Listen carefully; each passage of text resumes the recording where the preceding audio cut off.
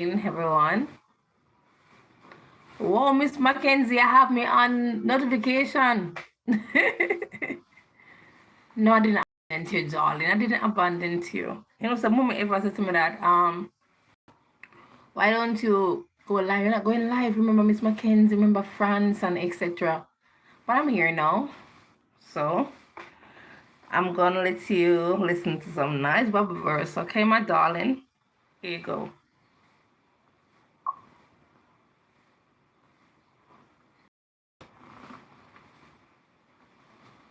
Oh, how about the Bible, yeah? Where you get the Bible verse off of the phone? Mm-hmm. Give me some time, okay, darling? Among them, each had a censer in his hand, and a fragrant cloud of incense rising. He said to me, "Son of man, have you seen what the elders of Israel are doing in the darkness, each at the shrine of his own idol? They say, 'The Lord does not see us. The Lord has forsaken the land.'" Again he said, "You will see them doing things that are even more detestable." Then he brought me to the entrance of the north gate of the house of the Lord, and I saw women sitting there, mourning the god Tammuz. He said to me, "Do you see this, son of man? You will see things that are even more detestable than this."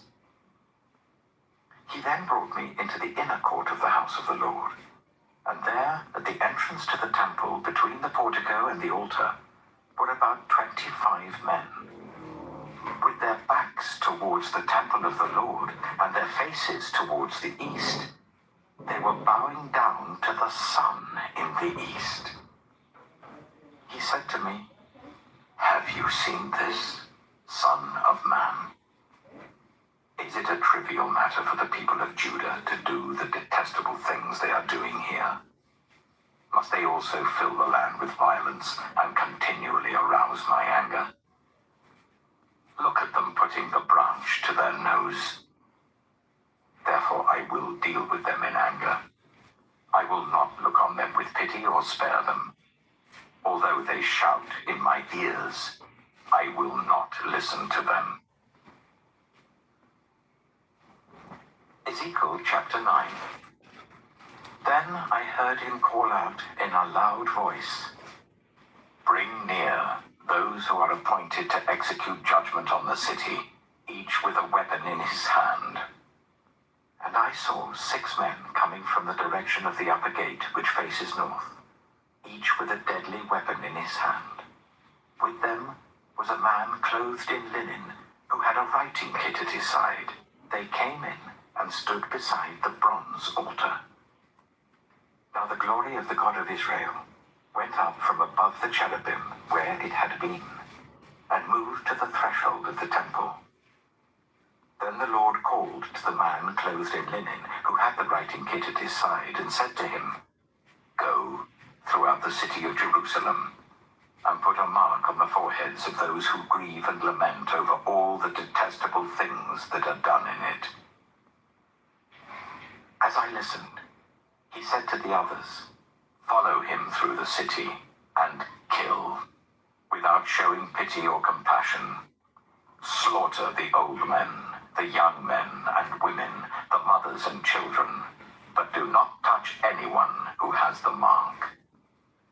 Begin at my sanctuary." So they began with the old men who were in front of the temple. Then he said to them, "Defile the temple and fill the courts with the slain. Go." So they went out and began killing throughout the city. While they were killing and I was left alone, I fell face down, crying out, "Alas, sovereign Lord, are you going to destroy the entire remnant of Israel in this outpouring of your wrath on Jerusalem?" He answered me, "The sin of the people of Israel and Judah is exceedingly great. The land is full of bloodshed, and the city is full of injustice. They say, The Lord has forsaken the land, the Lord does not see. So I will not look on them with pity or spare them, but I will bring down on their own heads what they have done. Then the man in linen with the writing kit at his side brought back word saying, I have done as you commanded. Ezekiel chapter 10. I looked, and I saw the likeness of a throne of lapis lazuli above the vault that was over the heads of the cherubim. The Lord said to the man clothed in linen, Go in among the wheels beneath the cherubim. Fill your hands with burning coals from among the cherubim and scatter them over the city. And as I watched, he went in. Now the cherubim was standing on the south side of the temple when the man went in, and a cloud filled the inner court. Then the glory of the Lord rose from above the cherubim and moved to the threshold of the temple. The cloud filled the temple, and the court was full of the radiance of the glory of the Lord. The sound of the wings of the cherubim could be heard as far away as the outer court, like the voice of God Almighty when he speaks. When the Lord commanded the man in linen, Take fire from among the wheels and from among the cherubim, the man went in and stood beside the wheel. Then one of the cherubim reached out his hand to the fire that was among them. He took up some of it and put it into the hands of the man in linen, who took it and went out.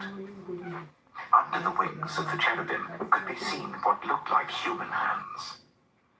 I looked, and I saw beside the cherubim 4 wheels, one beside each of the cherubim. The wheels sparkled like topaz. As for their appearance, the 4 of them looked alike. Each was like a wheel intersecting a wheel. As they moved, they would go in any one of the 4 directions the cherubim faced. The wheels did not turn about as the cherubim went. The cherubim went in whatever direction the head faced, without turning as they went. Their entire bodies, including their backs, their hands, and their wings, were completely full of eyes, as were their 4 wheels. I heard the wheels being called the whirling wheels. Each of the cherubim had 4 faces. One face was that of a cherub, the second the face of a human being, the third the face of a lion, and the 4th the face of an eagle. Then the cherubim rose upward. These were the living creatures I had seen by the river Kibar. When the cherubim moved, the wheels beside them moved. And when the cherubim spread their wings to rise from the ground, the wheels did not leave their side. When the cherubim stood still, they also stood still. And when the cherubim rose, they rose with them, because the spirit of the living creatures was in them. Then the glory of the Lord departed from over the threshold of the temple and stopped above the cherubim. While I watched, the cherubim spread their wings and rose from the ground. And as they went, the wheels went with them. They stopped at the entrance of the east gate of the Lord's house, and the glory of the God of Israel was above them. These were the living creatures I had seen beneath the God of Israel by the river Kibar, and I realized that they were cherubim. Each had 4 faces and 4 wings, and under their wings was what looked like human hands. Their faces had the same appearance as those I had seen by the river Kibar. Each one went straight ahead. Ezekiel chapter 11. Then the Spirit lifted me up and brought me to the gate of the house of the Lord that faces east. There, at the entrance of the gate, were 25 men. And I saw among them Jaazaniah son of Azur and Pelatiah son of Benaiah, leaders of the people. The Lord said to me, Son of man, these are the men who are plotting evil and giving wicked advice in this city. They say, haven't our houses been recently rebuilt? This city is a pot, and we are the meat in it. Therefore, prophesy against them. Prophesy, Son of Man. Then the Spirit of the Lord came on me, and he told me to say, this is what the Lord says. This is what you are saying, you leaders of Israel, but I know what is going through your mind. You have killed many people in this city and filled its streets with the dead. Therefore, this is what the Sovereign Lord says. The bodies you have thrown there are the meat, and this city is the pot, but I will drive you out of it. You fear the sword, and the sword is what I will bring against you, declares the Sovereign Lord. I will drive you out of the city and deliver you into the hands of foreigners and inflict punishment on you. You will fall by the sword, and I will execute judgment on you at the borders of Israel. Then you will know that I am the Lord. This city will not be a pot for you, nor will you be the meat in it. I will execute judgment on you at the borders of Israel, and you will know that I am the Lord. For you have not followed my decrees or kept my laws, but have conformed to the standards of the nations around you. Now, as I was prophesying, Pelatiah, son of Benaiah, died. Then I fell face down and cried out in a loud voice, Alas, Sovereign Lord, will you completely destroy the remnant of Israel?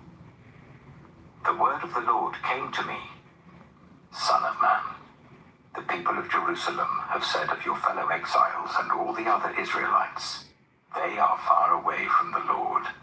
This land was given to us as our possession. Therefore say, this is what the Sovereign Lord says. Although I sent them far away among the nations and scattered them among the countries, yet for a little while I have been a sanctuary for them in the countries where they have gone. Therefore say, this is what the Sovereign Lord says. I will gather you from the nations and bring you back from the countries where you have been scattered, and I will give you back the land of Israel again. They will return to it and remove all its vile images and detestable idols. I will give them an undivided heart and put a new spirit in them. I will remove from them their heart of stone and give them a heart of flesh. Then they will follow my decrees and be careful to keep my laws. They will be my people, and I will be their God. But as for those whose hearts are devoted to their vile images and detestable idols, I will bring down on their heads what they have done, declares the Sovereign Lord. Then the cherubim, with the wheels beside them, spread their wings, and the glory of the God of Israel was above them. The glory of the Lord went out from within the city and stopped above the mountain east of it. The Spirit lifted me up and brought me to the exiles in Babylonia in the vision given by the Spirit of God. Then the vision I had seen went up from me, and I told the exiles everything the Lord had shown me. Ezekiel chapter 12. The word of the Lord came to me, Son of man, you are living among a rebellious people. They have eyes to see, but do not see, and ears to hear, but do not hear, for they are a rebellious people. Therefore, Son of man, pack your belongings for exile, and in the daytime, as they watch, set out and go from where you are to another place. Perhaps they will understand, though they are a rebellious people. During the daytime, while they watch, bring out your belongings packed for exile. Then in the evening, while they are watching, go out like those who go into exile. While they watch, dig through the wall and take your belongings out through it. Put them on your shoulder as they are watching and carry them out at dusk. Cover your face so that you cannot see the land, for I have made you a sign to the Israelites. So I did as I was commanded. During the day I brought out my things packed for exile. Then in the evening I dug through the wall with my hands. I took my belongings out at dusk, carrying them on my shoulders while they watched. In the morning, the word of the Lord came to me. Son of man, did not the Israelites, that rebellious people, ask you, what are you doing? Say to them, this is what the sovereign Lord says. This prophecy concerns the prince in Jerusalem and all the Israelites who are there. Say to them, I am a sign to you. As I have done, so it will be done to them. They will go into exile as captives. The prince among them will put his things on his shoulder at dusk and leave, and a hole will be dug in the wall for him to go through. He will cover his face so that he cannot see the land. I will spread my net for him, and he will be caught in my snare. I will bring him to Babylonia, the land of the Chaldeans, but he will not see it, and there he will die. I will scatter to the winds all those around him, his staff and all his troops, and I will pursue them with drawn sword. They will know that I am the Lord when I disperse them among the nations and scatter them through the countries. But I will spare a few of them from the sword, famine and plague, so that in the nations where they go, they may acknowledge all their detestable practices. Then they will know that I am the Lord. The word of the Lord came to me. Son of man, tremble as you eat your food, and shudder in fear as you drink your water. Say to the people of the land, this is what the sovereign Lord says about those living in Jerusalem and in the land of Israel. They will eat their food in anxiety and drink their water in despair, for their land will be stripped of everything in it because of the violence of all who live there. The inhabited towns will be laid waste, and the land will be desolate. Then you will know that I am the Lord. The word of the Lord came to me, Son of man. What is this proverb you have in the land of Israel? The days go by and every vision comes to nothing. Say to them, this is what the sovereign Lord says. I'm going to put an end to this proverb, and they will no longer quote it in Israel. Say to them, the days are near when every vision will be fulfilled. For there will be no more false visions or flattering divinations among the people of Israel. But I, the Lord, will speak what I will, and it shall be fulfilled without delay. For in your days, you rebellious people, I will fulfill whatever I say, declares the sovereign Lord. The word of the Lord came to me, Son of man. The Israelites are saying, the vision he sees is for many years from now, and he prophesies about the distant future. Therefore say to them, this is what the sovereign Lord says. None of my words will be delayed any longer. Whatever I say will be fulfilled, declares the sovereign Lord. Ezekiel chapter 13. The word of the Lord came to me, Son of man, prophesy against the prophets of Israel who are now prophesying. Say to those who prophesy out of their own imagination, hear the word of the Lord. This is what the sovereign Lord says. Woe to the foolish prophets who follow their own spirit and have seen nothing. Your prophets, Israel, are like jackals among ruins. You have not gone up to the breaches of the wall to repair it for the people of Israel, so that it will stand firm in the battle on the day of the Lord. Their visions are false, and their divinations a lie. Even though the Lord has not sent them, they say, the Lord declares, and expect him to fulfill their words. Have you not seen false visions and uttered lying divinations when you say, the Lord declares, though I have not spoken? Therefore this is what the sovereign Lord says. Because of your false words and lying visions, I am against you, declares the sovereign Lord. My hand will be against the prophets who see false visions and utter lying divinations. They will not belong to the council of my people or be listed in the records of Israel, nor will they enter the land of Israel. Then you will know that I am the sovereign Lord. Because they lead my people astray, saying, peace, when there is no peace. And because when a flimsy wall is built, they cover it with whitewash. Therefore tell those who cover it with whitewash that it is going to fall. Rain will come in torrents, and I will send hailstones hurtling down, and violent winds will burst forth.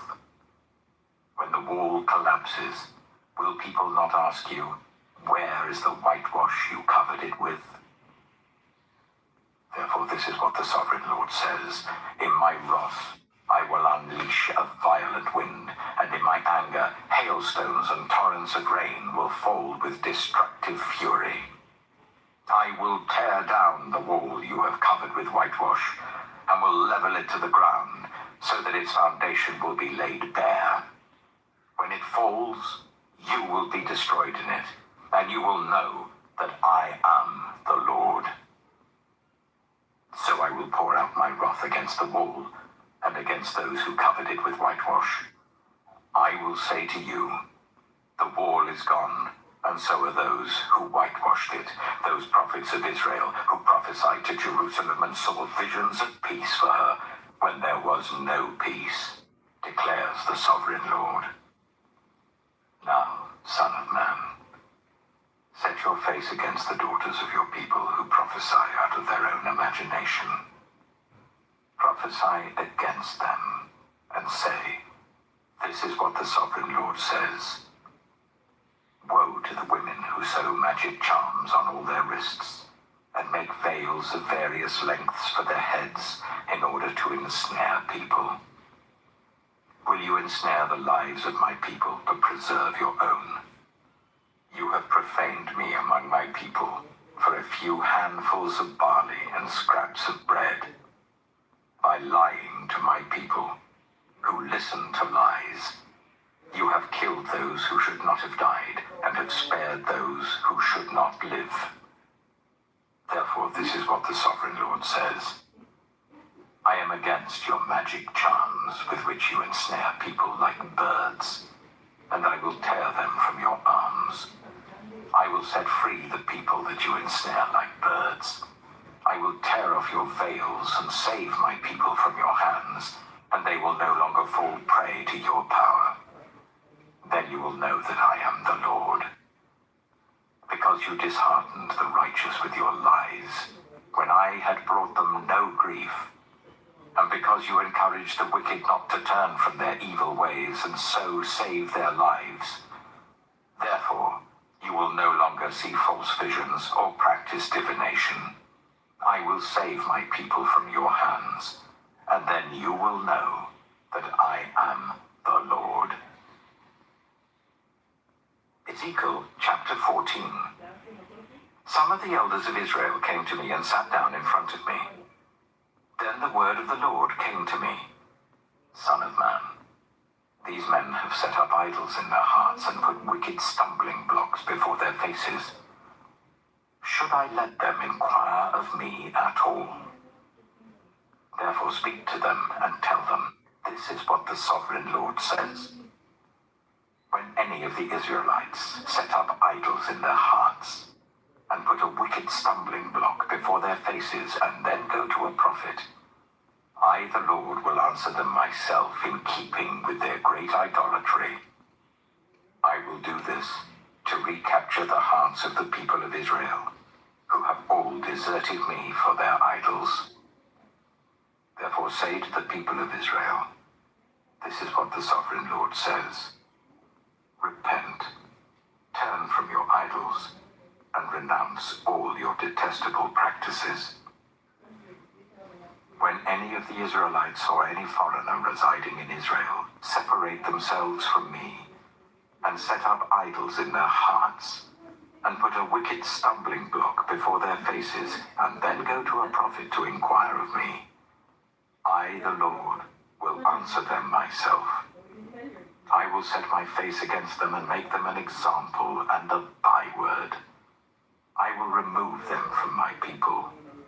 Then you will know that I am the Lord.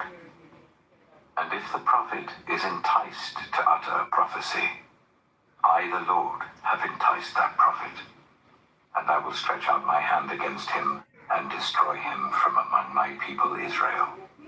They will bear their guilt. The prophet will be as guilty as the one who consults him.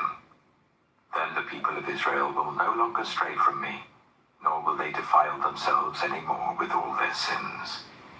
They will be my people, and I will be their God, declares the sovereign Lord. The word of the Lord came to me, Son of man. If a country sins against me by being unfaithful, and I stretch out my hand against it to cut off its food supply and send famine upon it, and kill its people and their animals, even if these three men, Noah, Daniel, and Job, were in it, they could save only themselves by their righteousness, declares the sovereign Lord. Or if I send wild beasts through that country, and they leave it childless, and it becomes desolate so that no one can pass through it because of the beasts, as surely as I live, declares the sovereign Lord, even if these three men were in it, they could not save their own sons or daughters. They alone would be saved, but the land would be desolate. Or if I bring a sword against that country and say, let the sword pass throughout the land, and I kill its people and their animals, as surely as I live, declares the sovereign Lord, even if these three men were in it, they could not save their own sons or daughters. They alone would be saved. Or if I send a plague into that land and pour out my wrath on it through bloodshed, killing its people and their animals, as surely as I live, declares the sovereign Lord, even if Noah, Daniel, and Job were in it, they could save neither son nor daughter. They would save only themselves by their righteousness. For this is what the sovereign Lord says. How much worse will it be when I send against Jerusalem my 4 dreadful judgments, sword and famine and wild beasts and plague, to kill its men and their animals. Yet there will be some survivors, sons and daughters who will be brought out of it. They will come to you, and when you see their conduct and their actions, you will be consoled regarding the disaster I have brought on Jerusalem. Every disaster I have brought on it. You will be consoled when you see their conduct and their actions, for you will know that I have done nothing in it without cause, declares the sovereign Lord. Ezekiel chapter 15. The word of the Lord came to me. Son of man, how is the wood of a vine different from that of a branch from any of the trees in the forest? Is wood ever taken from it to make anything useful? Do they make pegs from it to hang things on? After it is thrown on the fire as fuel, and the fire burns both ends and chars the middle, is it then useful for anything? If it was not useful for anything when it was whole, how much less can it be made into something useful when the fire has burned it and it is charred? Therefore this is what the sovereign Lord says. As I have given the wood of the vine among the trees of the forest as fuel for the fire, so will I treat the people living in Jerusalem. I will set my face against them. Although they have come out of the fire will yet consume them. And when I set my face against them, you will know that I am the Lord. I will make the land desolate because they have been unfaithful, declares the sovereign Lord. Ezekiel chapter 16. The word of the Lord came to me. Son of man, confront Jerusalem with her detestable practices and say, "This is what the Sovereign Lord says to Jerusalem. Your ancestry and birth were in the land of the Canaanites. Your father was an Amorite, and your mother a Hittite. On the day you were born, your cord was not cut, nor were you washed with water to make you clean, nor were you rubbed with salt or wrapped in cloths. No one looked on you with pity or had compassion enough to do any of these things for you. Rather, you were thrown out into the open field, for on the day you were born, you were despised." Then I passed by and saw you kicking about in your blood, and as you lay there in your blood, I said to you, "Live." I made you grow like a plant of the field. You grew and developed and entered puberty. Your breasts had formed and your hair had grown, yet you were stark naked. Later I passed by, and when I looked at you and saw that you were old enough for love, I spread the corner of my garment over you and covered your naked body. I gave you my solemn oath and entered into a covenant with you, declares the Sovereign Lord. And you became mine. I bathed you with water and washed the blood from you and put ointments on you. I clothed you with an embroidered dress and put sandals of fine leather on you. I dressed you in fine linen and covered you with costly garments. I adorned you with jewelry. I put bracelets on your arms and a necklace round your neck, and I put a ring on your nose, earrings on your ears, and a beautiful crown on your head. So you were adorned with gold and silver. Your clothes were of fine linen and costly fabric and embroidered cloth. Your food was honey, olive oil, and the finest flour. You became very beautiful and rose to be a queen. And your fame spread among the nations on account of your beauty, because the splendor I had given you made your beauty perfect, declares the Sovereign Lord. But you trusted in your beauty and used your fame to become a prostitute. You lavished your favors on anyone who passed by, and your beauty became his. You took some of your garments to make gaudy high places where you carried on your prostitution. You went to him and he possessed your beauty. You also took the fine jewelry I gave you, the jewelry made of my gold and silver, and you made for yourself male idols and engaged in prostitution with them. And you took your embroidered clothes to put on them, and you offered my oil and incense before them. Also, the food I provided for you, the flour, olive oil, and honey I gave you to eat, you offered as fragrant incense before them. That is what happened, declares the Sovereign Lord. And you took your sons and daughters whom you bore to me and sacrificed them as food to the idols. Was your prostitution not enough? You slaughtered my children and sacrificed them to the idols.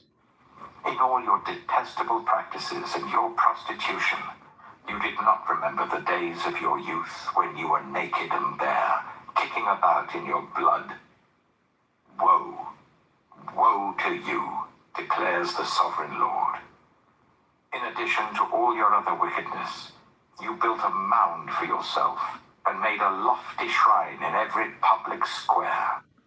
At every street corner, you built your lofty shrines and degraded your beauty, spreading your legs with increasing promiscuity to anyone who passed by. You engaged in prostitution with the Egyptians, your neighbors with large genitals, and aroused my anger with your increasing promiscuity. So I stretched out my hand against you and reduced your territory. I gave you over to the greed of your enemies, the daughters of the Philistines, who were shocked by your lewd conduct. You engaged in prostitution with the Assyrians too, because you were insatiable. And even after that, you still were not satisfied.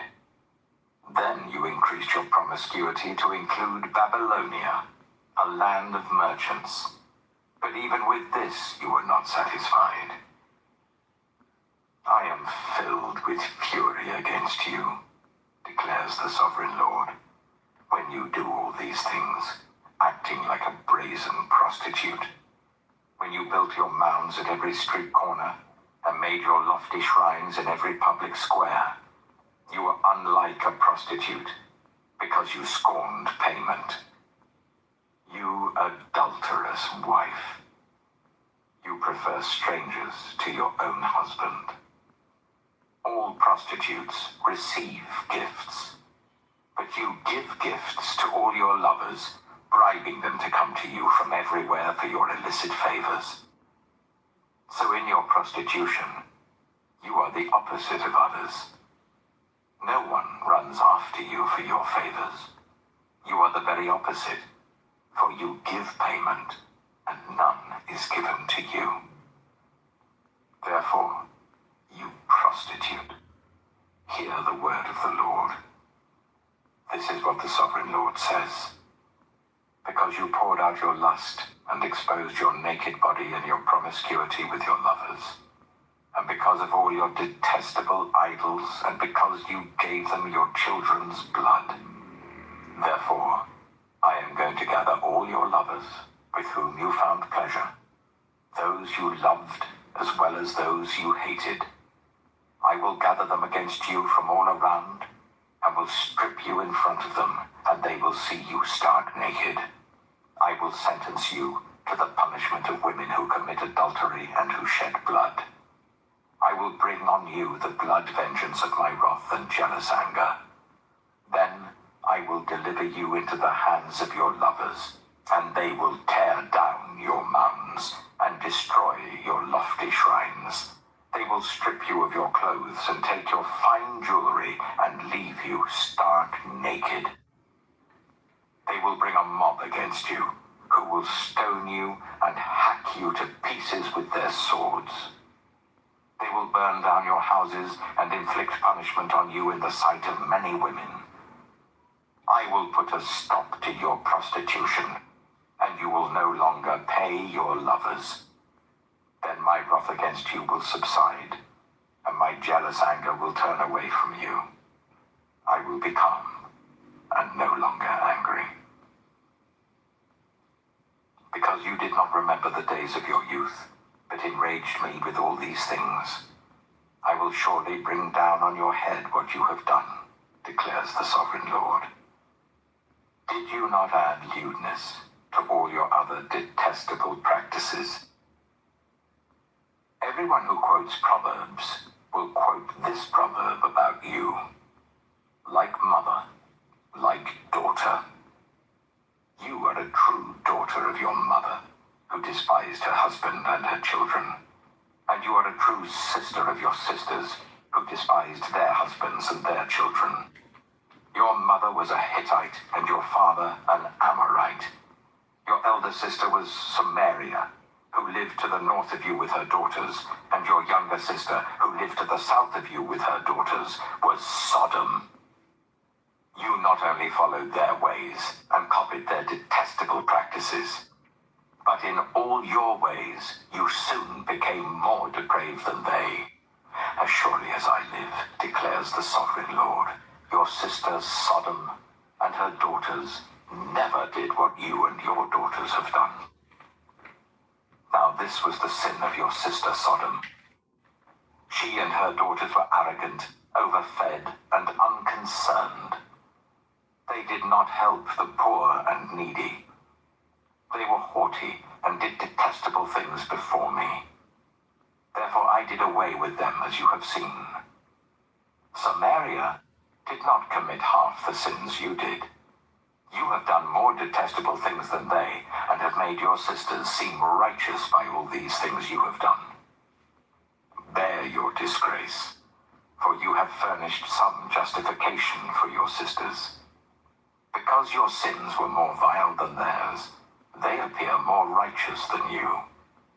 So then, be ashamed and bear your disgrace, for you have made your sisters appear righteous.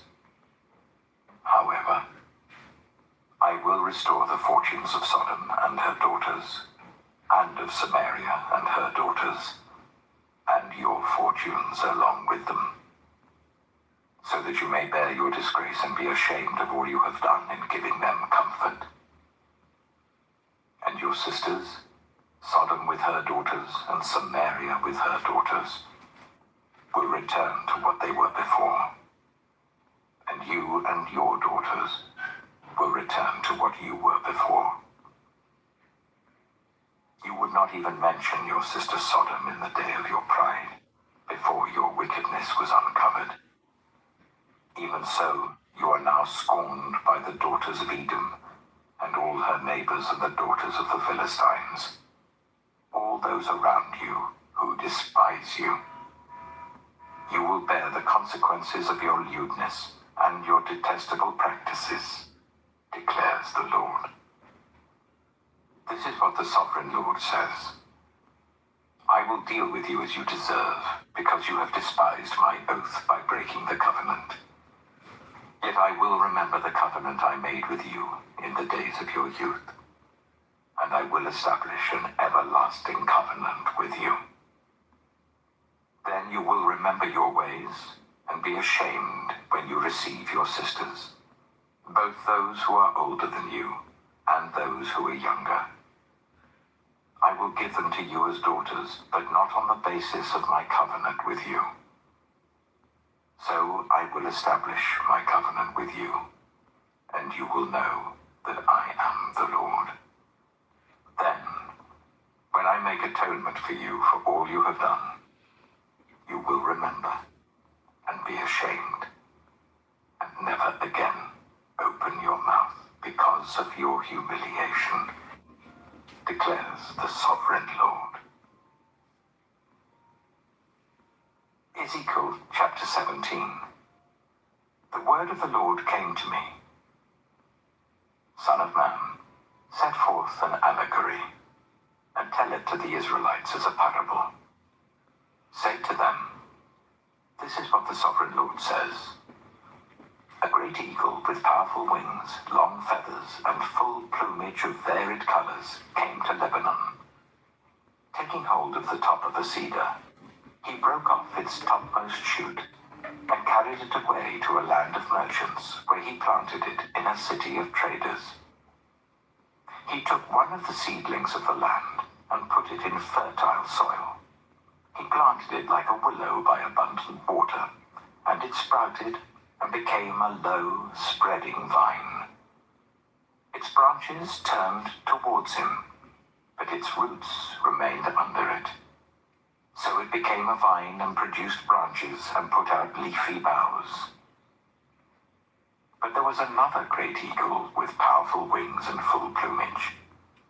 The vine now sent out its roots towards him from the plot where it was planted, and stretched out its branches to him for water. It had been planted in good soil by abundant water, so that it would produce branches, bear fruit, and become a splendid vine.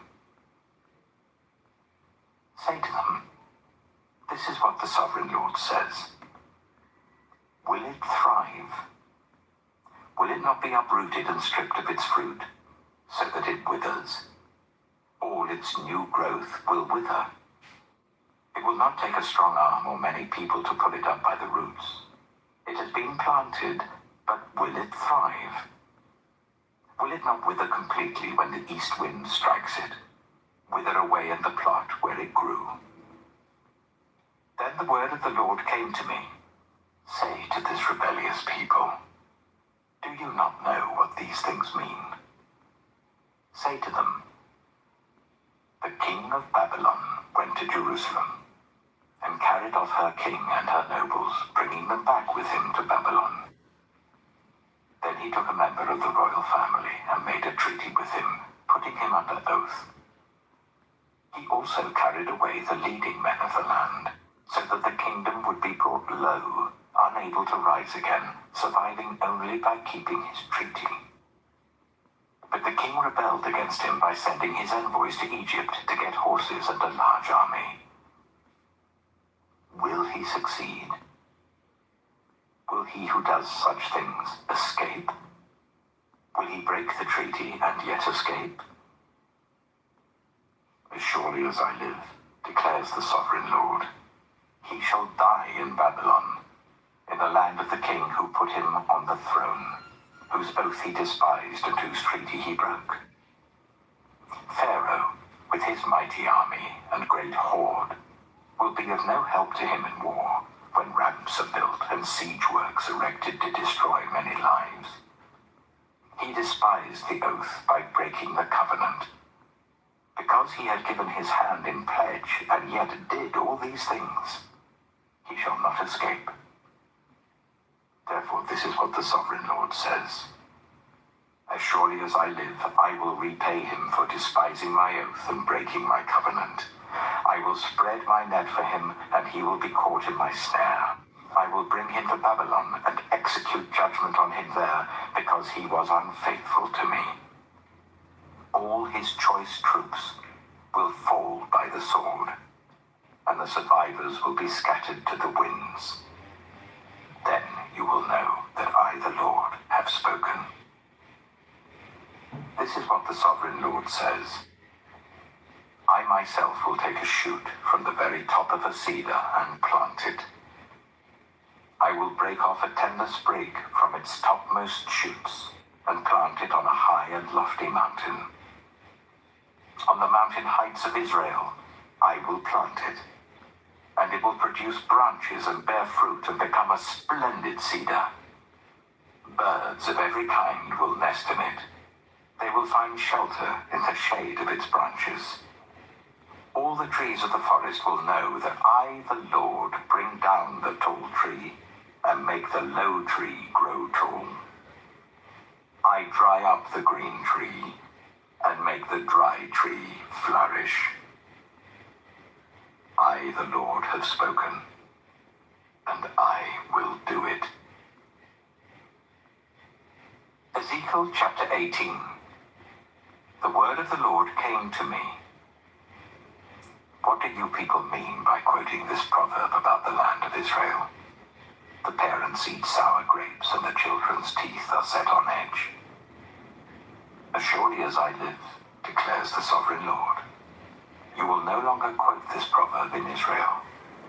For everyone belongs to me, the parent as well as the child, both alike belong to me. The one who sins is the one who will die. Suppose there is a righteous man who does what is just and right. He does not eat at the mountain shrines or look to the idols of Israel. He does not defile his neighbor's wife or have sexual relations with a woman during her period. He does not oppress anyone, but returns what he took in pledge for a loan. He does not commit robbery, but gives his food to the hungry and provides clothing for the naked. He does not lend to them at interest or take a profit from them. He withholds his hand from doing wrong and judges fairly between two parties. He follows my decrees and faithfully keeps my laws. That man is righteous. He will surely live, declares the sovereign Lord.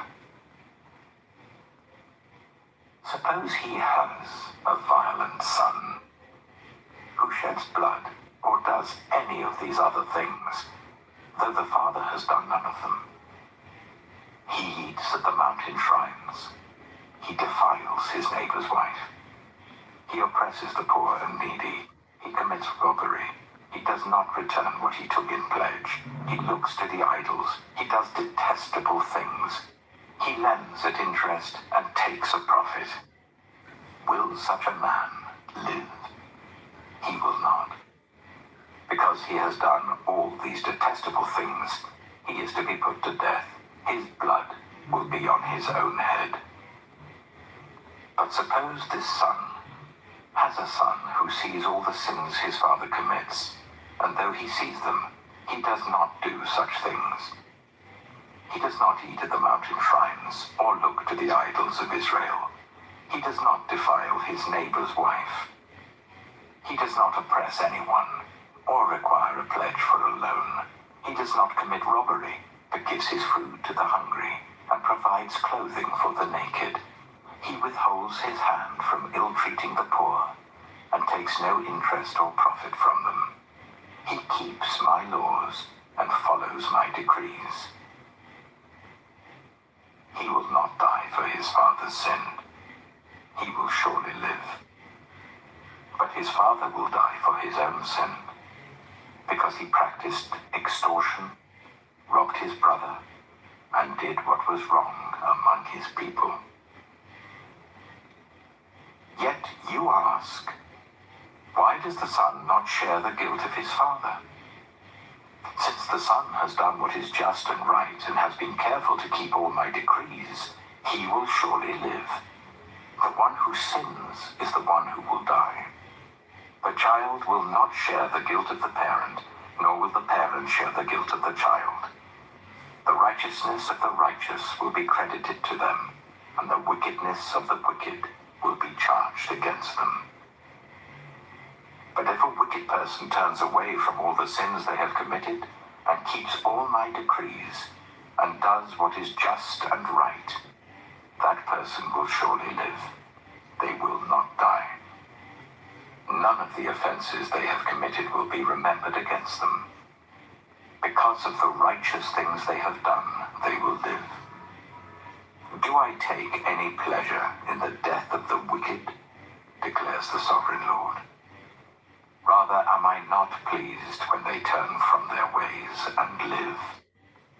But if a righteous person turns from their righteousness and commits sin, and does the same detestable things the wicked person does, will they live? None of the righteous person has done will be remembered. Because of the unfaithfulness they are guilty of, and because of the sins they have committed, they will die. Yet you say, the way of the Lord, Israelites, is my way unjust? Is it not your ways that are unjust? If a righteous their righteousness and commit sin, they will die for it. Because of the sin they have committed, they will die. But if a wicked person turns away from the wickedness they have committed and does what is just and right, they will save their life. Because they consider all the offenses they have committed and turn away from them, that person will surely live. They will not die.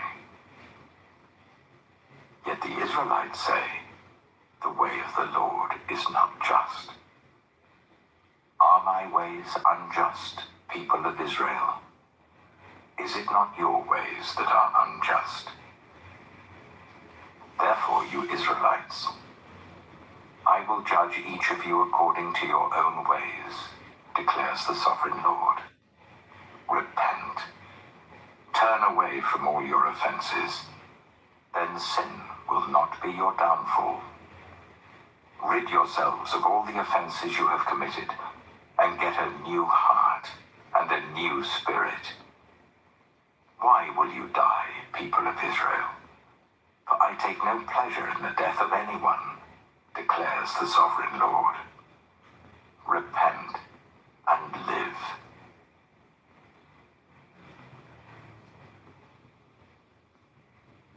Ezekiel chapter 19. Take up a lament concerning the princes of Israel, and say, what a lioness was your mother among the lions. She lay down among them and reared her cubs. She brought up one of her cubs, and he became a strong lion. He learned to tear the prey, and he became a man-eater. The nations heard about him, and he was trapped in their pit. They led him with hooks to the land of Egypt. When she saw her hope unfulfilled, her expectation gone, she took another of her cubs and made him a strong lion. He prowled among the lions, for he was now a strong lion. He learned to tear the prey, and he became a man-eater. He broke down their strongholds and devastated their towns.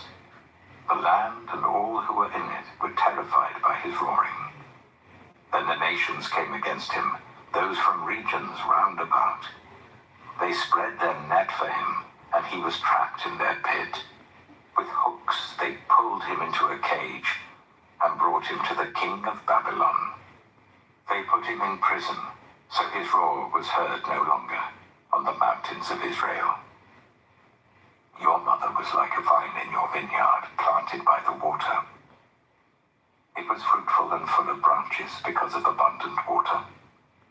Its branches were strong, fit for a ruler's scepter. It towered high above the thick foliage, conspicuous for its height and for its many branches. But it was uprooted in fury and thrown to the ground. The east wind made it shrivel. It was stripped of its fruit. Its strong branches withered, and fire consumed them. Now it is planted in the desert, in a dry and thirsty land. Fire spread from one of its main branches and consumed its fruit. No strong branch is left on it, fit for a ruler's scepter.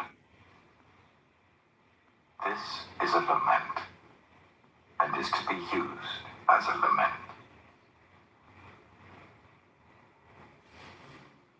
Ezekiel chapter 20. In the 7th year, in the 5th month, on the 10th day, some of the elders of Israel came to inquire of the Lord, and they sat down in front of me. Then the word of the Lord came to me. Son of man, speak to the elders of Israel and say to them, this is what the sovereign Lord says. Have you come to inquire of me? As surely as I live, I will not let you inquire of me, declares the sovereign Lord. Will you judge them? Will you judge them, son of man? Then confront them with the detestable practices of their ancestors, and say to them, this is what the sovereign Lord says. On the day I chose Israel, I swore with uplifted hand to the descendants of Jacob, and revealed myself to them in Egypt. With uplifted hand I said to them, I am the Lord your God. On that day I swore to them that I would bring them out of Egypt and into a land I had searched out for them, a land flowing with milk and honey, the most beautiful of all lands. And I said to them, each of you, get rid of the vile images you have set your eyes on, and do not defile yourselves with the idols of Egypt. I am the Lord your God. But they rebelled against me, and would not listen to me. They did not get rid of the vile images they had set their eyes on, nor did they forsake the idols of Egypt. So I said I would pour out my wrath on them, and spend my anger against them in Egypt. But for the sake of my name, I brought them out of Egypt. I did it to keep my name from being profaned in the eyes of the nations among whom they lived, and in whose sight I had revealed myself to the Israelites. Therefore, I led them out of Egypt and brought them into the wilderness. I gave them my decrees and made known to them my laws, by which the person who obeys them will live. Also, I gave them my Sabbaths as a sign between us, so they would know that I, the Lord, made them holy. Yet the people of Israel rebelled against me in the wilderness. They did not follow my decrees, but rejected my laws, by which the person who obeys them will live.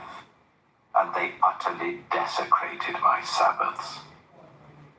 So I said I would pour out my wrath on them and destroy them in the wilderness. But for the sake of my name, I did what would keep it from being profaned in the eyes of the nations, in whose sight I had brought them out. Also, with uplifted hand, I swore to them in the wilderness that I would not bring them into the land I had given them, a land flowing with milk and honey, the most beautiful of all lands, because they rejected my laws and did not follow my decrees and desecrated my Sabbaths. For their hearts were devoted to their idols.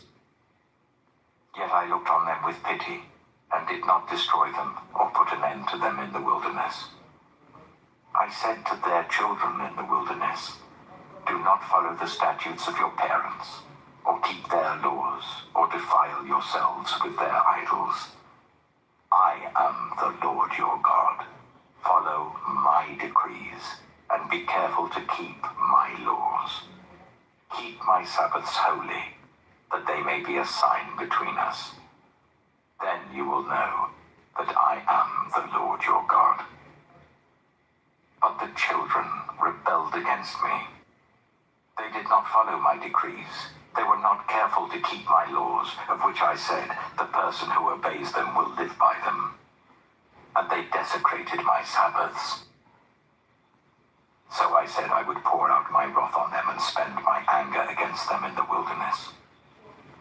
But I withheld my hand, and for the sake of my name, I did what would keep it from being profaned in the eyes of the nations in whose sight I had brought them out.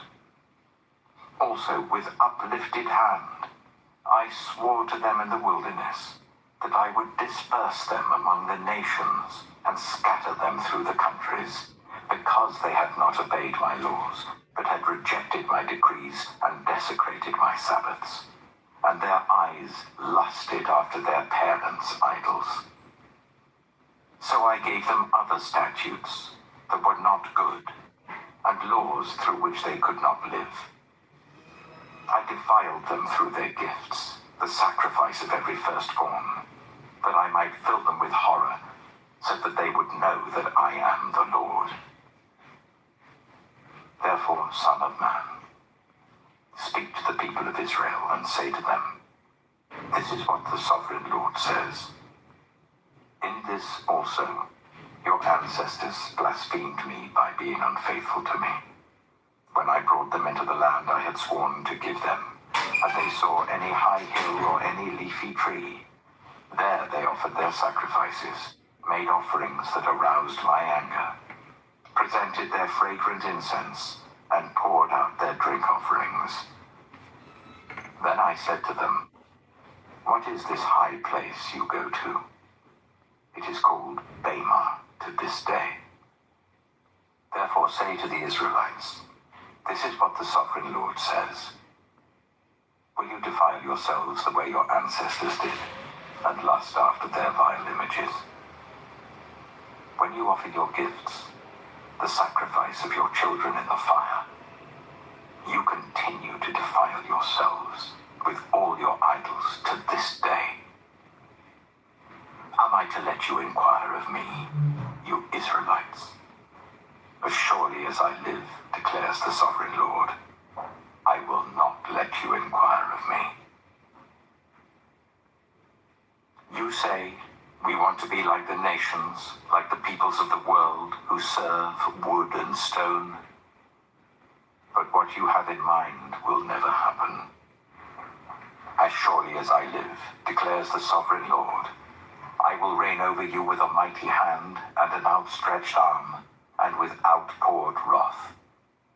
I will bring you from the nations and gather you from the countries where you have been scattered, with a mighty hand and an outstretched arm, and with outpoured wrath. I will bring you into the wilderness of the nations, and there, face to face, I will execute judgment upon you.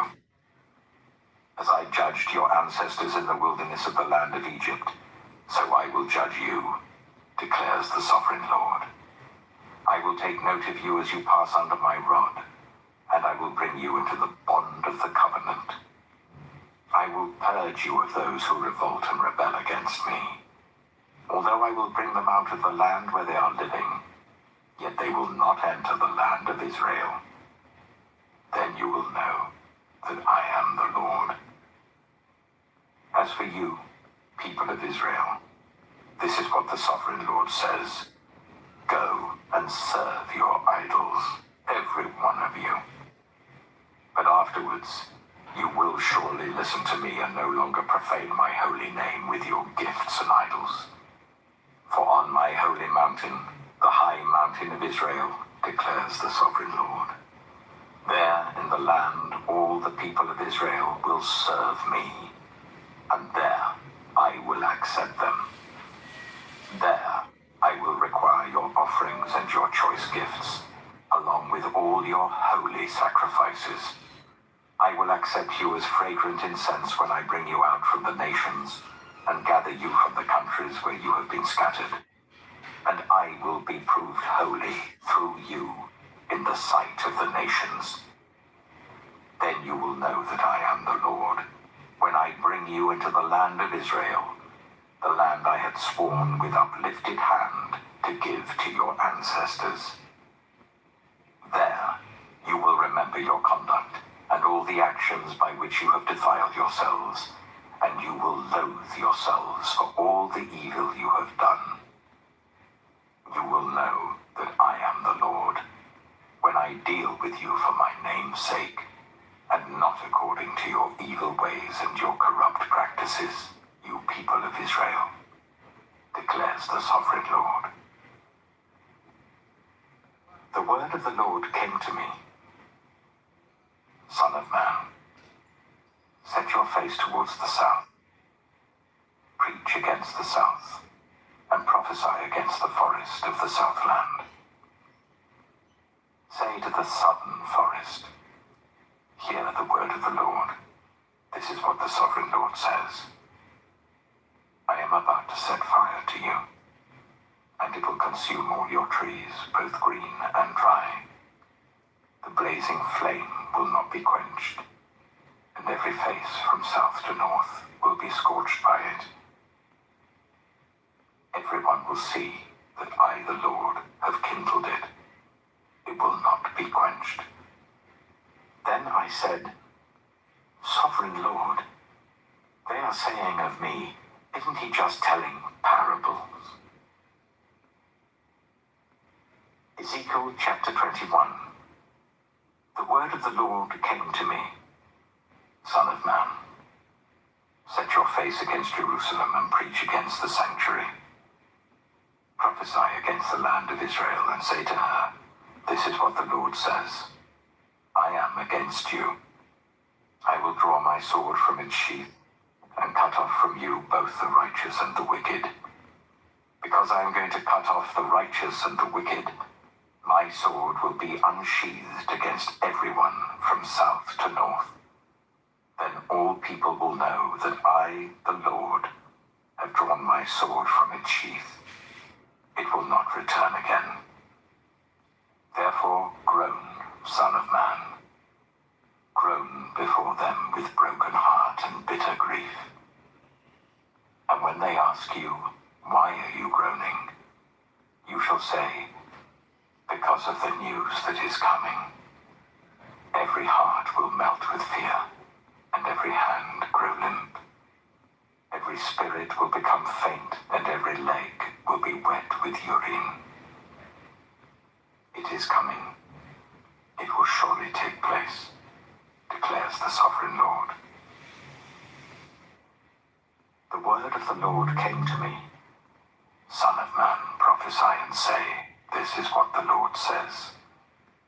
A sword, sharpened and polished, sharpened for the slaughter, polished to flash like lightning. Shall we rejoice in the scepter of my royal son? The sword despises every such stick. The sword is appointed to be polished, to be grasped with the hand. It is sharpened and polished, made ready for the hand of the slayer. Cry out and wail, son of man, for it is against my people, it is against all the princes of Israel. They are thrown to the sword along with my people. Therefore beat your breast. Testing will surely come. And what if even the scepter, which the sword despises, does not continue, declares the sovereign Lord. So then, son of man, prophesy and strike your hands together. Let the sword strike twice, even 3 times. It is a sword for slaughter, a sword for great slaughter, closing in on them from every side. So that hearts may melt with fear and the fallen be many. I have stationed the sword for slaughter at all their gates. Look, it is forged to strike like lightning. It is grasped for slaughter. Slash to the right, you sword, then to the left, wherever your blade is turned. I too will strike my hands together, and my wrath will subside. I, the Lord, have spoken. The word of the Lord came to me, Son of man, mark out 2 roads for the sword of the king of Babylon to take, both starting from the same country. Make a signpost where the road branches off to the city.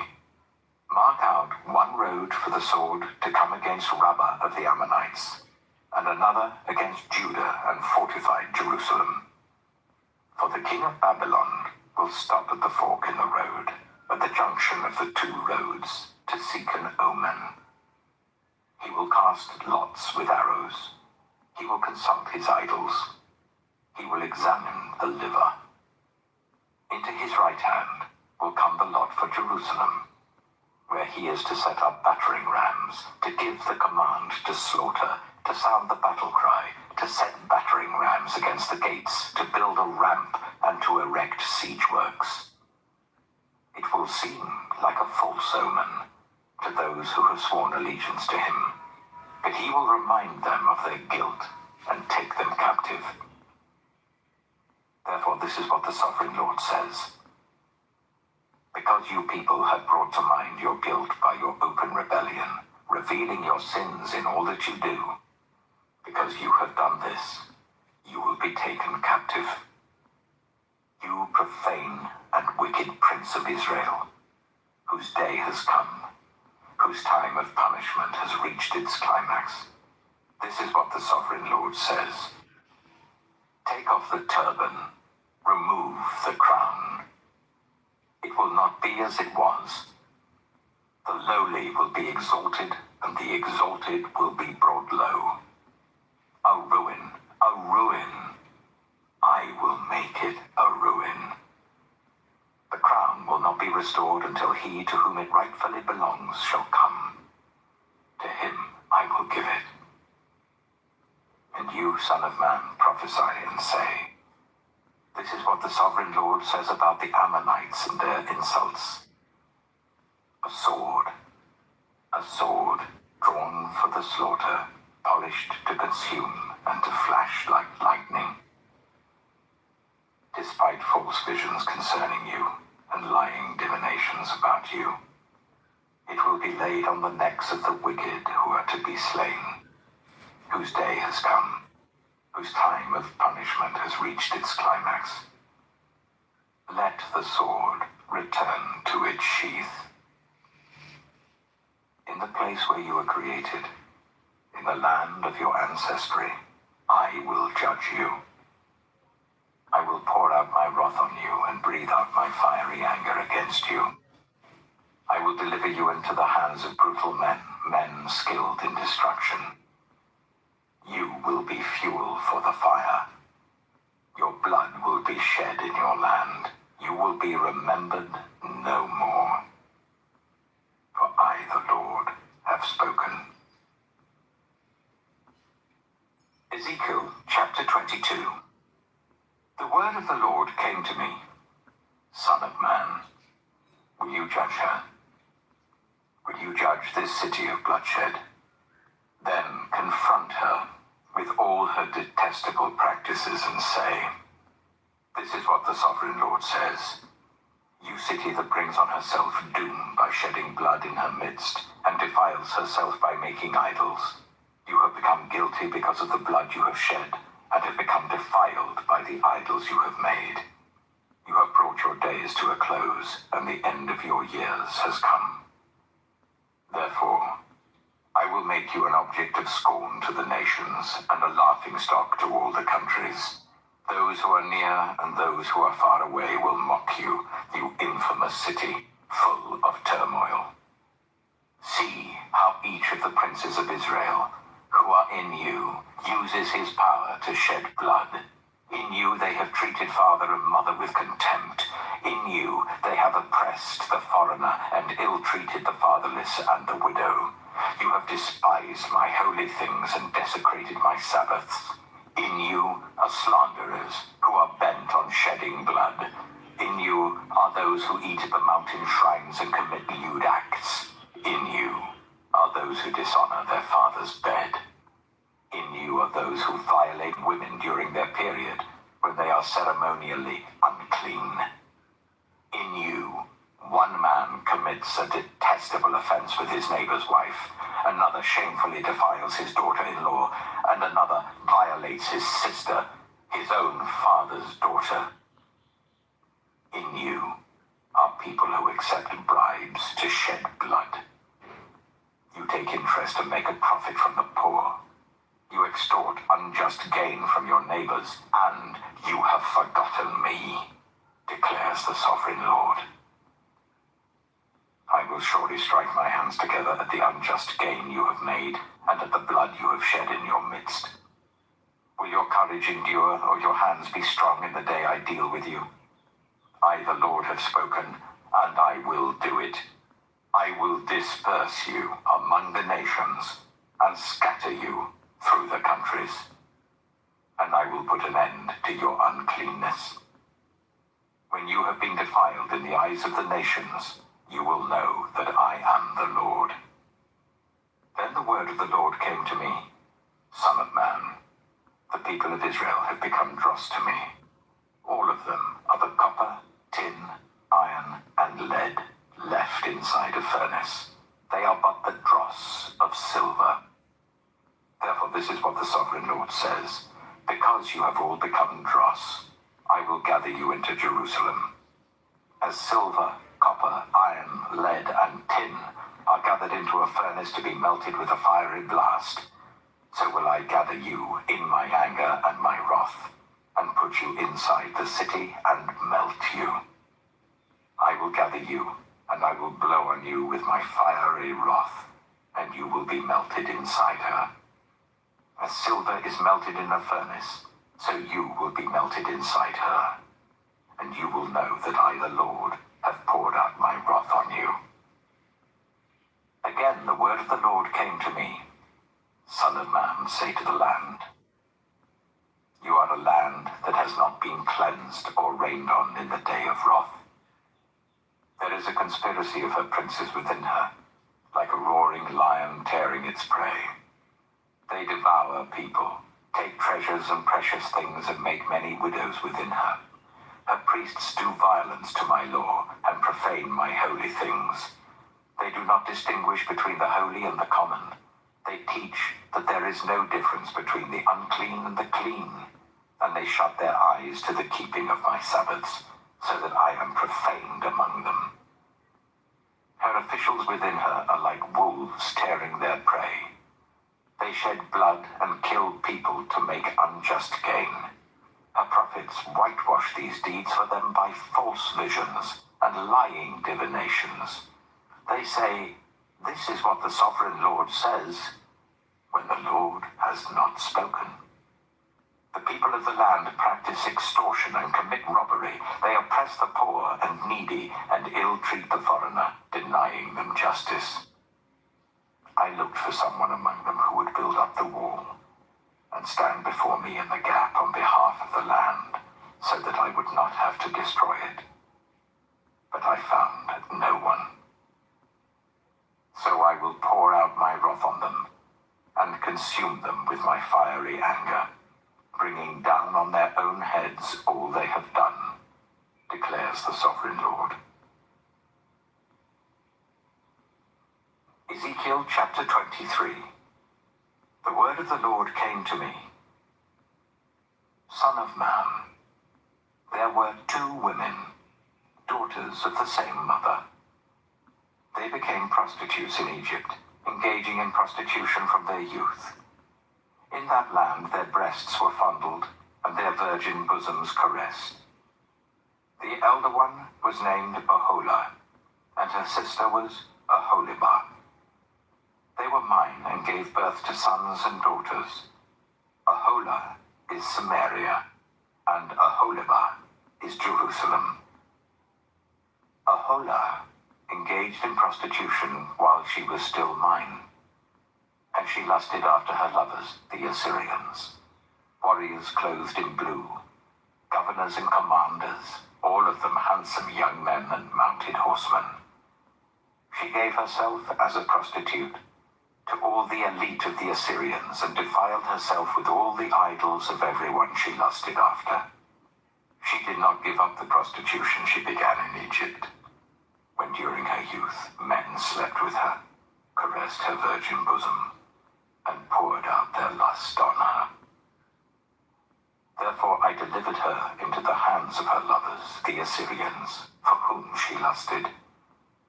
They stripped her naked, took away her sons and daughters, and killed her with the sword. She became a byword among women, and punishment was inflicted on her. Her sister, Aholibah, saw this. Yet in her lust and prostitution she was more depraved than her sister. She too lusted after the Assyrians, governors and commanders, warriors in full dress, mounted horsemen, all handsome young men. I saw that she too defiled herself. Both of them went the same way. But she carried her prostitution still further. She saw men portrayed on a wall, figures of Chaldeans portrayed in red, with belts round their waists and flowing turbans on their heads. All of them looked like Babylonian chariot officers, natives of Chaldea. As soon as she saw them, she lusted after them and sent messengers to them in Chaldea. Then the Babylonians came to her to the bed of love, and in their lust they defiled her. After she had been defiled by them, she turned away from them in disgust. When she carried on her prostitution openly and exposed her naked body, I turned away from her in disgust, just as I had turned away from her sister. Yet she became more and more promiscuous, as she recalled the days of her youth, when she was a prostitute in Egypt. There she lusted after her lovers, whose genitals were like those of donkeys, and whose emission was like that of horses. So you longed for the lewdness of your youth, where in Egypt your bosom was caressed, and your young breasts fondled. Therefore, Aholibah, this is what the Sovereign Lord says. I will stir up your lovers against you, those you turned away from in disgust, and I will bring them against you from every side. The Babylonians and all the Chaldeans, the men of Pekod and Shoa and Koa, and all the Assyrians with them, handsome young men, all of them governors and commanders, chariot officers and men of high rank, all mounted on horses. They will come against you with weapons, chariots, and wagons, and with a throng of people. They will take up positions against you on every side with large and small shields and with helmets. I will turn you over to them for punishment, and they will punish you according to their standards. I will direct my jealous anger against you, and they will deal with you in fury. They will cut off your noses and your ears, and those of you who are left will fall by the sword. They will take away your sons and daughters, and those of you who are left will be consumed by fire. They will also strip you of your clothes and take your fine jewelry. So I will put a stop to the lewdness and prostitution you began in Egypt. You will not look on these things with longing or remember Egypt anymore. For this is what the Sovereign Lord says. I am about to deliver you into the hands of those you hate, to those you turned away from in disgust. They will deal with you in hatred and take away everything you have worked for. They will leave you stark naked, and the shame of your prostitution will be exposed. Your lewdness and promiscuity have brought this on you because you lusted after the nations and defiled yourself with their idols. You have gone the way of your sister, so I will put her cup into your hand. This is what the Sovereign Lord says. You will drink your sister's cup large and deep. It will bring scorn and derision, for it holds so much. You will be filled with drunkenness and sorrow, the cup of ruin and desolation, the cup of your sister Samaria. You will drink it and drain it dry, and chew on its pieces, and you will tear your breasts. I have spoken, declares the sovereign Lord. Therefore, this is what the sovereign Lord says.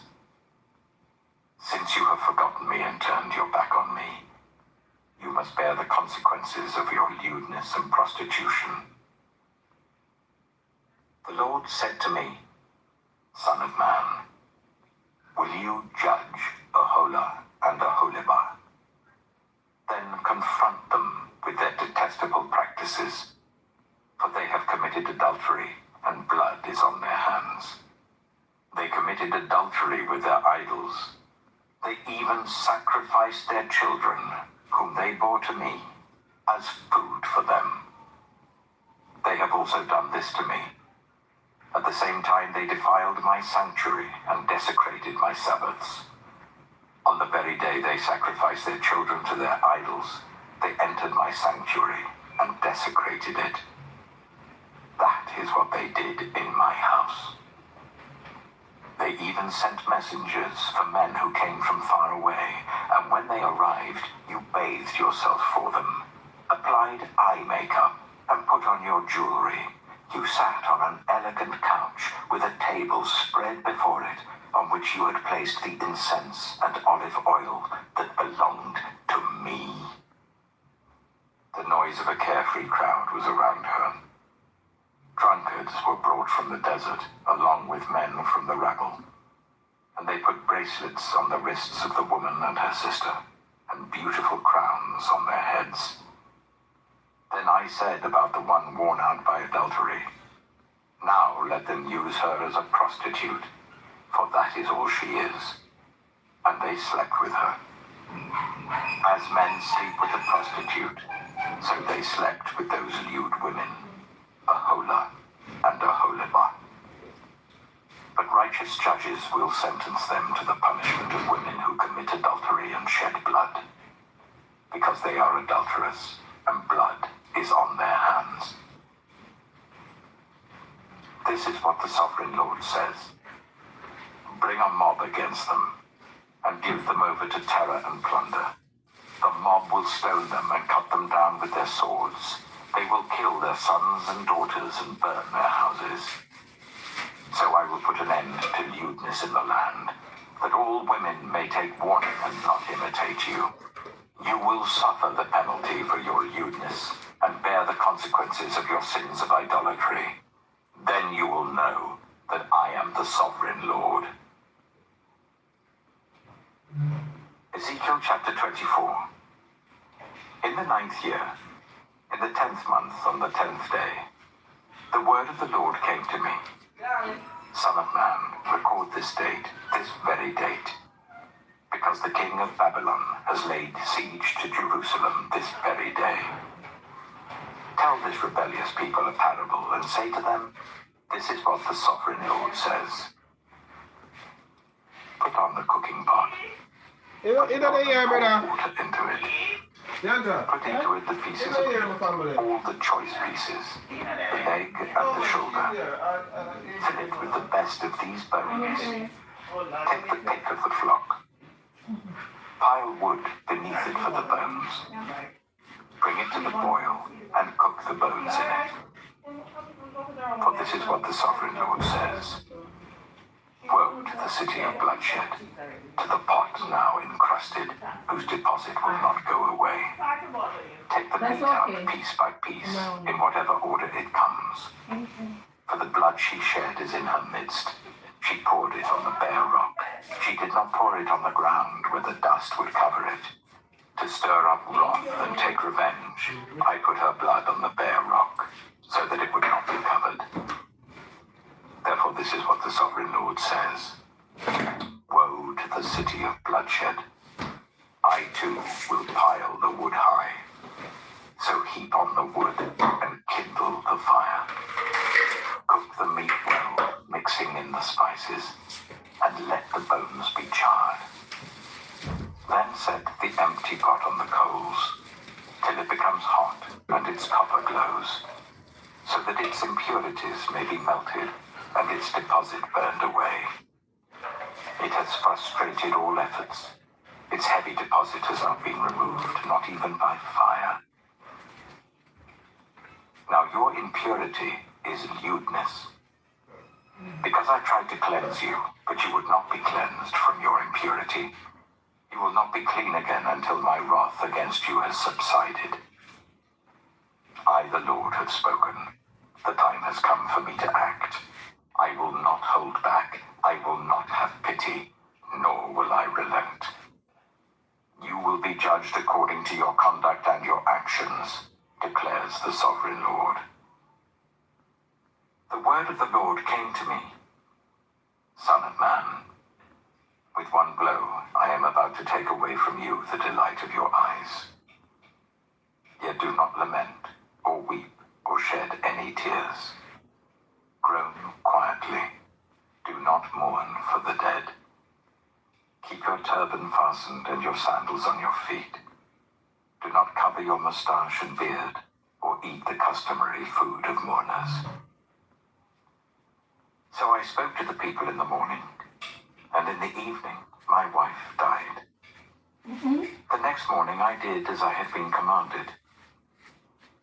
Then the people asked me, won't you tell us what these things have to do with us? Why are you acting like this? So I said to them, the word of the Lord came to me. Say to the people of Israel, this is what the sovereign Lord says. I am about to desecrate my sanctuary, the stronghold in which you take pride, the delight of your eyes, the object of your affection. The sons and daughters you left behind will fall by the sword. And you will do as I have done. You will not cover your moustache and beard, or eat the customary food of mourners. You will keep your turbans on your heads and your sandals on your feet. You will not mourn or weep, but will waste away because of your sins and groan among yourselves. Ezekiel will be a sign to you. You will do just as he has done. When this happens, you will know that I am the sovereign Lord. And you, son of man, on the day I take away their stronghold, their joy and glory, the delight of their eyes, their heart's desire, and their sons and daughters as well. On that day, a fugitive will come to tell you the news. At that time, your mouth will be opened. You will speak with him and will no longer be silent. So you will be a sign to them, and they will know that I am the Lord.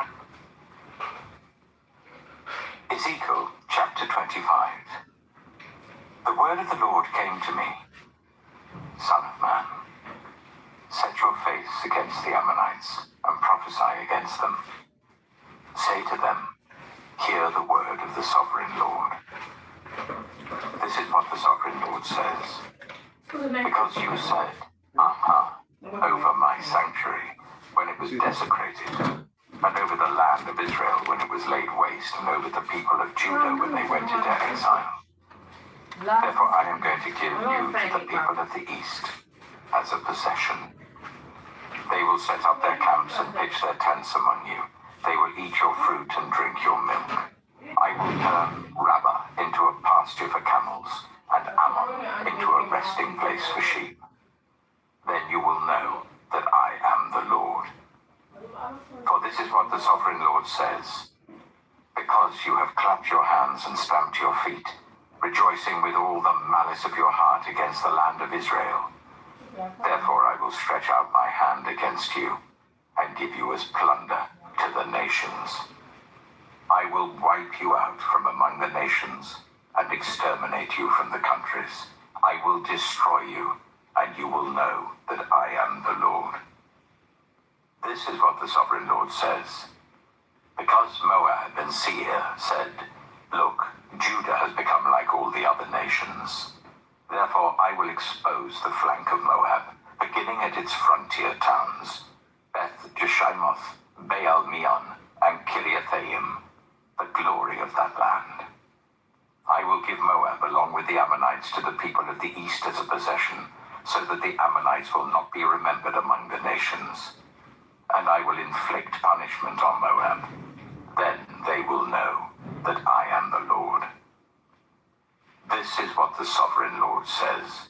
Because Edom took revenge on Judah and became very guilty by doing so. Therefore this is what the sovereign Lord says. I will stretch out my hand against Edom and kill both man and beast. I will lay it waste. From Teman to Dedan they will fall by the sword. I will take vengeance on Edom by the hand of my people Israel, and they will deal with Edom in accordance with my anger and my wrath. They will know my vengeance, declares the sovereign Lord. This is what the sovereign Lord says. Because the Philistines acted in vengeance, and took revenge with malice in their hearts, and with ancient hostility sought to destroy Judah. Therefore this is what the sovereign Lord says. I am about to stretch out my hand against the Philistines. I will wipe out the Kerethites, and destroy those remaining along the coast. I will carry out great vengeance on them, and punish them in my wrath. Then they will know that I am the Lord, when I take vengeance on them. Ezekiel chapter 26. In the 11th month of the 12th year, on the first day of the month, the word of the Lord came to me. Son of man, because Tyre has said of Jerusalem, Aha! The gate to the nations is broken, and its doors have swung open to me. Now that she lies in ruins, I will prosper. Therefore this is what the sovereign Lord says. I am against you, Tyre, and I will bring many nations against you, like the sea casting up its waves. They will destroy the walls of Tyre, and pull down her towers. I will scrape away her rubble, and make her a bare rock. Out in the sea she will become a place to spread fishing nets.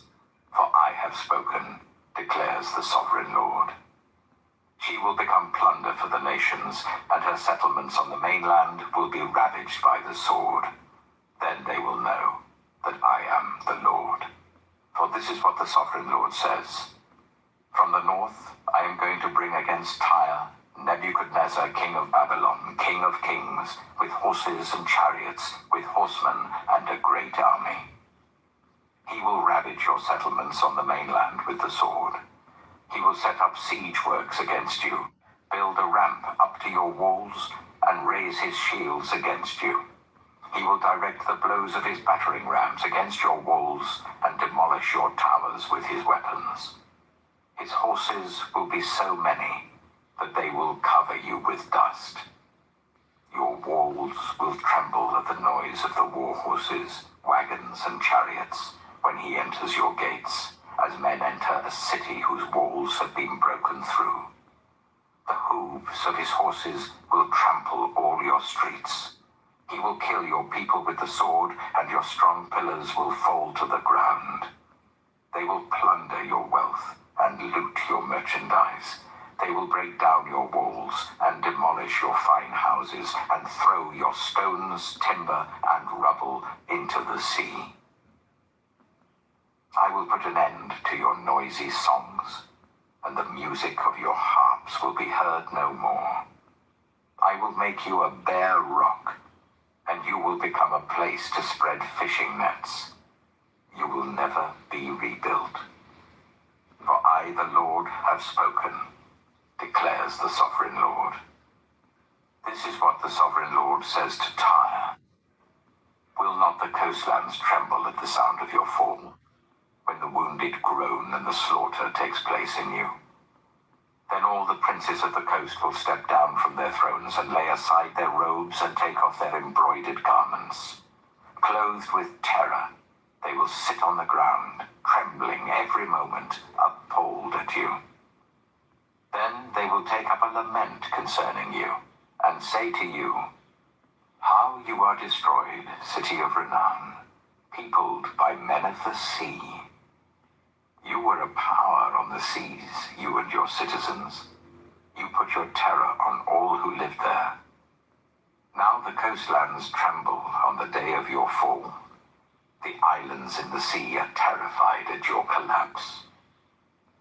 This is what the Sovereign Lord says. When I make you a desolate city, like cities no longer inhabited, and when I bring the ocean depths over you and its vast waters cover you, then I will bring you down with those who go down to the pit, to the people of long ago.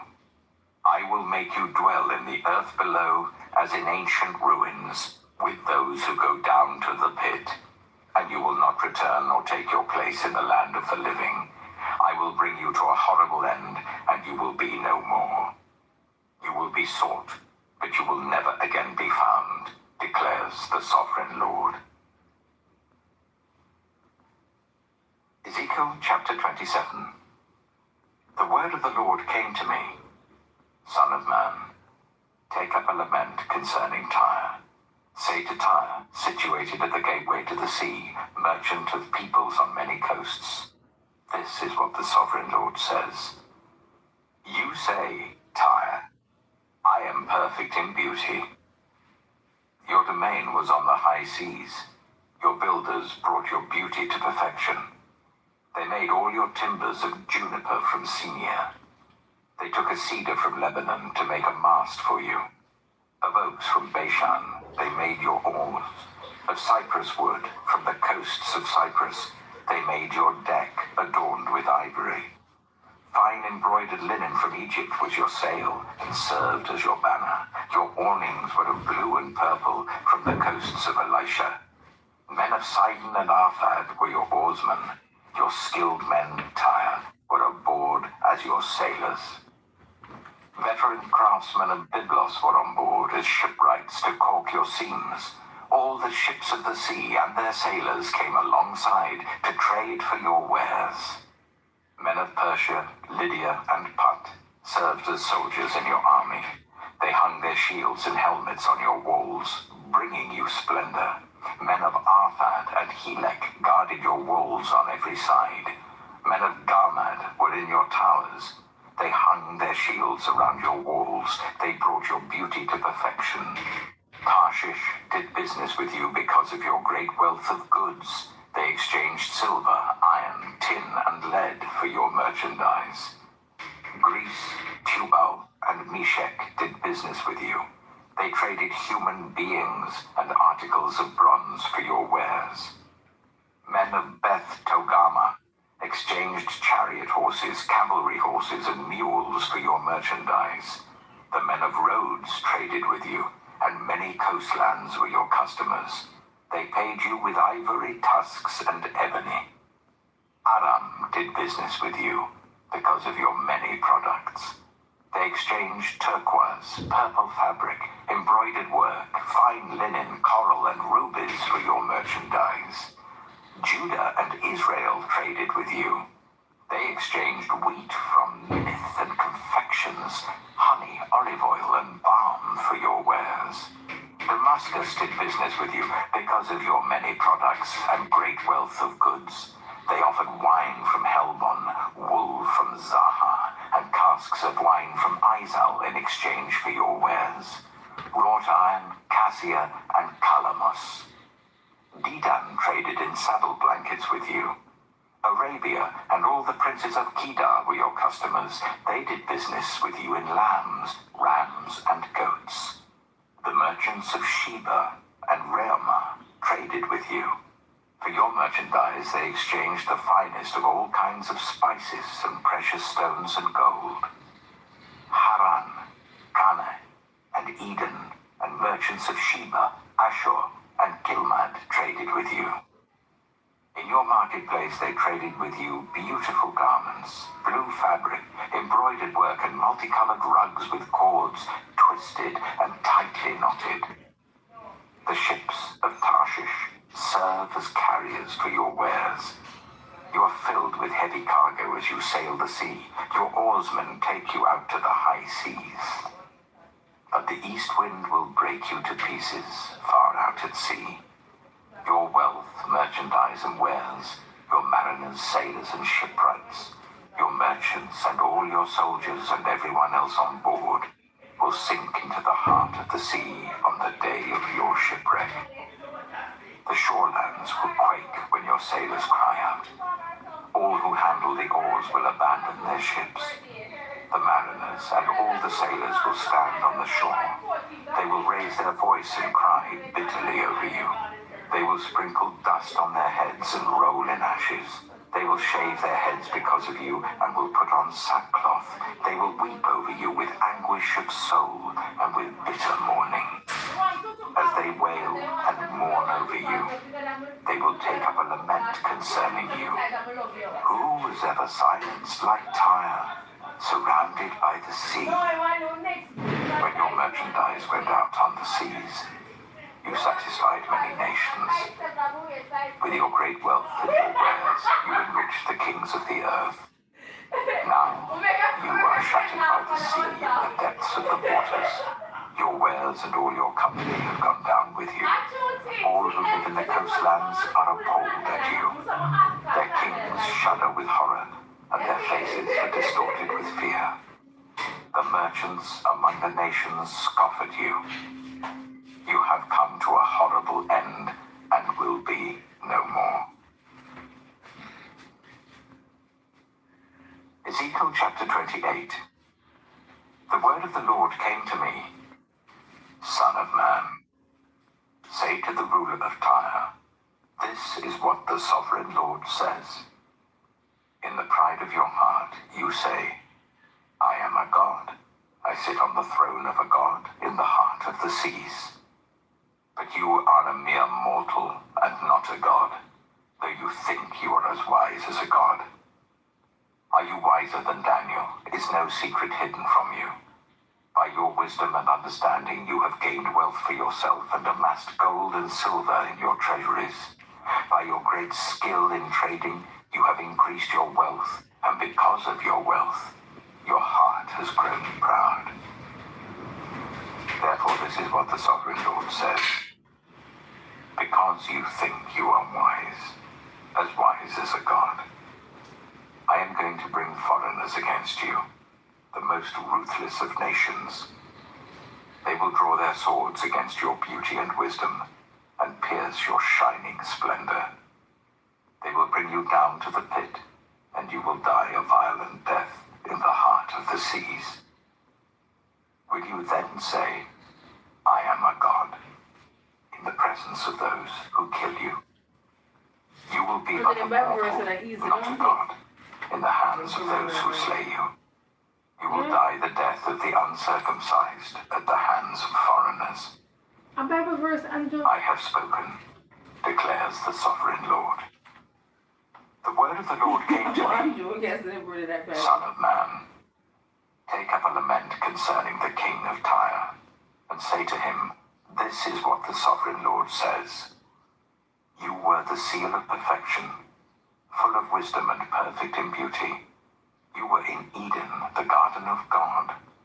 Every precious stone adorned you.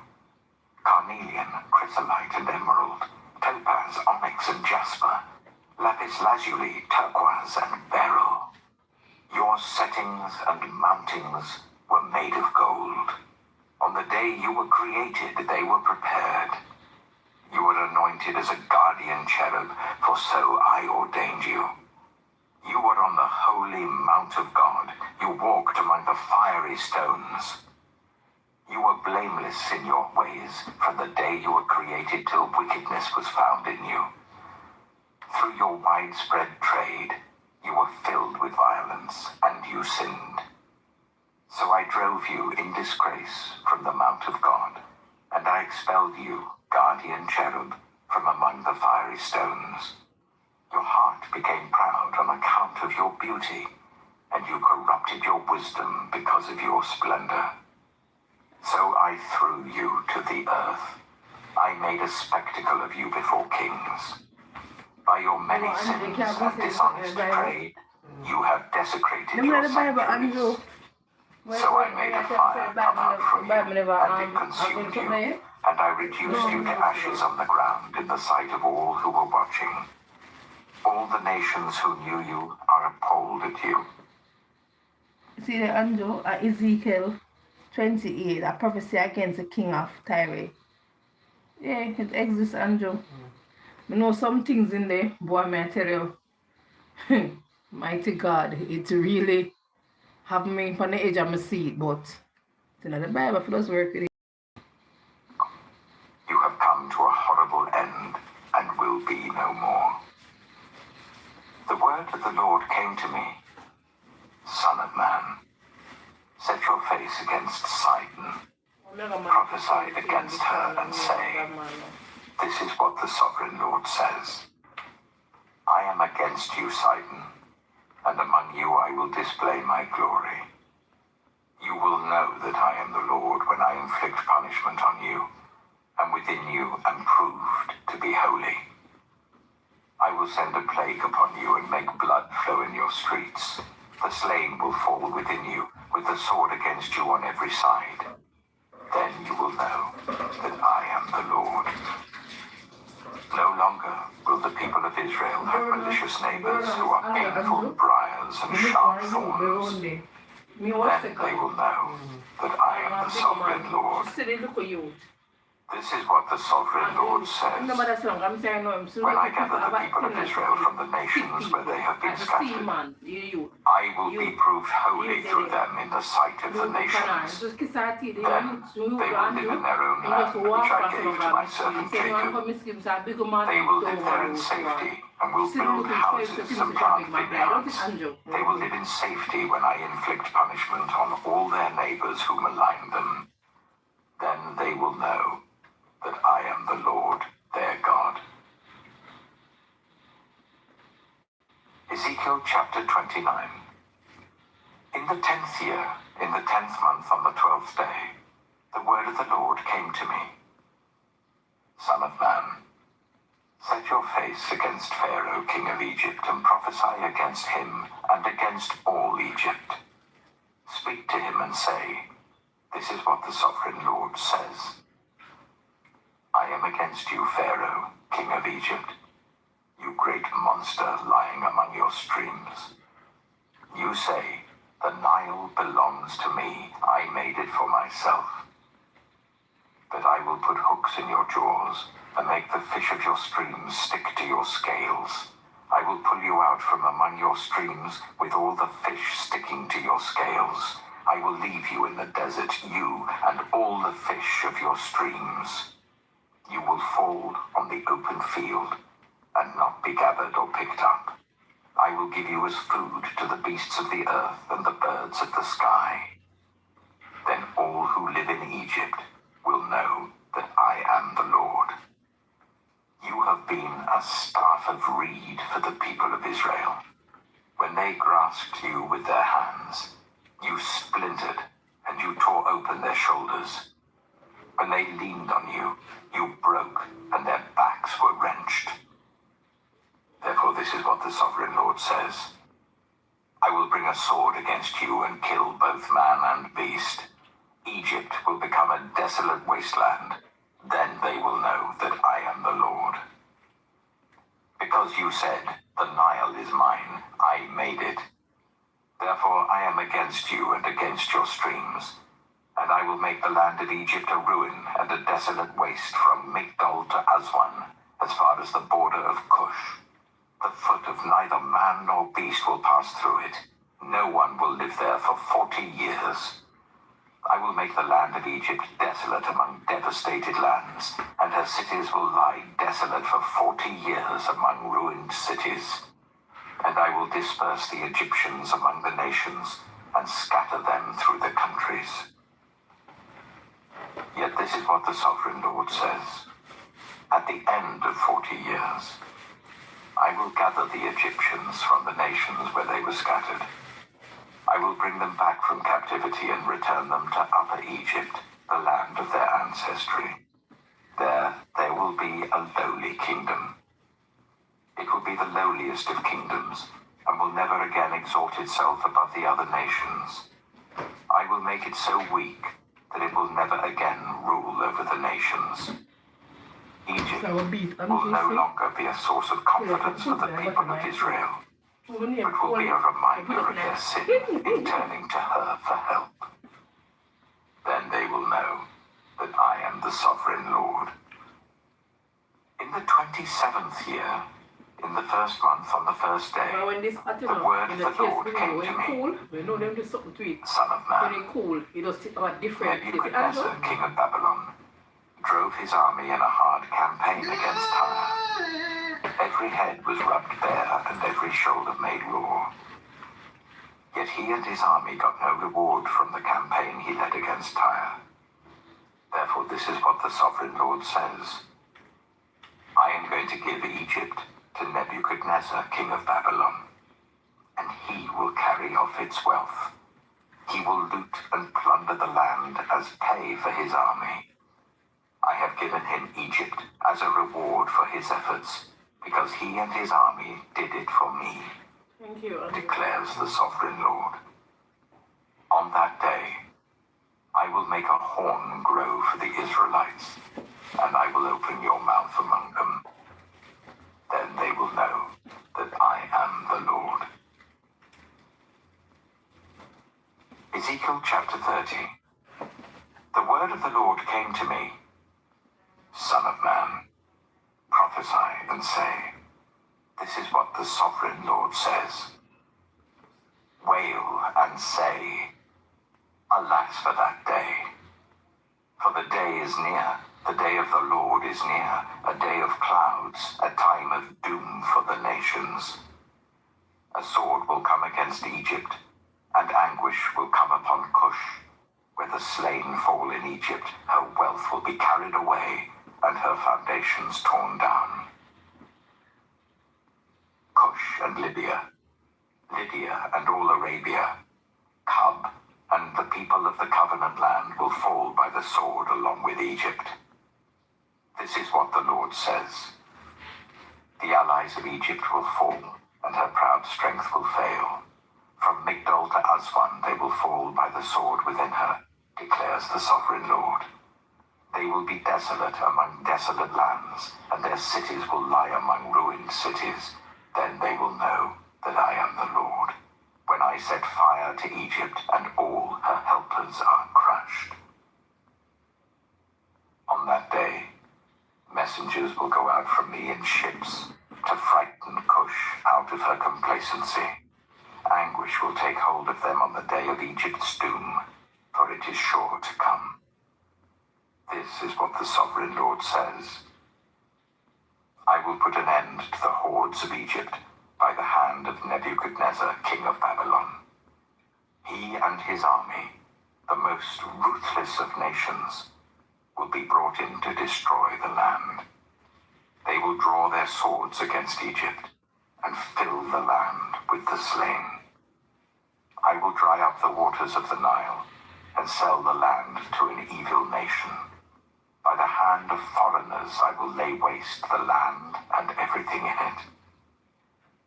I, the Lord, have spoken. This is what the sovereign Lord says. I will destroy the idols and put an end to the images in Memphis. No longer will there be a prince in Egypt, and I will spread fear throughout the land. I will lay waste Upper Egypt, set fire to Zoan, and inflict punishment on Thebes. I will pour out my wrath on Pelusium, the stronghold of Egypt, and wipe out the hordes of Thebes. I will set fire to Egypt. Pelusium will writhe in agony. Thebes will be taken by storm. Memphis will be in constant distress. The young men of Heliopolis and Bubastis will fall by the sword, and the cities themselves will go into captivity. Dark will be the day at Tapanhes, when I break the yoke of Egypt. There her proud strength will come to an end. She will be covered with clouds, and her villages will go into captivity. So I will inflict punishment on Egypt, and they will know that I am the Lord. In the 11th year, in the first month on the 7th day, the word of the Lord came to me, Son of man. I have broken the arm of Pharaoh, king of Egypt. It has not been bound up to be healed or put in a splint, so that it may become strong enough to hold a sword. Therefore this is what the sovereign Lord says. I am against Pharaoh, king of Egypt. I will break both his arms, the good arm as well as the broken one, and make the sword fall from his hand. I will disperse the Egyptians among the nations and scatter them through the countries. I will strengthen the arms of the king of Babylon and put my sword in his hand. But I will break the arms of Pharaoh, and he will groan before him like a mortally wounded man. I will strengthen the arms of the king of Babylon, but the arms of Pharaoh will fall limp. Then they will know that I am the Lord. When I put my sword into the hand of the king of Babylon, and he brandishes it against Egypt, I will disperse the Egyptians among the nations and scatter them through the countries. Then they will know that I am the Lord.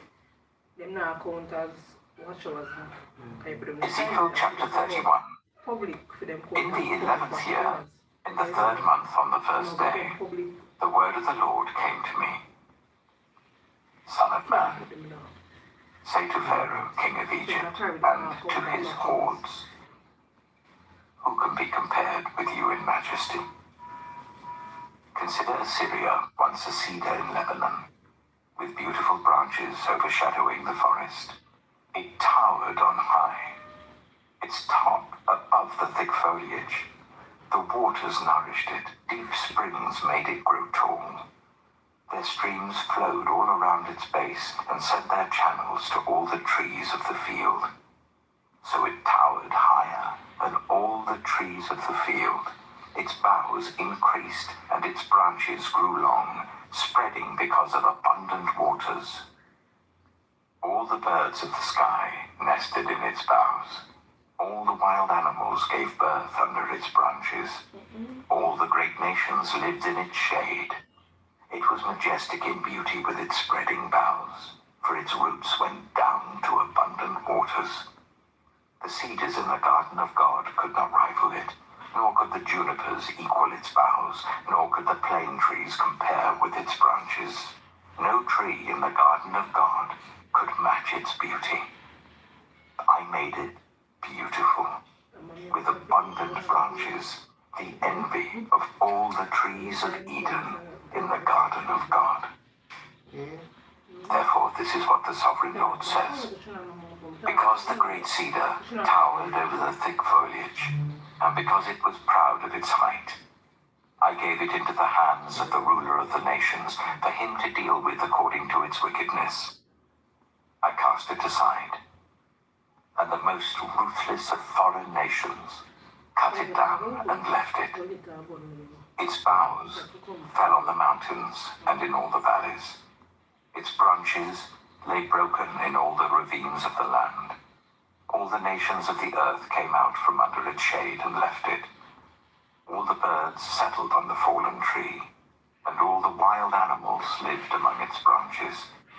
Therefore, no other trees by the waters are ever to tower proudly on high, lifting their tops above the thick foliage.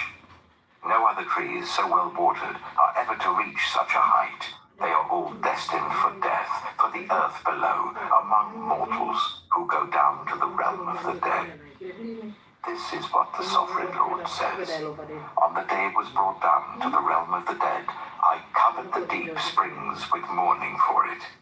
I held back its streams, its abundant waters were restrained. Because of it, I clothed Lebanon with gloom, and all the trees of the field withered away.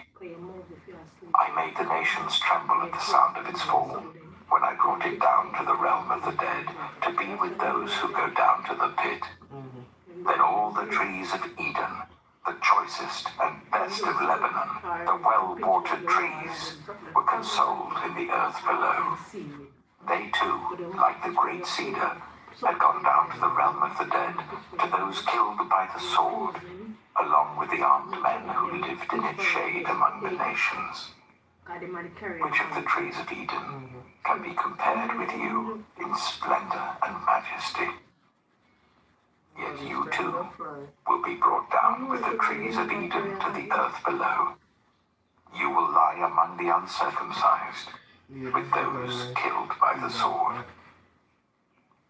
This is Pharaoh and all his hordes, declares the sovereign Lord. Ezekiel chapter 32. In the 12th year, in the 12th month, on the first day, the word of the Lord came to me. Son of man, take up a lament concerning Pharaoh, king of Egypt, and say to him, you are like a lion among the nations. You are like a monster in the seas, thrashing about in your streams, churning the water with your feet and muddying the streams. This is what the sovereign Lord says. With a great throng of people, I will cast my net over you, and they will haul you up in my net. I will throw you on the land and hurl you on the open field. I will let all the birds of the sky settle on you, and all the wild animals gorge themselves on you. I will spread your flesh on the mountains, and fill the valleys with your remains. I will drench the land with your flowing blood all the way to the mountains, and the ravines will be filled with your flesh. When I snuff you out, I will cover the heavens and darken their stars. I will cover the sun with a cloud, and the moon will not give its light. All the shining lights in the heavens I will darken over you. I will bring darkness over your land, declares the sovereign Lord. I will trouble the hearts of many peoples when I bring about your destruction among the nations, among lands you have not known.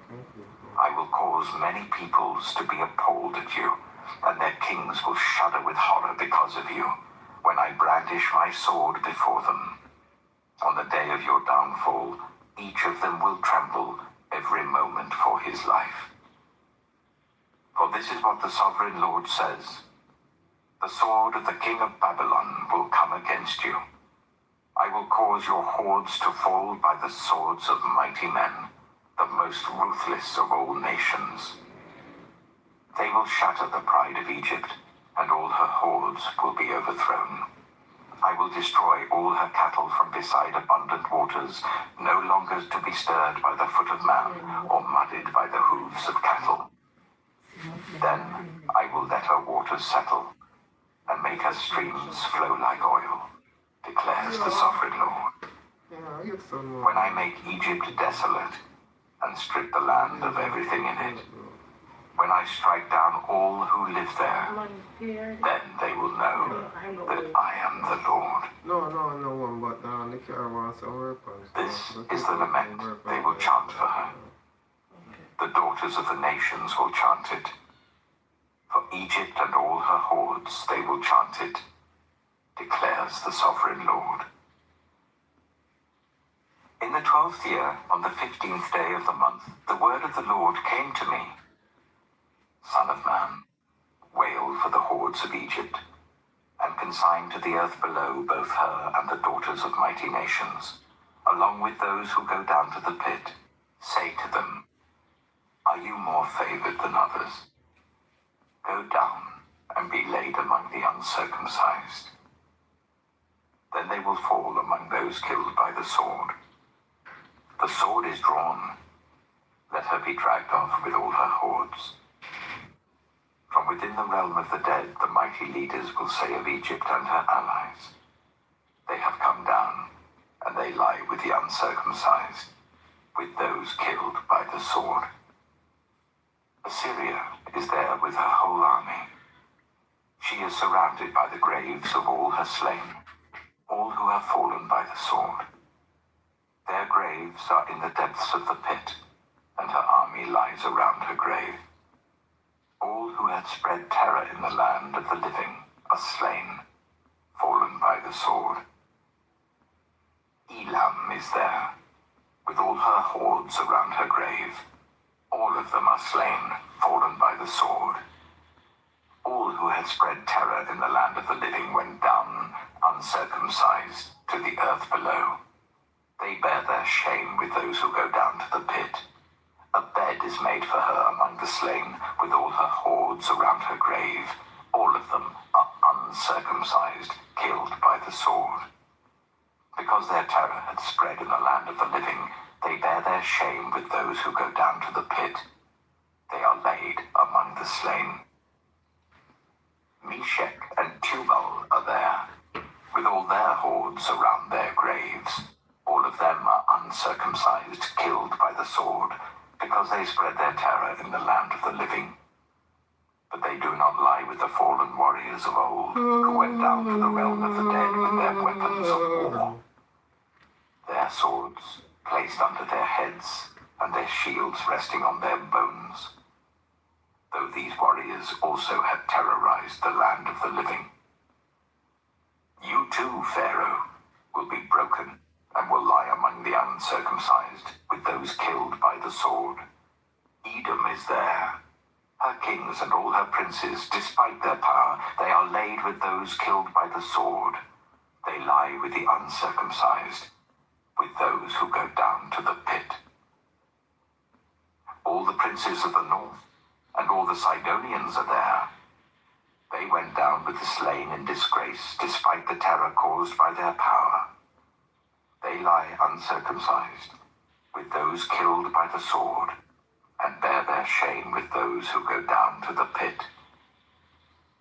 Pharaoh, he and all his army, will see them, and he will be consoled for all his hordes that were killed by the sword, declares the sovereign Lord.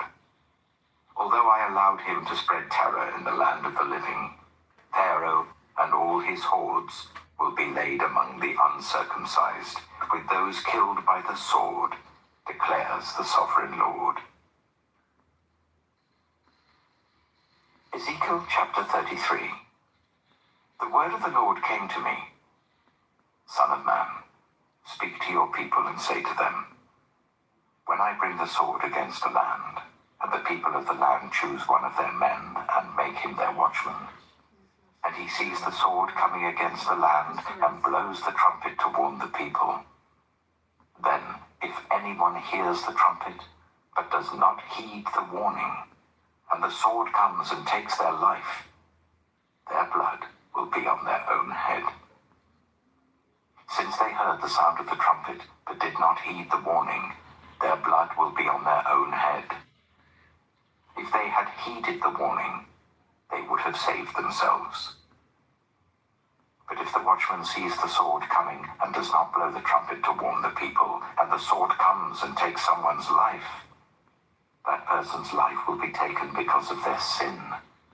But I will hold the watchman accountable for their blood. Son of man, I have made you a watchman for the people of Israel. So hear the word I speak, and give them warning from me. When I say to the wicked, you wicked person, you will surely die, and you do not speak out to dissuade them from their ways, that wicked person will die for their sin, and I will hold you accountable for their blood.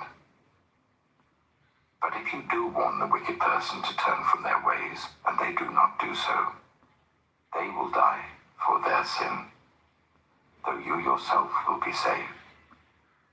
Son of man, say to the Israelites, this is what you are saying.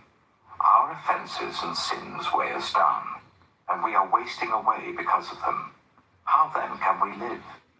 Say to them, as surely as I live, declares the sovereign Lord, I take no pleasure in the death of the wicked, but rather that they turn from their ways and live. Turn from your evil ways.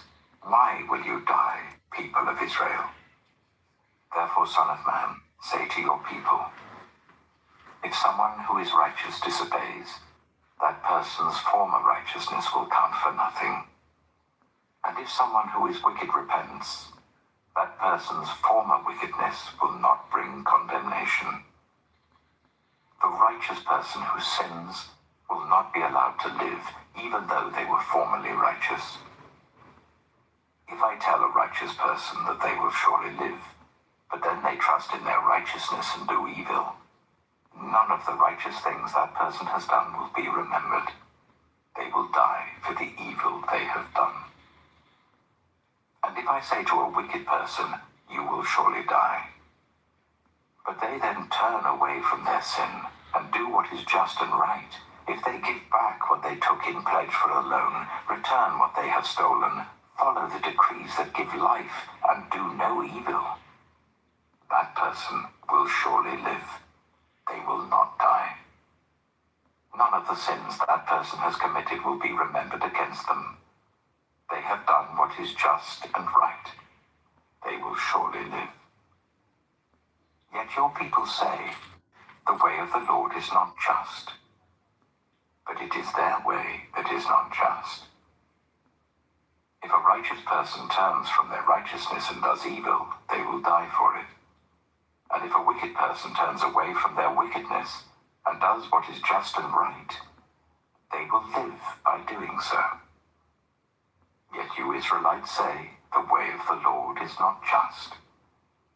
But I will judge each of you according to your own ways. In the 12th year of our exile, in the 10th month on the 5th day, a man who had escaped from Jerusalem came to me and said, the city has fallen. Now the evening before the man arrived, the hand of the Lord was on me, and he opened my mouth before the man came to me in the morning. So my mouth was opened, and I was no longer silent.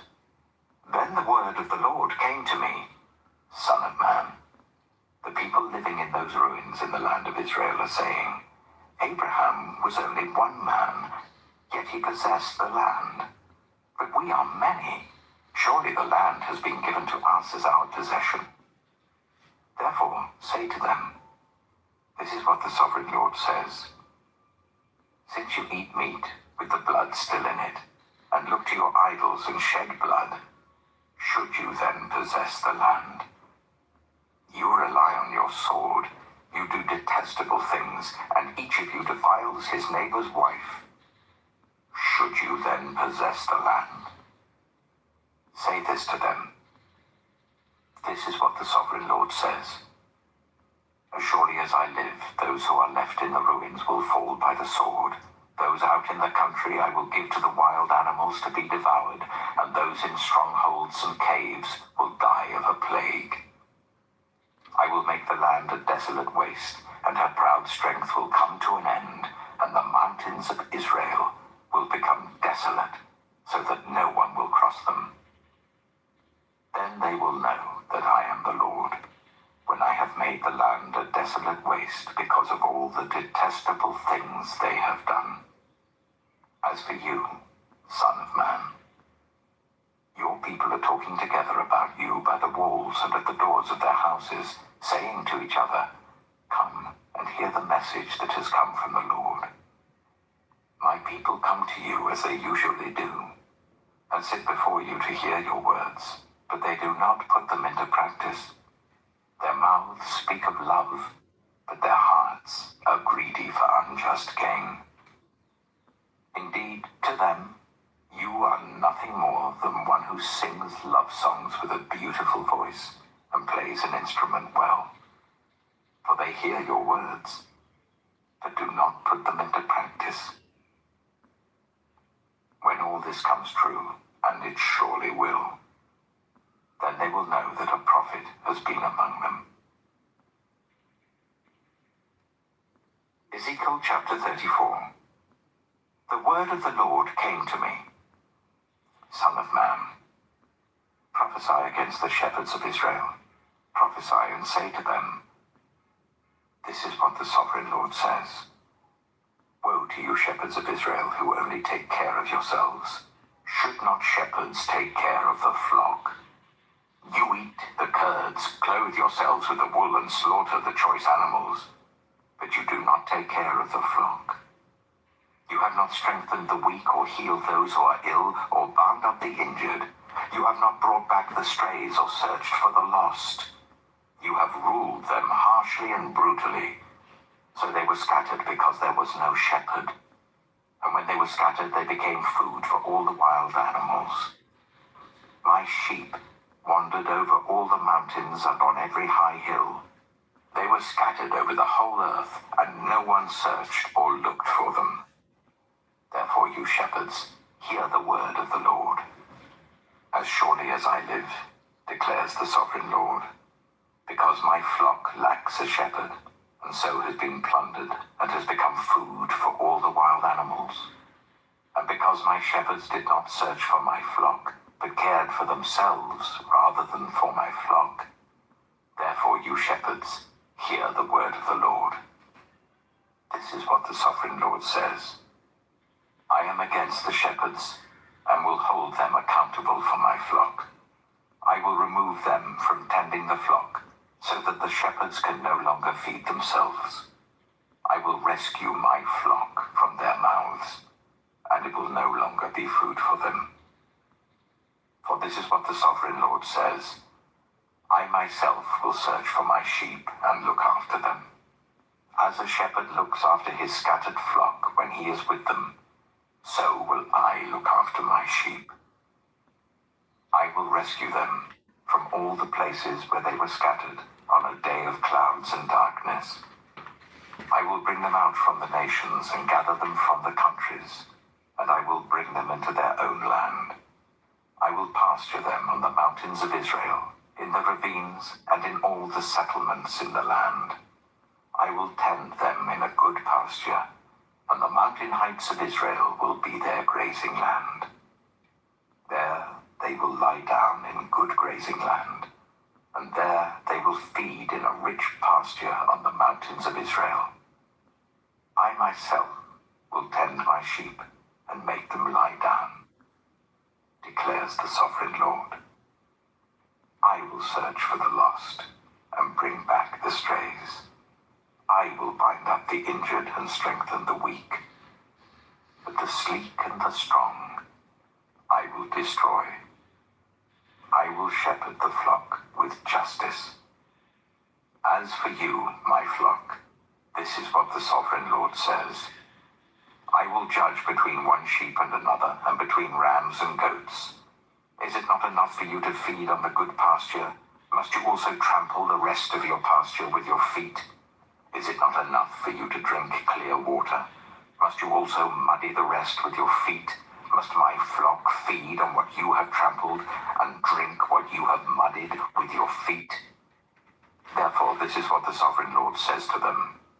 See, I myself will judge between the fat sheep and the lean sheep. Because you shove with flank and shoulder, butting all the weak sheep with your horns until you have driven them away, I will save my flock, and they will no longer be plundered. I will judge between one sheep and another. I will place over them one shepherd, my servant David, and he will tend them. He will tend them and be their shepherd. I, the Lord, will be their God, and my servant David will be prince among them. I, the Lord, have spoken. I will make a covenant of peace with them and rid the land of savage beasts, so that they may live in the wilderness and sleep in the forests in safety. I will make them and the places surrounding my hill a blessing. I will send down showers in season. There will be showers of blessing. The trees will yield their fruit, and the ground will yield its crops. The people will be secure in their land. They will know that I am the Lord, when I break the bars of their yoke and rescue them from the hands of those who enslaved them. They will no longer be plundered by the nations, nor will wild animals devour them. They will live in safety, and no one will make them afraid. I will provide for them a land renowned for its crops, and they will no longer be victims of famine in the land, or bear the scorn of the nations.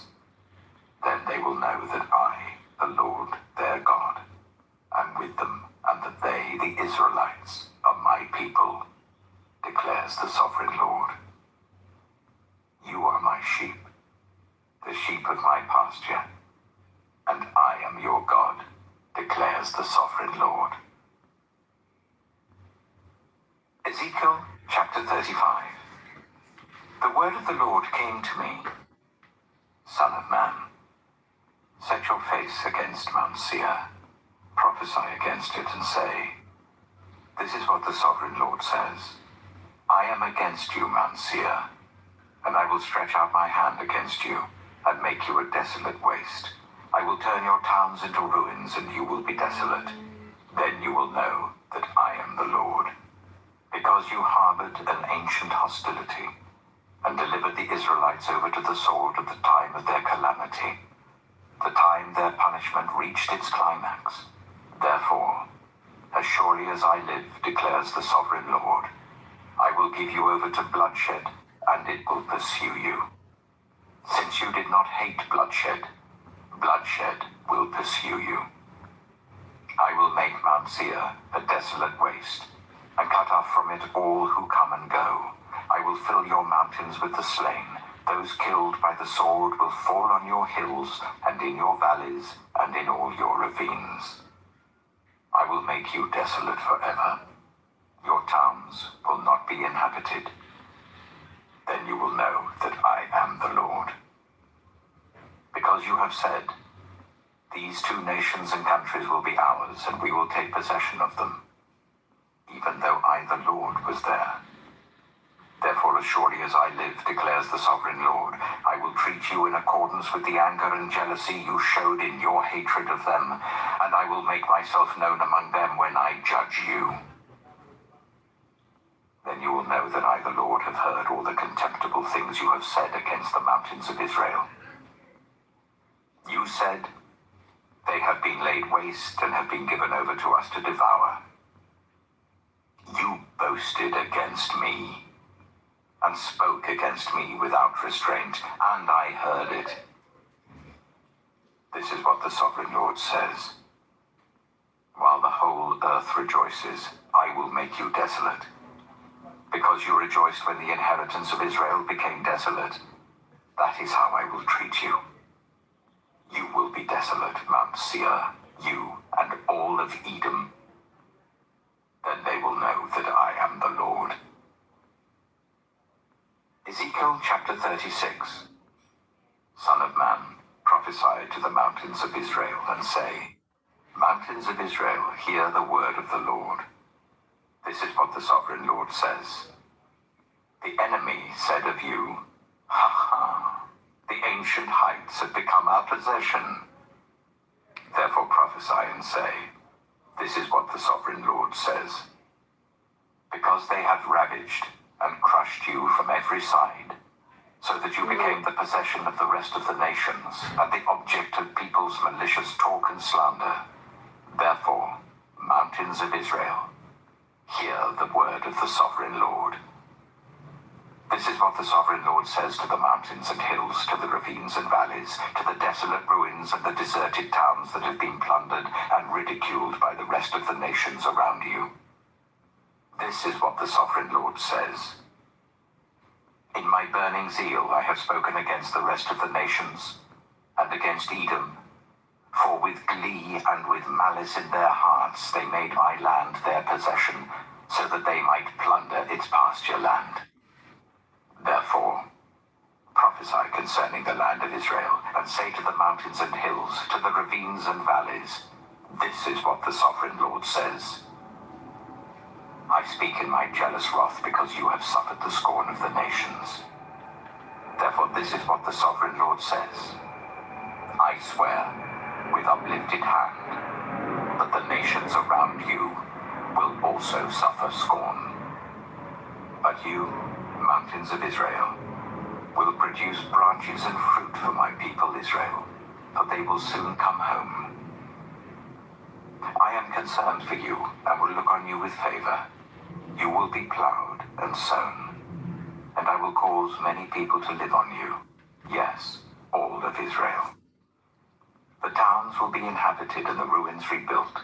I will increase the number of people and animals living on you, and they will be fruitful and become numerous. I will settle people on you as in the past, and will make you prosper more than before. Then you will know that I am the Lord. I will cause people, my people Israel, to live on you. They will possess you, and you will be their inheritance. You will never again deprive them of their children. This is what the Sovereign Lord says. Because some say to you, you devour people and deprive your nation of its children. Therefore, you will no longer devour people or make your nation childless, declares the Sovereign Lord. No longer will I make you hear the taunts of the nations, and no longer will you suffer the scorn of the peoples or cause your nation to fall, declares the Sovereign Lord. Again, the word of the Lord came to me, Son of man. When the people of Israel were living in their own land, they defiled it by their conduct and their actions. Their conduct was like a woman's monthly uncleanness in my sight. So I poured out my wrath on them because they had shed blood in the land, and because they had defiled it with their idols. I dispersed them among the nations, and they were scattered through the countries. I judged them according to their conduct and their actions. And wherever they went among the nations, they profaned my holy name.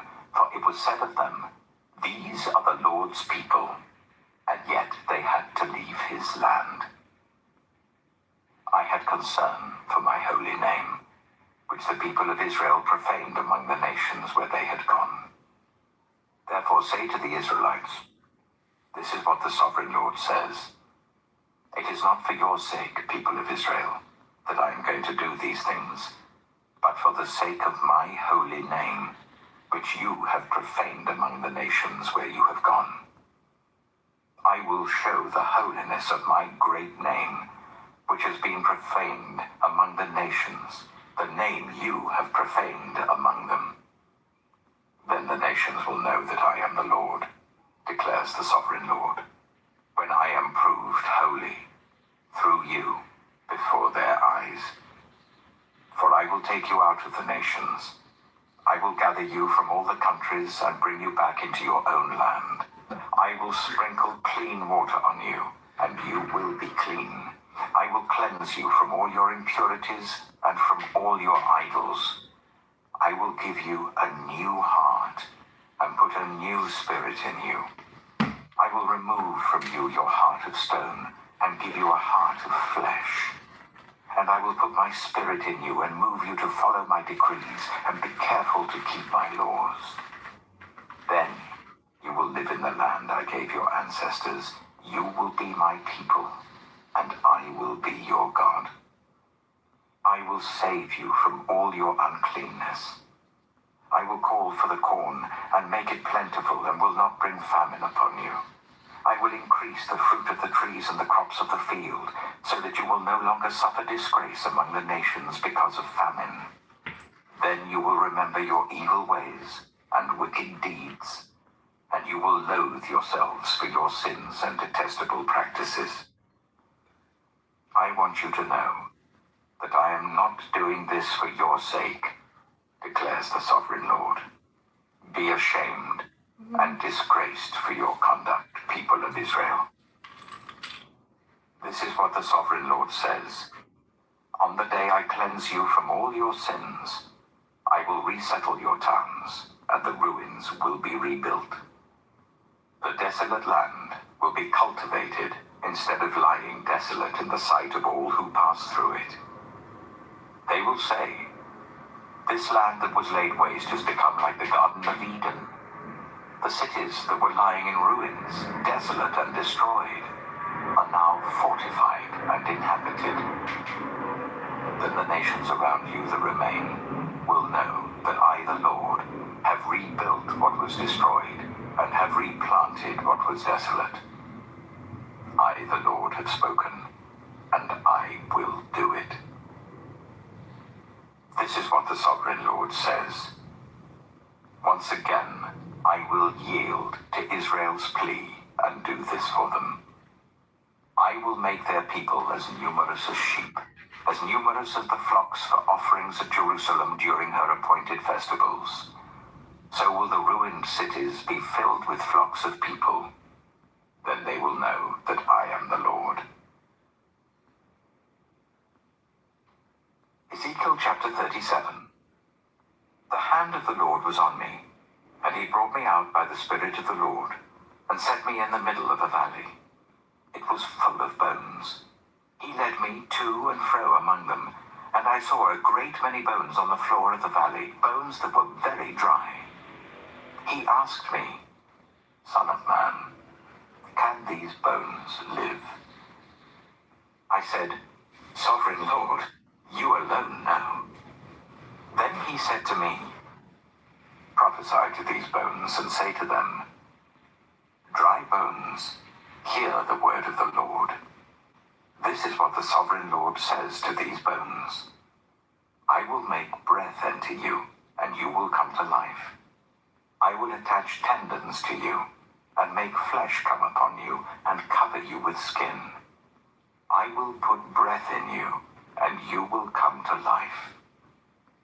Then you will know that I am the Lord. So I prophesied as I was commanded.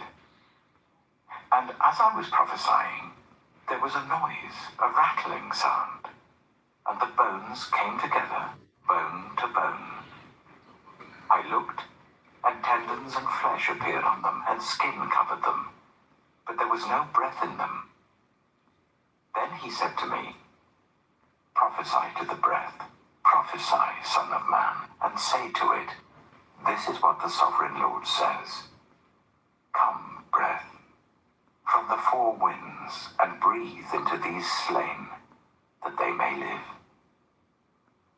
So I prophesied as he commanded me, and breath entered them. They came to life, and stood up on their feet, a vast army. Then he said to me, Son of man, these bones are the people of Israel. They say, Our bones are dried up, and our hope is gone. We are cut off.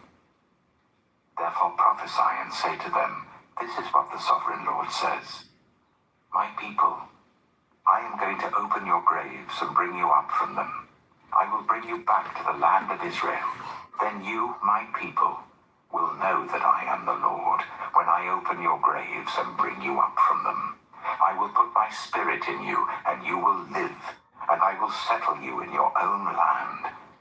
Then you will know that I, the Lord, have spoken, and I have done it, declares the Lord. The word of the Lord came to me, Son of man, take a stick of wood and write on it, belonging to Judah and the Israelites associated with him. Then take another stick of wood and write on it, belonging to Joseph, that is to Ephraim, and all the Israelites associated with him. Join them together into one stick, so that they will become one in your hand. When your people ask you, Won't you tell us what you mean by this? Say to them, This is what the Sovereign Lord says. I am going to take the stick of Joseph, which is in Ephraim's hand, and of the Israelite tribes associated with him, and join it to Judah's stick. I will make them into a single stick of wood, and they will become one in my hand. Hold before their eyes the sticks you have written on, and say to them, This is what the Sovereign Lord says. I will take the Israelites out of the nations where they have gone. I will gather them from all around and bring them back into their own land. I will make them one nation in the land, on the mountains of Israel. There will be one king over all of them, and they will never again be two nations, or be divided into two kingdoms. They will no longer defile themselves with their idols and vile images, or with any of their offenses, for I will save them from all their sinful backsliding, and I will cleanse them. They will be my people, and I will be their God. My servant David will be king over them, and they will all have one shepherd. They will follow my laws and be careful to keep my decrees. They will live in the land I gave to my servant Jacob, the land where your ancestors lived. They and their children and their children's children will live there forever, and David my servant will be their prince forever. I will make a covenant of peace with them. It will be an everlasting covenant. I will establish them and increase their numbers, and I will put my sanctuary among them forever. My dwelling place will be with them. I will be their God, and they will be my people. Then the nations will know that I, the Lord, make Israel holy, when my sanctuary is among them forever. Ezekiel chapter 38. The word of the Lord came to me. Son of man, set your face against Gog, of the land of Magog, the chief prince of Meshach and Tubal. Prophesy against him and say, this is what the sovereign Lord says. I am against you, Gog, chief prince of Meshach and Tubal. I will turn you around, put hooks in your jaws, and bring you out with your whole army, your horses, your horsemen fully armed, and a great horde with large and small shields, all of them brandishing their swords. Persia, Cush, and Put will be with them, all with shields and helmets. Also Gomer with all its troops, and Beth Togarmah from the far north with all its troops, the many nations with you. Get ready, be prepared, you and all the hordes gathered about you, and take command of them.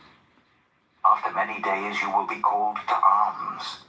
In future years you will invade a land that has recovered from war, whose people were gathered from many nations to the mountains of Israel, which had long been desolate. They had been brought out from the nations, and now all of them live in safety. You and all your troops, and the many nations with you, will go up, advancing like a storm. You will be like a cloud covering the land. This is what the sovereign Lord says. On that day, thoughts will come into your mind, and you will devise an evil scheme. You will say, I will invade a land of unwalled villages. I will attack a peaceful and unsuspecting people, all of them living without walls and without gates and bars. I will plunder and loot and turn my hand against the resettled ruins, and the people gathered from the nations, rich in livestock and goods, living at the center of the land. Sheba and Dedan, and the merchants of Tarshish, and all her villages will say to you, have you come to plunder? Have you gathered your hordes to loot, to carry off silver and gold, to take away livestock and goods, and to seize much plunder? Therefore, son of man, prophesy and say to Gog, this is what the sovereign Lord says. In that day, when my people Israel are living in safety, will you not take notice of it? You will come from your place in the far north, you and many nations with you, all of them riding on horses, a great horde, a mighty army. You will advance against my people Israel like a cloud that covers the land. In days to come, Gog, I will bring you against my land, so that the nations may know me when I am proved holy through you before their eyes. This is what the sovereign Lord says.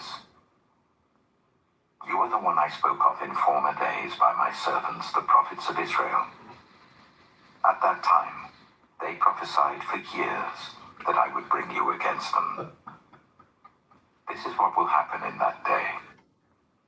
When Gog attacks the land of Israel, my hot anger will be aroused, declares the sovereign Lord. In my zeal and fiery wrath, I declare that at that time there shall be a great earthquake in the land of Israel. The fish in the sea, the birds in the sky, the beasts of the field, every creature that moves along the ground, and all the people on the face of the earth will tremble at my presence. The mountains will be overturned, the cliffs will crumble, and every wall will fall to the ground. I will summon a sword against Gog on all my mountains, declares the sovereign Lord. Every man's sword will be against his brother. I I will execute judgment on him with plague and bloodshed. I will pour down torrents of rain, hailstones, and burning sulfur on him, and on his troops, and on the many nations with him. And so I will show my greatness and my holiness, and I will make myself known in the sight of many nations. Then they will know that I am the Lord. Ezekiel chapter 39. Son of man, prophesy against Gog, and say, this is what the sovereign Lord says. I am against you, Gog, chief prince of Meshach and Tubal. I will turn you around and drag you along. I will bring you from the far north and send you against the mountains of Israel. Then I will strike your bow from your left hand, and make your arrows drop from your right hand. On the mountains of Israel you will fall, you and all your troops and the nations with you. I will give you as food to all kinds of carrion birds and to the wild animals. You will fall in the open field, for I have spoken, declares the sovereign Lord. I will send fire on Magog and on those who live in safety in the coastlands, and they will know that I am the Lord. I will make known my holy name among my people Israel. I will no longer let my holy name be profaned, and the nations will know that I, the Lord, am the Holy One in Israel. It is coming. It will surely take place, declares the sovereign Lord. This is the day I have spoken of. Then those who live in the towns of Israel will go out and use the weapons for fuel and burn them up. The small and large shields, the bows and arrows, the war clubs and spears. For 7 years they will use them for fuel. They will not need to gather wood from the fields or cut it from the forests, because they will use the weapons for fuel. And they will plunder those who plundered them, and loot those who looted them, declares the sovereign Lord. On that day, I will give Gog a burial place in Israel, in the valley of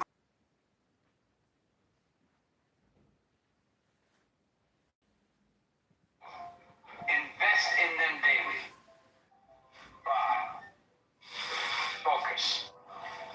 In today's world, focus is a superpower. We're constantly bombarded with distractions, notifications, and information overload.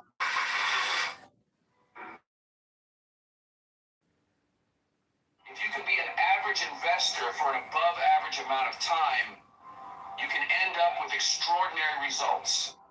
In fact, if you're average for 30 years, you'll outperform most professionals. I've seen this firsthand. People with no financial background, no special education, no insider knowledge, just patience, discipline, and consistency.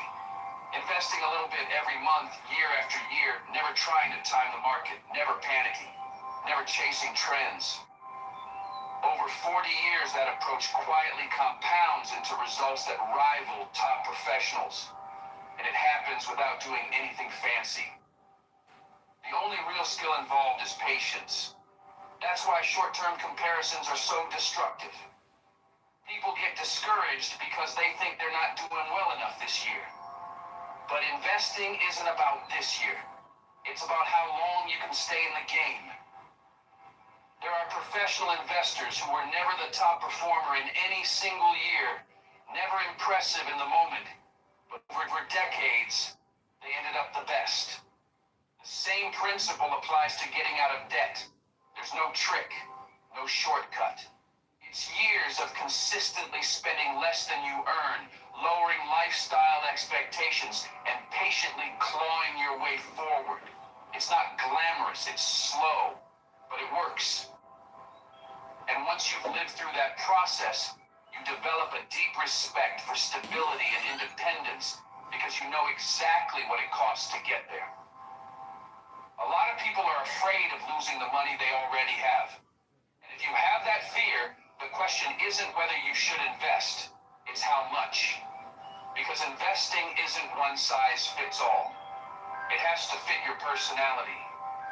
I've always had a worst case scenario mindset. I've never been buried in debt, and I've always been a disciplined saver. but I tend to prepare for things going wrong. That mindset shaped how I invest. If you looked at my net worth, only about half, maybe a little more, is in the stock market. Most financial advisors would tell someone my age or income level to invest far more aggressively. But that doesn't work for me. My financial goal isn't maximizing returns. It's maximizing how well I sleep at night. I don't care about beating the market or being in the top percentile of investors. I don't want money to be a source of stress. I want it to be a tool that gives me peace of mind. Because of that, when markets crashed in 2008 during COVID, it didn't derail me. I was never all in. I always had enough cash and conservative savings to fall back on if things went wrong. That balance works for me. And yes, you can overdo that. You can be too conservative. But the right approach depends on what you're trying to optimize for. That's the real question people need to ask themselves, ideally with their partner. What are we actually trying to maximize? Because no amount of investment return is worth lying awake at 2 in the morning wondering if you took on too much risk. For me, nothing compensates for that kind of anxiety. At this stage of my life, when I think about savings, I don't think about returns. I think about protection. I think about having a cushion if something unexpected happens. Health issues, career disruption, anything that would otherwise create hardship for my family. That's what money is for, in my view. Not winning a spreadsheet competition, but creating stability. And this goes back to a core idea. You either use money as a tool to live a good, content life, or you use it as a scoreboard to compare yourself to other people. History is full of stories, many of them involving very wealthy people, who turned investing into a competition, tried to outperform everyone else, and ended up worse off. They chased a goal that had no real impact on their quality of life. My approach has always been simple. I invest consistently, month after month. I don't try to time the market. I rarely sell. And I plan to hold those investments for decades, possibly for the rest of my life. If you looked at everything I own, it's straightforward. A house, some cash, index funds, that's it. Nothing complicated. And that's intentional. The more complex your investments are, the harder it becomes to stick with them over long periods of time. And when it comes to investing, that's all that really matters. Not brilliance, not timing, not outsmarting anyone, just patience. The ability to keep going year after year without panicking or constantly changing course. Patience matters on every level. Patience with the actions you're taking. Patience with yourself when your life isn't matching your expectations yet. And patience with your emotions, especially in those moments when you feel like buying something new might take the edge off how you're feeling. That urge passes, but only if you give it time. For someone who's never invested before, who feels intimidated by the stock market or avoids even looking at their money, the most important thing to understand is this. Investing works over time, but there is a cost. Not a fee you pay to an advisor or a broker. The real cost of investing is volatility and uncertainty. That's the price of admission. Historically, the stock market has done very well over long periods. But no one knows when those returns will show up. You might get a great year followed by a decade of stagnation, or nothing for years and then everything at once. You have to live with not knowing. That discomfort is exactly what you're being compensated for. If you want certainty, there are places for that, like a savings account. There's very little volatility there, and the returns are predictable, but they're also low because there's no uncertainty. Higher long-term returns require patience through uncertainty. And for people who can tolerate that over 10, 20, or 30 years, history shows the results can be extraordinary. This ties into an important distinction between being rich and being wealthy. Being rich means you can afford the things you want. You can pay your bills, buy what you like, live comfortably. Wealthy is something different. Wealth is the money you're not spending. It's savings. It's investments. It's the cushion that gives you independence, both financial and psychological. Wealth gives you the ability to live life on your terms, without constantly reacting to what you think other people expect from you. And powerful examples of the difference. One of the richest families the world has ever known accumulated wealth on a scale that's almost impossible to imagine. And instead of dispersing it thoughtfully, it was passed down generation after generation with the expectation that heirs would simply spend as extravagantly as possible. The result wasn't fulfillment. It was misery. Biographies from those families show a pattern of unhappiness, lack of purpose, and complete dependence on social expectations. These were people who had everything money could buy, yet no real independence. Their lives, even their personal choices, were dictated by the weight of wealth and the expectations attached to it. They were rich beyond belief, but they weren't free. And that contrast matters, because it shows that money alone doesn't create independence. How you relate to it does. One of the most interesting parts of that story is that today, almost all of that money is gone. There are still a few heirs with some wealth, but for the most part, it disappeared. And the first person in that family line to receive no trust fund, no inheritance, was someone many people recognize today. He's talked openly about how being the first in generations who was told, you have to figure it out yourself, was probably the best thing that could have happened to him. He had to build his own career, earn his own money, and find his own path. And by his own account, that independence played a major role in his fulfillment. That contrast says everything. The richest family in the world, by any historical measure, ended up with very little real wealth in the way that actually matters. They had money, but they didn't have independence. They didn't have the freedom to live life on their own terms. And that's the real difference between being rich and being wealthy. It always comes back to one question. What are you actually using money for? When you're clear on that, it changes everything. How you earn, how you spend, and how you save. Because when you frame it honestly, the choice becomes obvious. Would you rather earn a modest income, have strong relationships, good health, a stable marriage, time with your kids, and real friendships? Or would you rather earn a massive income while living a life full of stress, broken relationships, poor health, and constant pressure? When you lay it out that way, the answer is clear. And yet, even knowing that, the pull of more money is still powerful. Most people believe they'll be the exception, the one who gets everything without the trade-offs. Everyone thinks that. So if you're in your 30s, just starting out, maybe not saving much yet, the most important advice isn't complicated. Most financial problems don't come from a lack of intelligence. They come from lack of awareness. Many people genuinely don't know how much money they make or how much they spend each month. If you ask them, they either couldn't tell you or they guess and be wrong.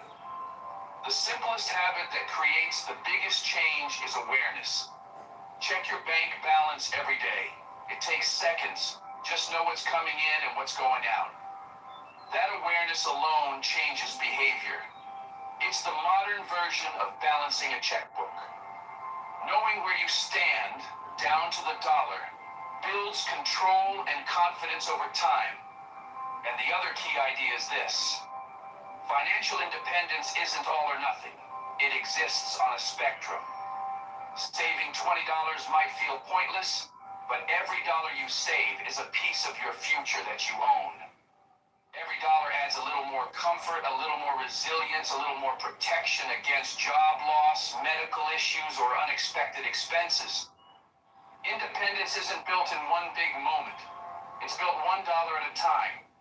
If you see independence as all or nothing, either you're wildly rich or there's no point, I understand why saving feels pointless. Why bother?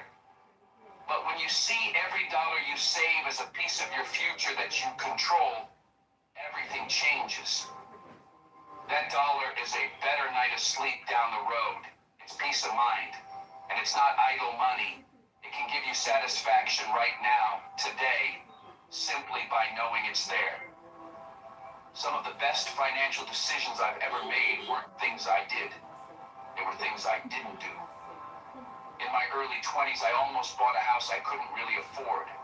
It would have locked me into a place I didn't want to stay and limited my options for years. Renting instead gave me freedom. I could move to where the opportunities were. I could adapt. Looking back, that flexibility was an incredible gift, even though at the time it didn't feel like the right move according to society's expectations. And that's where expectations play such a powerful role. If you expect to own a home by a certain age, and reality doesn't match that, it feels like failure. But if you shift your expectations and say, markets change, rates change, circumstances change, and if I stay patient, I'll figure this out when the timing is right, the stress eases. A lot of financial anxiety doesn't come from money itself, but from expectations handed to you by society, family, or comparison. Another major shift for me was realizing how important saving is compared to the constant obsession. Develop the mindset and strengthen your resilience in the quiet moments when no one is watching. You won't be ready when the storm hits. Think about it. You wouldn't step into a boxing ring without months of training. You wouldn't take an exam without studying. You wouldn't walk into a job interview without preparation. So why would you face the unpredictability of life without conditioning your mind? Your mind is your most powerful tool. But like any muscle, it needs training, daily effort, consistency. We all have dreams, goals, and ambitions. But too many people think success just happens when the opportunity arrives. They assume they'll be ready when the moment comes. That's not how it works. Success isn't luck. It doesn't appear out of nowhere. It's the result of preparation. And preparation isn't a one-time event. It's built through small, intentional actions every single day. Muhammad Ali once said, "The fight is won or lost far away from witnesses, behind the lines, in the gym, and out there on the road, long before I dance under those lights." He understood that victories aren't won in the spotlight. They're won in the unseen hours, in the quiet moments of discipline and dedication. So when your moment comes, when life tests you, the question is, will you be ready? Success isn't determined in the big, flashy moments. It's built in the small, unseen ones. It happens in the early mornings, in the hours when no one is watching, in the sweat and effort you put in day after day. When the lights come on, when the pressure is high, and when the crowd is cheering, the ones who succeed are the ones who have already done the work. That's what I need you to understand. Your battles are won long before the moment of pressure arrives. The challenges, the chaos, and the setbacks are coming. They always do. But if you've been preparing, if you've been training your mind and strengthening your discipline, you'll be ready when they hit. If you haven't been putting in the work, if you've just been coasting, then when that moment arrives,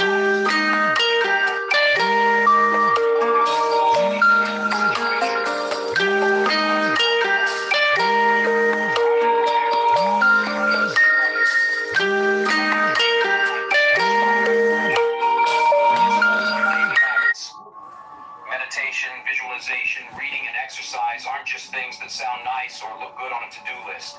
These are tools, powerful tools that help you build resilience, focus, and mental strength. Just like you train your body,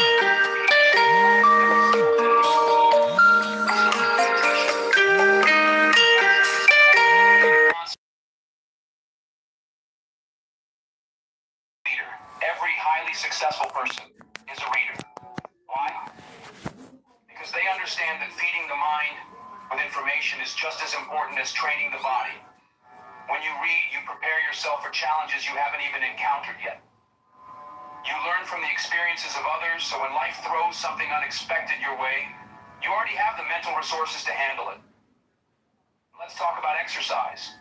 Everyone knows it's important to take care of your body, but what most people overlook is that exercise is just as much a mental game as it is a physical one.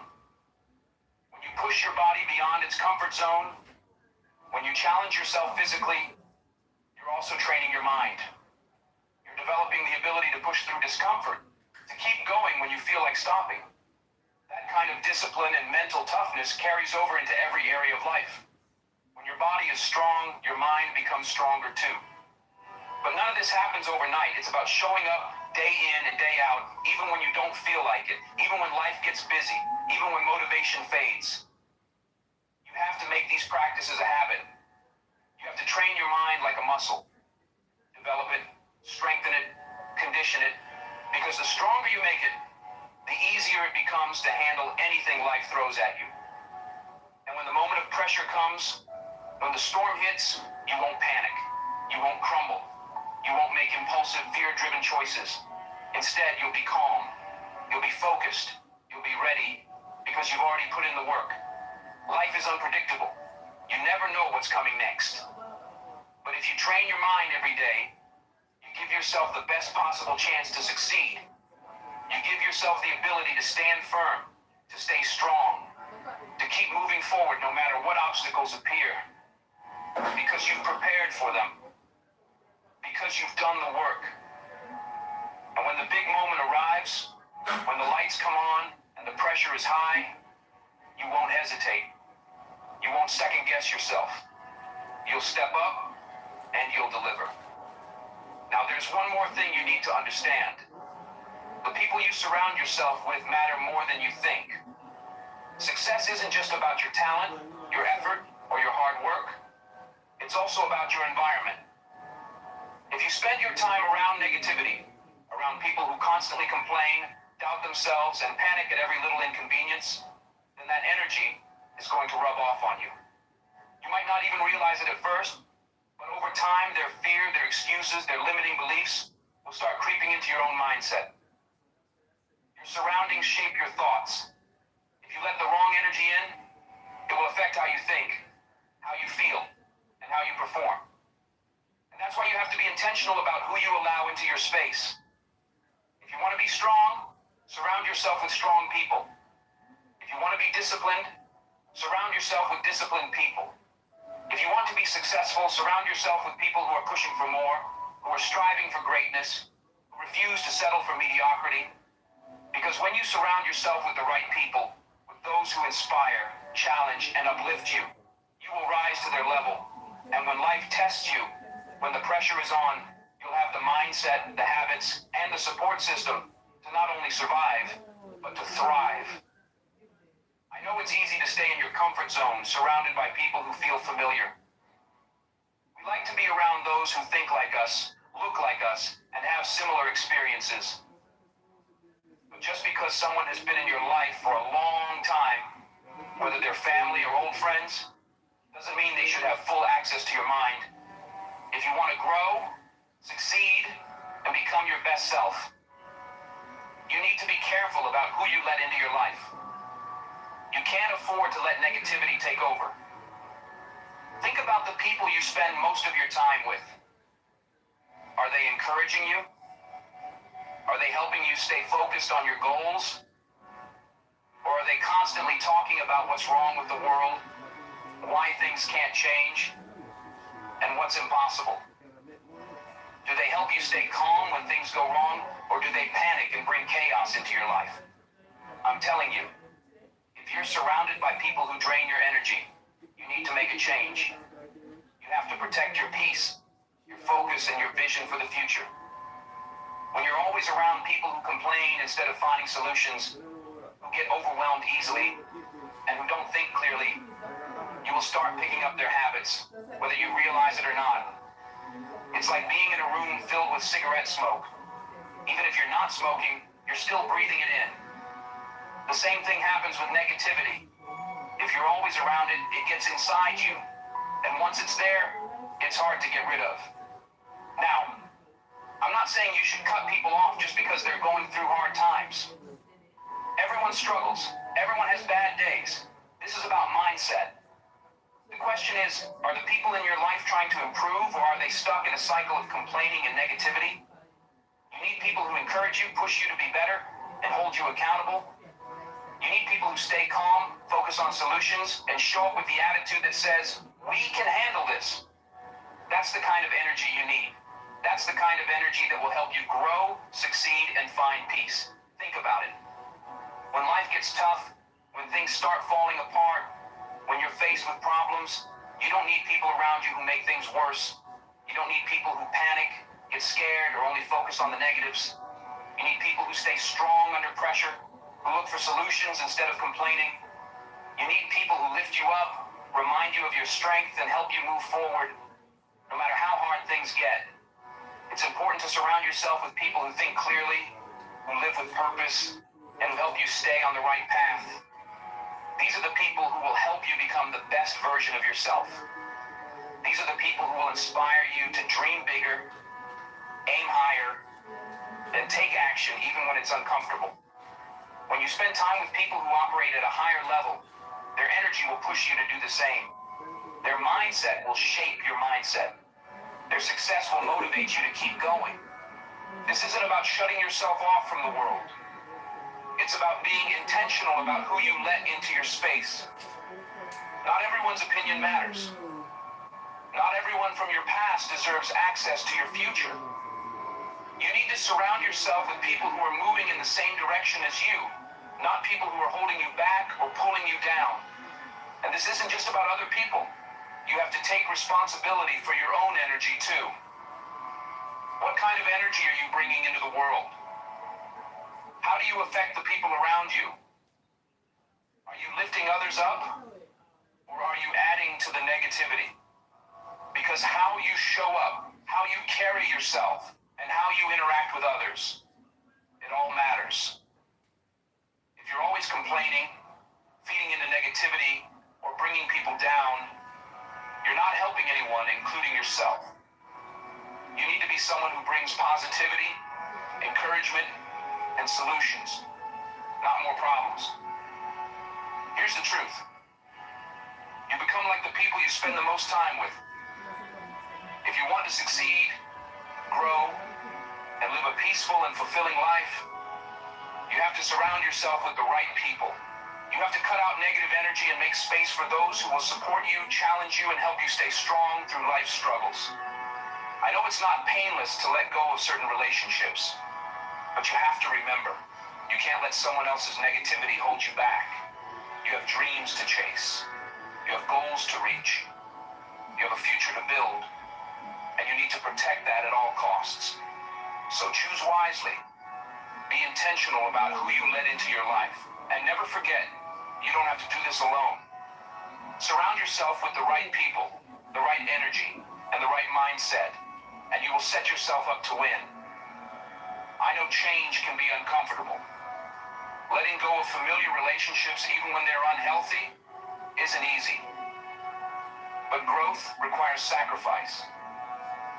It means making tough decisions about who gets to be part of your journey. You don't have to hate anyone. You don't have to cut people off in a harsh way. But you do have to set boundaries. You have to recognize when certain connections are holding you back instead of pushing you forward. And the truth is, not everyone is meant to go where you're going. Some people are only part of your story for a season, and that's okay. Your job is to make sure that the people who stay in your life are helping you build, not tearing you down. Life is going to test you. It's not a question of if, but when. There will be storms that shake you to your core. Storms that seem relentless, that feel like they may never end. You might find yourself at a breaking point, feeling like you can't take it anymore. The pressure will build, the winds will roar, and it will seem as if the whole world is closing in on you, making it impossible to see a way forward. But here's what you need to remember. Storms don't last forever. They can. That's simply the way life works. No matter how intense, no matter how overwhelming, every storm eventually passes. The skies will clear, the sun will break through the clouds, and when it does, the real question is, will you still be standing? Will you have endured the storm, or will it have left you broken, defeated, and lost? Let me tell you something. You have the strength within you to stand tall. You have the power to remain firm, even when everything around you is falling apart. But that kind of strength doesn't just appear when you need it. It's something you have to build. You have to train your mind to stay steady in the midst of chaos, because the person who stays calm in the storm is the one who comes out victorious. When the world is panicking, when everything seems to be spiraling out of control, it's the person who can master their thoughts, emotions, and responses who will rise above it all. The truth is, storms are inevitable. They will come. That's a fact. But just because the storm is coming doesn't mean you have to be destroyed by it. You don't have to let it knock you down or sweep you away. You have the ability to be the unshakable force in the middle of the chaos. But that can only happen if you've prepared for it. If you've trained yourself every single day to develop the mental resilience required to face life's biggest challenges. And that's what this is really about, training your mind, strengthening your ability to stay composed, stay focused, and remain steady, no matter what obstacles life puts in your way. The world is filled with distractions. It's loud, it's chaotic, it's designed to throw you off track. There will always be people who doubt you. There will always be setbacks, disappointments, and failures. But if you've built the habit of staying calm, if you've strengthened your mindset, then those obstacles won't have power over you. They won't break you. Instead, you'll take control of them. Because here's the thing. When you have control over your mind, nothing can break you. Your mind is your greatest weapon. It's your strongest tool. If you can keep it steady, if you can keep it sharp, you will always find a way to navigate whatever challenges life throws your way. So when the storm comes, and it will, don't panic. Don't let it shake you. Stand your ground. Stay calm. Trust yourself. Because you've done the work, you've trained your mind, and no matter how fierce the storm may be, you will not be broken. You will rise, you will overcome. And when the clouds clear and the sun shines again, you'll still be standing stronger than ever. So the next time life challenges you, remember this. Breathe, shift your perspective, and take control. That's the key. Not just to getting through hard times, but to rising above them. Because when you learn to stay calm, when you train yourself to control your thoughts and emotions, you become unstoppable. You become the kind of person who faces adversity head on and proves what true strength looks like. I'm not saying you need to be perfect. I'm not saying you need to have all the answers. But I am saying you need to be intentional. You need to commit to training your mind, building your mental resilience, and showing up for yourself every single day. Because when you do that, you don't just make it through the storms. You use them to rise even higher. And nothing, absolutely nothing, can hold you back. So take a deep breath, stand firm, stay focused. And always remember, when you keep your mind calm, you win. You've got this.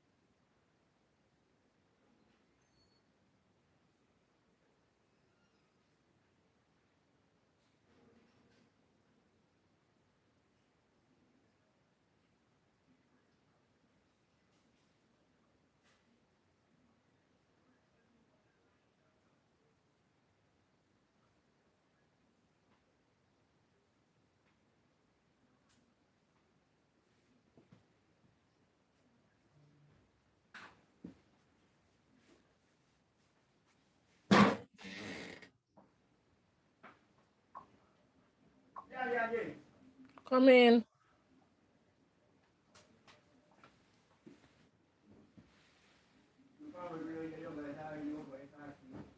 This isn't about being passive.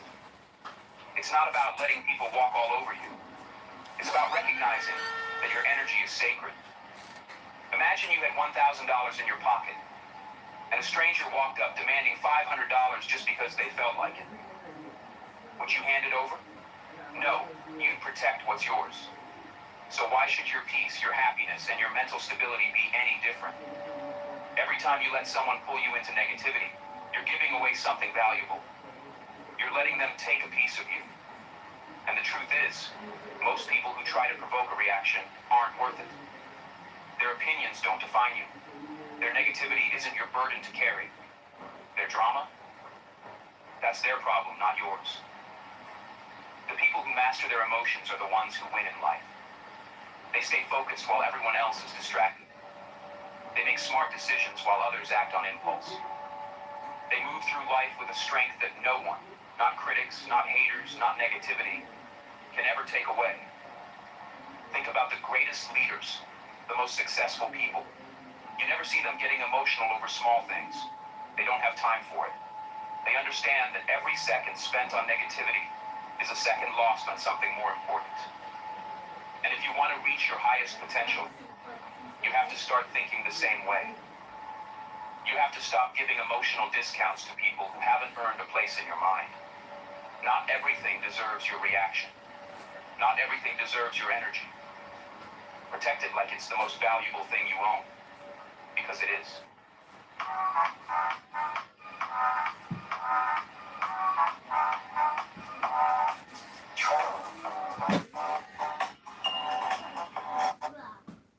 With grace. It doesn't mean you let people take advantage of you. It doesn't mean you allow disrespect. It means you know you're worth enough to walk away. It means you know your value enough to remove yourself from negative situations, from toxic arguments, from battles that aren't worth fighting. It means you choose wisdom over ego, strength over pride, growth over grudges. Because every second you waste on negativity is a second you could have been using to build, to grow, to elevate. Every moment you spend being angry is a moment you could have spent being happy. Life is too short to waste energy on people who don't deserve a response. Some of you are dealing with people who want to see you fail. People who get joy out of making you mad. People who would rather see you miserable than see you win. And the best revenge? Success. Not arguing, not proving yourself, not clapping back, not matching their negativity. Just winning, just thriving, just showing them that no matter what they throw your way, you are still moving forward. You are still shining. You are still elevating. Because when you stay focused on your purpose, nothing can bring you down. At the end of the day, you can't control how people treat you. You can't control what they say. You can't control what they do. But you can control how you respond. And your response, that's your power. That's your strength. That's what separates those who stay stuck from those who rise. So don't let small people pull you into small battles. Don't let petty situations take you away from your goals. Stay above it. Stay disciplined. Stay focused. Be the bigger person. Not for them, but for you. Because the moment you let go of negativity, the moment you refuse to engage in drama, the moment you choose peace over pride, that's the moment you truly win. Your environment shapes you more than you realize. The people you talk to, the conversations you entertain, the energy you allow into your space, it all affects you. You might think you're strong enough to handle negativity, but over time, it seeps in. It drains you. It shifts your mindset. That's why you must be intentional about surrounding yourself with positivity. You have to protect your space like your life depends on it, because in many ways, it does.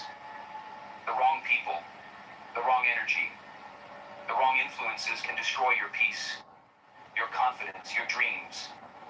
But the right people, the right energy, that can elevate you, that can push you forward, that can remind you of who you really are when you start to forget. Look around you? Who do you spend the most time with? What kind of energy do they bring? Do they uplift you, inspire you, challenge you to be better? Or do they complain, gossip, bring drama, and pull you into negativity? Because the truth is, you become what you surround yourself with. If you're around people who are always doubting, always fearful, always making excuses, you will start thinking the same way. But if you're around people who are driven, who are focused, who are constantly learning and growing, you will rise with them. That's why you can't afford to keep people in your life just because of history. Just because you've known someone for years doesn't mean they belong in your future. Some people are comfortable in negativity, they thrive in complaining, they live in excuses, and if you let them, they will pull you into their storm.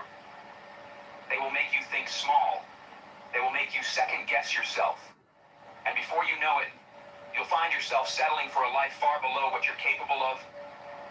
But when you surround yourself with positivity, when you keep people around you who believe in growth, in possibility, in greatness, you start to see the world differently. You start to believe in more. You start to dream bigger. You start to realize that your potential has no limits except the ones you accept. Positivity is not just about the people in your life. It's about everything you consume. The books you read, the shows you watch, the social media you scroll through. Every single thing you allow into your mind is either helping you or hurting you. Be mindful of it. Are you constantly feeding yourself negativity? Are you surrounding yourself with drama, fear, and doubt? Or are you consuming things that inspire, educate, and elevate you? Because if you want to change your life, you have to change what you allow into your mind. You have to fill yourself with things that remind you of your power, of your strength, of your limitless potential. There are people in this world who will make you feel like your dreams are too big, who will tell you to be realistic, who will try to plant doubt in your mind. And if you listen to them, if you let their words get inside your head, you will start to shrink yourself. You will start to question what you're capable of. You will start to believe their fears instead of your vision. But let me tell you something. People who doubt your dreams are only projecting their own insecurities. Their limits are not your limits. Their fear is not your reality. So don't entertain negativity. Don't argue with doubters. Don't waste your time trying to convince small-minded people of big possibilities. Just move. Just build. Just win. Surrounding yourself with positivity doesn't mean life will always be easy. It doesn't mean you won't have challenges, setbacks, or moments of doubt. But it means you have the right energy around you to keep going. It means that even on your worst days, you have people who will remind you of your strength, who will push you forward instead of letting you fall into excuses, who will challenge you to rise higher instead of pulling you down. That kind of environment, that kind of energy, it's priceless. That is the difference between staying stuck and leveling up. You have to be intentional about this. If someone constantly brings negativity into your life, distance yourself. If your social media is full of toxicity, unfollow. If your habits are keeping you in a cycle of stress and exhaustion, change them. Your peace, your growth, your success, it all depends on the energy you allow into your life. And you don't owe anyone an explanation for protecting your space. If they don't add value, if they don't inspire growth, if they drain your energy more than they uplift it, it's okay to let them go. Your future is too important to be weighed down by unnecessary negativity. You deserve to be surrounded by people who see the best in you, who encourage you to chase your dreams, who speak life into your ambitions, who remind you of your greatness when you start to doubt it. And if you don't have those people in your life right now, start seeking them out. Start putting yourself in places where growth happens. Read books that expand your mind. Listen to speakers who inspire action. Follow people who are living the kind of life you aspire to. Because when you surround yourself with positivity, you are constantly reminded that you are capable, you are worthy, you are unstoppable. At the end of the day, your energy is one of your most valuable assets, and the world is full of people who will try to drain it, who will try to fill your mind with fear, who will try to dim your light. But you don't have to let them. You have the power to choose. You have the power to build an environment that fuels your growth instead of stunting it. You have the power to surround yourself with positivity so that no matter what life throws at you, you keep rising, you keep building, you keep winning. Your mind is the most powerful tool you have, but like any tool, it must be sharpened, strengthened, and conditioned daily. You don't build a strong body by going to the gym once in a while. You build it through consistent effort, through daily training. Your mind is no different. If you don't train it, if you don't push it, if you don't control what you feed it, it will become weak, undisciplined, and easily influenced by negativity. But when you train your mind daily, when you make it a priority to strengthen your thoughts, your focus, your resilience, that's when you unlock your true power. That's when you become unshakable. That's when no setback, no failure, no outside noise can break you. Because you have built a mind that is stronger than anything life throws your way. Every single day, you are training your mind, whether you realize it or not. The question is, what are you training it for? Are you training it for discipline or for distraction, for growth, or for excuses, for strength or for weakness? Because every choice you make, every thought you allow, every habit you build, it's either making you better or making you weaker.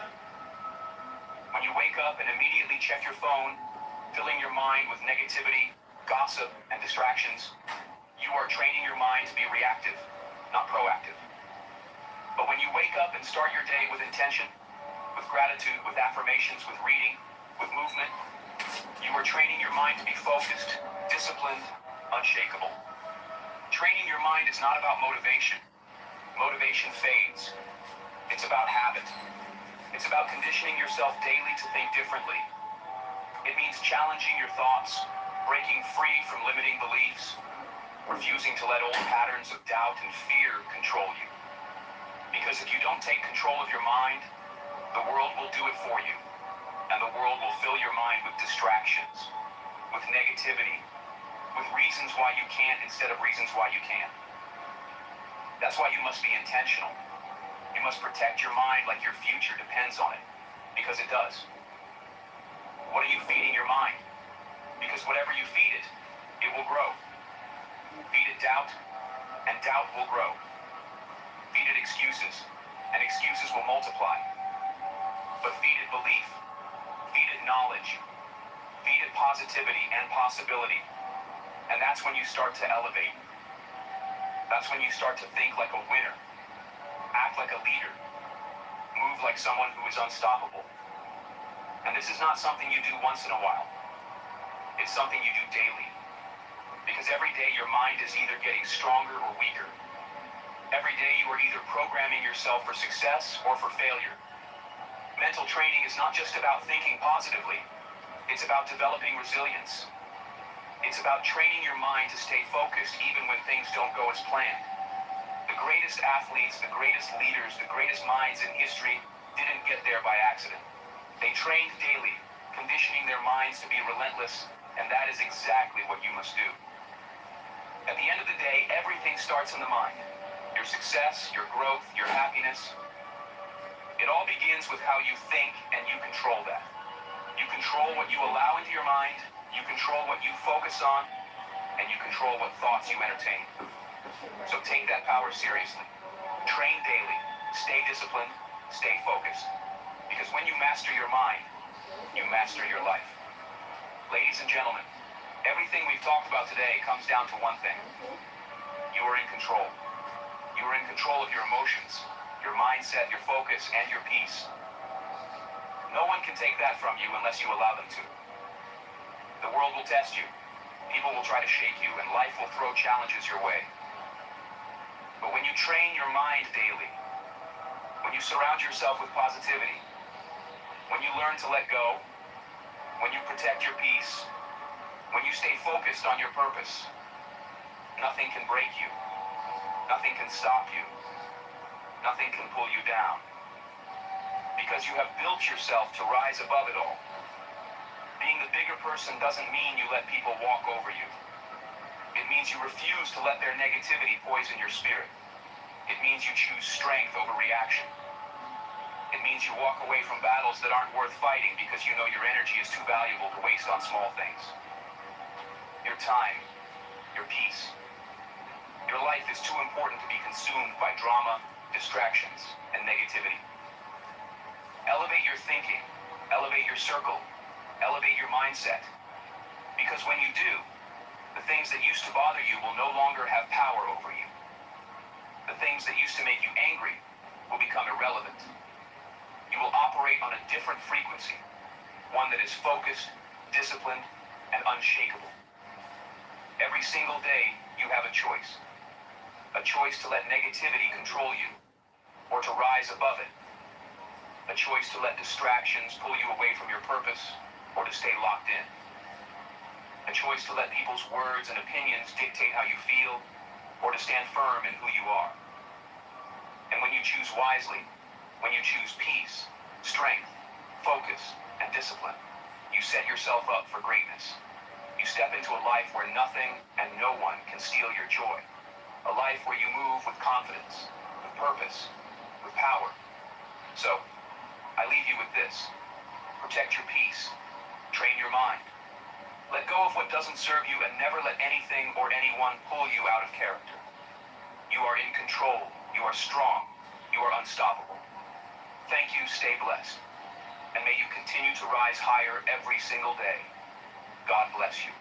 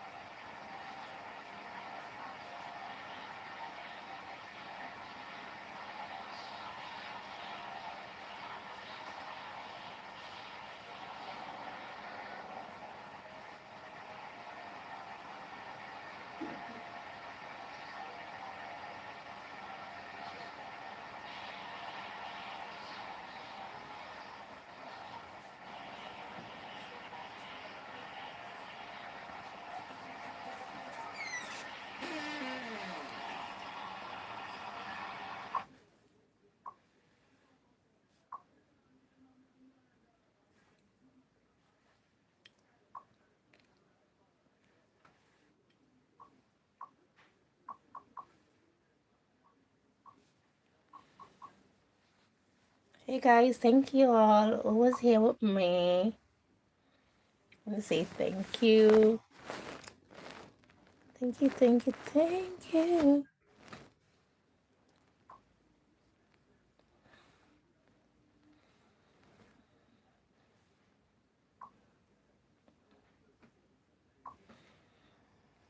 How does payroll feel with deal? Like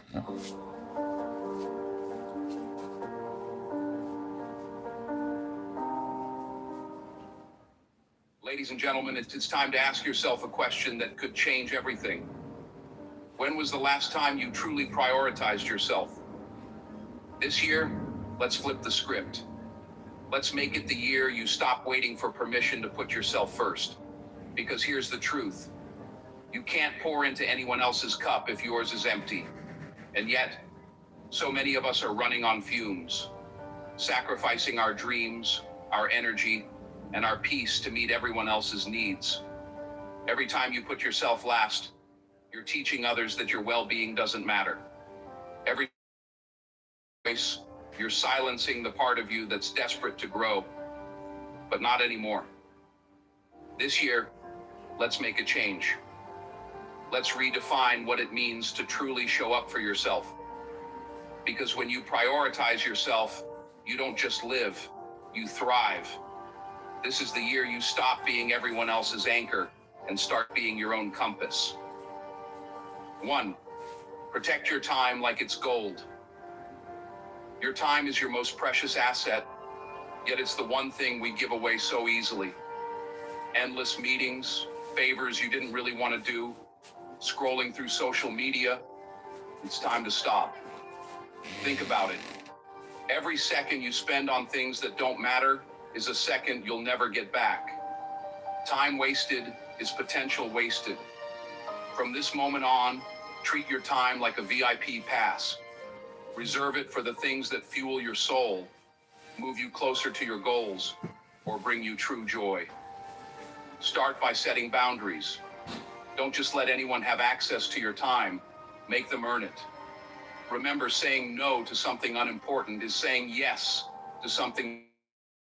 Ask yourself, one thing I can say no to today so I can say yes to myself. Keep a journal of where your time goes, and you'll be shocked at how much of it can be reclaimed for your dreams. Protect your time fiercely, and you'll watch your life transform. This year, stop apologizing for not having time for things or people that drain your energy. You deserve to prioritize what uplifts and empowers you. Your future self will thank you for it. Ask yourself, what do you want to create with the time you have left? Use each day as an opportunity to take one step closer to what truly matters to you. Your time is your life. Don't let anyone steal it away from you. It's time to reclaim it and protect it like the treasure it is. Prioritize the things that matter most, and the rest will naturally fall away. Let's start treating time as our most valuable resource and give it the attention it deserves. 2. Invest in your growth. The most powerful investment you can make is in yourself. Books, courses, skills, or simply taking the time to sit with your thoughts and rediscover who you are. This is the foundation of building the life you want. Growth isn't optional, it's a necessity. Because if you're not growing, you're standing still. And life doesn't wait. Every day that passes is an opportunity to become a better version of yourself. And here's the thing, growth isn't always easy. Sometimes it's uncomfortable. Sometimes it forces you to confront truths you'd rather ignore. But in that discomfort lies your breakthrough. Today, commit to one thing that stretches you outside your comfort zone. Maybe it's learning a new skill. Maybe it's having a difficult conversation you've been avoiding. Whatever it is, know that every step forward, no matter how small, is a step toward your greatness. Growth is the greatest gift you can give yourself. It's easy to get comfortable, but growth happens when you push through your fears and doubts. You don't need to have all the answers, but you do need to take the first step. The more you invest in yourself, the more the world will open up to you. Imagine looking back in a year and seeing how far you've come. The best part? You're in control of that journey. Embrace the challenge and let it propel you forward. Don't wait for tomorrow. Start today. The only time you should ever look back is to see how far you've come. You'll be amazed at what you can achieve when you prioritize growth. 3. Stop pleasing and start living. How much of your life has been shaped by the fear of what others might think? Listen carefully. Their opinions don't pay your bills. Their approval won't build your dreams. Every time you let someone else's expectations dictate your choices, you're handing over your power. You don't need anyone's permission to chase what sets your soul on fire. Free yourself from the chains of validation and start living boldly, authentically, unapologetically. The world doesn't need another version of what's already been done. It needs your unique light. Stop seeking validation from people who don't even know your worth. Stop waiting for applause that may never come. Instead, start clapping for yourself. Stand tall in your decisions, even when they go against the grain. Life is too short to live for others. Be brave enough to disappoint people who have no vision for your future. This is your journey, and it's time to own it completely. The moment you stop living for the approval of others is the moment you start living for yourself. Everyone's got an opinion, but your opinion of yourself is the only one that matters. Be bold enough to follow your own path. Don't let fear of judgment hold you back. Imagine how liberating it will feel to stop living on someone else's terms and start creating your own. Let go of the need for external validation and watch your confidence soar. The more authentic you become, the more empowered you will feel. No one can live your life but you, so make sure you live it your way. Each year, the Jamaican Parliament approves billions in tax dollars to buy goods and services for Jamaicans. Awarding contracts to private companies to provide public goods and services is called public procurement, and it is a major hotspot for corruption. Can citizens spot the red flags in public procurement and help the government protect our taxes? Yes, they can. And here are 6 to watch for. Direct contracting. When contracts are frequently awarded to one supplier without other companies competing to offer a better price and quality, we usually end up paying more and getting less. Contract splintering. Big projects need big money and higher level approvals. But if the contract is cut up into smaller ones, it won't need external approval from offices like the Public Procurement Commission or Cabinet. This makes it easier for contracts to avoid additional scrutiny. Timing of 4. Prioritize your health like it's your future. Your body is your engine, your mind is your GPS. But how well are you taking care of them? Skipping meals, skipping workouts, skipping rest. It's like expecting a car to run on empty. You wouldn't neglect your vehicle like that, so why do it to yourself? Health isn't just about looking good. It's about feeling unstoppable. When your body and mind are at their best, you unlock the energy and clarity to conquer your goals. This is the year you commit to being your strongest, sharpest, healthiest self. Create routines that prioritize your well-being. Morning walks, balanced meals, meditation, or even just taking time to breathe deeply. And don't forget your mental health. Practice self-compassion. Seek support when you need it.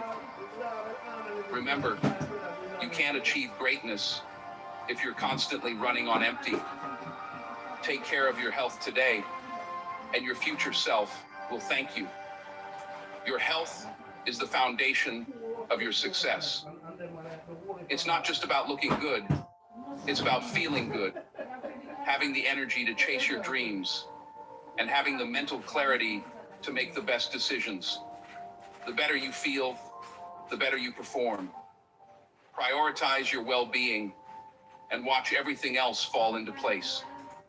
Your health is the true wealth you need to build a successful life. The stronger you are physically, the stronger you'll be mentally. Commit to taking better care of yourself every single day, and you'll find that success follows naturally. 5. Lead your own revolution. Focusing on yourself isn't selfish, it's revolutionary. It's saying to the world, I matter, my dreams matter, my happiness matters. And when you lead by example, you inspire those around you to do the same. You become a beacon of what's possible. You're not just changing your life, you're challenging the status quo. Because when people see you thriving, they'll wonder how they can do the same. So, lead your own revolution. Show up for yourself unapologetically. Make no excuses for wanting more, for dreaming bigger, for prioritizing your happiness. Remember, revolutions don't start with armies. They start with individuals who dare to say, enough. Be that individual. Be the change you've been waiting for. And watch as the world around you starts to shift. It all begins with you. Your revolution is personal. It's about breaking free from the expectations that limit you and creating a life on your own terms. When you lead, you inspire others to follow. Your example has the power to transform not only your life, but the lives of those around you. Don't wait for permission to live your truth. Lead with confidence and courage, and you'll ignite a movement that changes everything. Dare to be the spark that lights up the world. You have the power to make an impact, no matter how small it seems. And that impact will ripple out to everyone around you. Each small action you take today builds momentum for tomorrow's success. As you lead, remember that your journey is not just for you.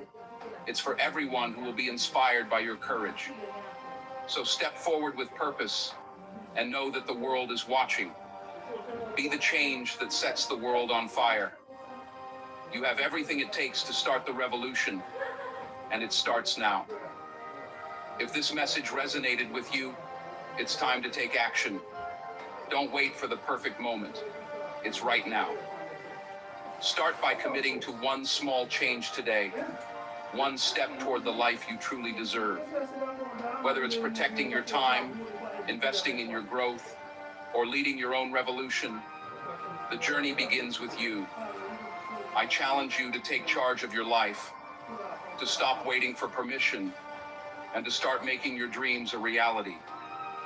You have everything you need within you to succeed. Now, it's time to believe in yourself and take that first step. If you found value in this video, share it with someone who needs to hear this message. Spread the positivity and inspire others to take control of their future. Guys, Don't forget to subscribe. Turn on notifications.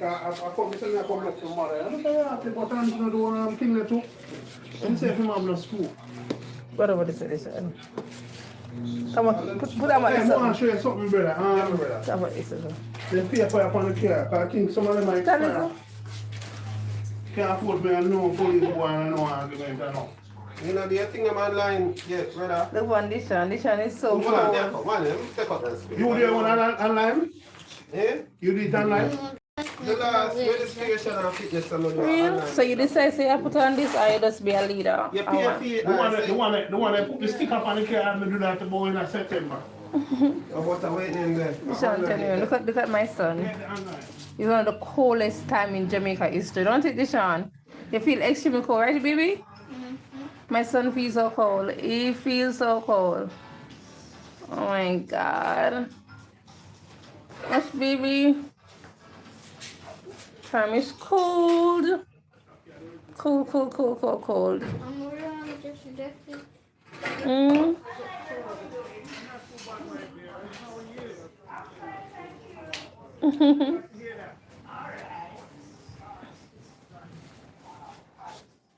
Alright guys, Deshaun has come. So that means he's gonna want his what? Tell him, Deshaun. He's gonna want your what? But guess what? Deshaun? I have something to say to you about your tablet. You know you ever ever trouble your tablet and put things on it, guess what? Guess what the tablet? Guess what happened? Guess what? Tablet is no more. Tablet is no more. Tablet is no more. Tablet is no more.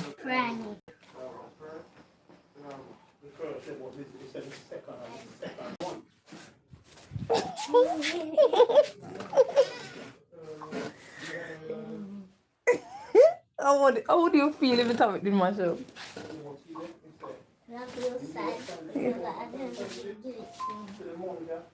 But it's... Oh god, guys, I guess it's the last of the video now, guys, because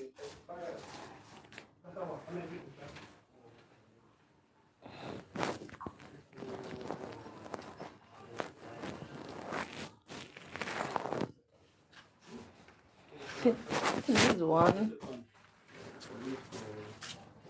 this would have been like 2, 3.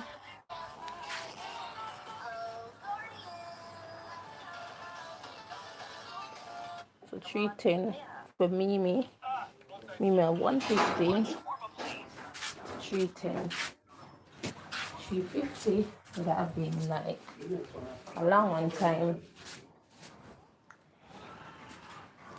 But guys, it seems like I have to be finding something for you guys to be able to watch, because you guys still want to watch things. I'm so happy that you guys, still want to watch some things. I really appreciate you. Shine.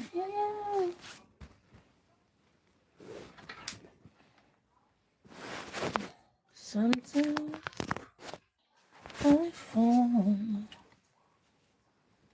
Take me to the king. I don't have much to bring. My heart is torn in pieces. It's my offering. Take me through the throne. Leave me there alone. Truth I'm tired. Options are few. I'm trying to pray. Lord, where are you? But still I come. It feels right.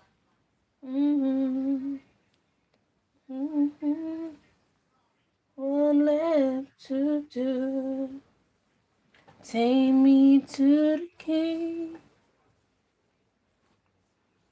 I don't have much to give. My heart is torn in pieces. It's my offering. Take me to the throne. Leave me there alone. Yeah, when I say like this, say, sometimes I fall to my knees and pray. Come, Jesus, come. Let the day be. Sometimes I feel like I'm gonna break. I'm holding on to a hope that won't fade. Come, Jesus, come. We've been waiting so long on the day you return. Yeah, one. Your goodness is running after, it's running after me. Your goodness is running after, it's running after me. And my life waits up. I surrender now.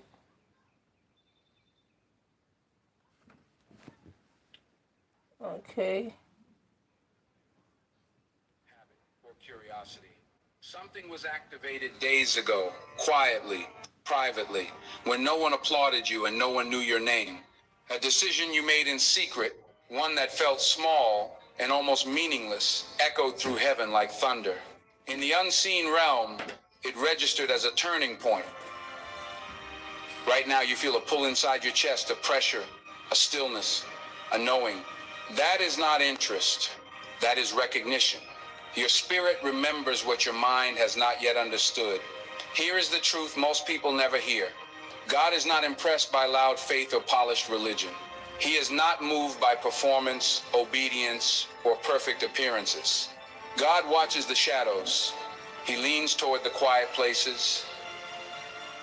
He studies who you are when the lights go out, when prayer feels heavy, when obedience costs you more than it gives back. He saw you stay when everything in you wanted to run. He saw you choose faith when strength had already left. Nothing you did vanished. Not the tears, not the restraint, not the loyalty in the dark. Heaven recorded every moment with precision. That breaking point became the moment God was waiting for.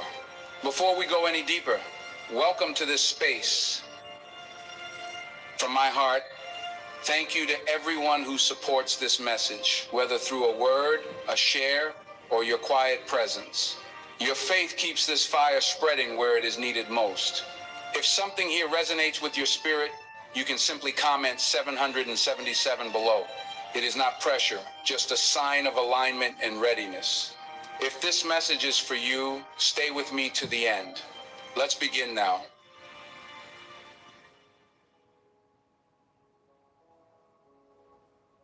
Beloved chosen ones, there is a difference.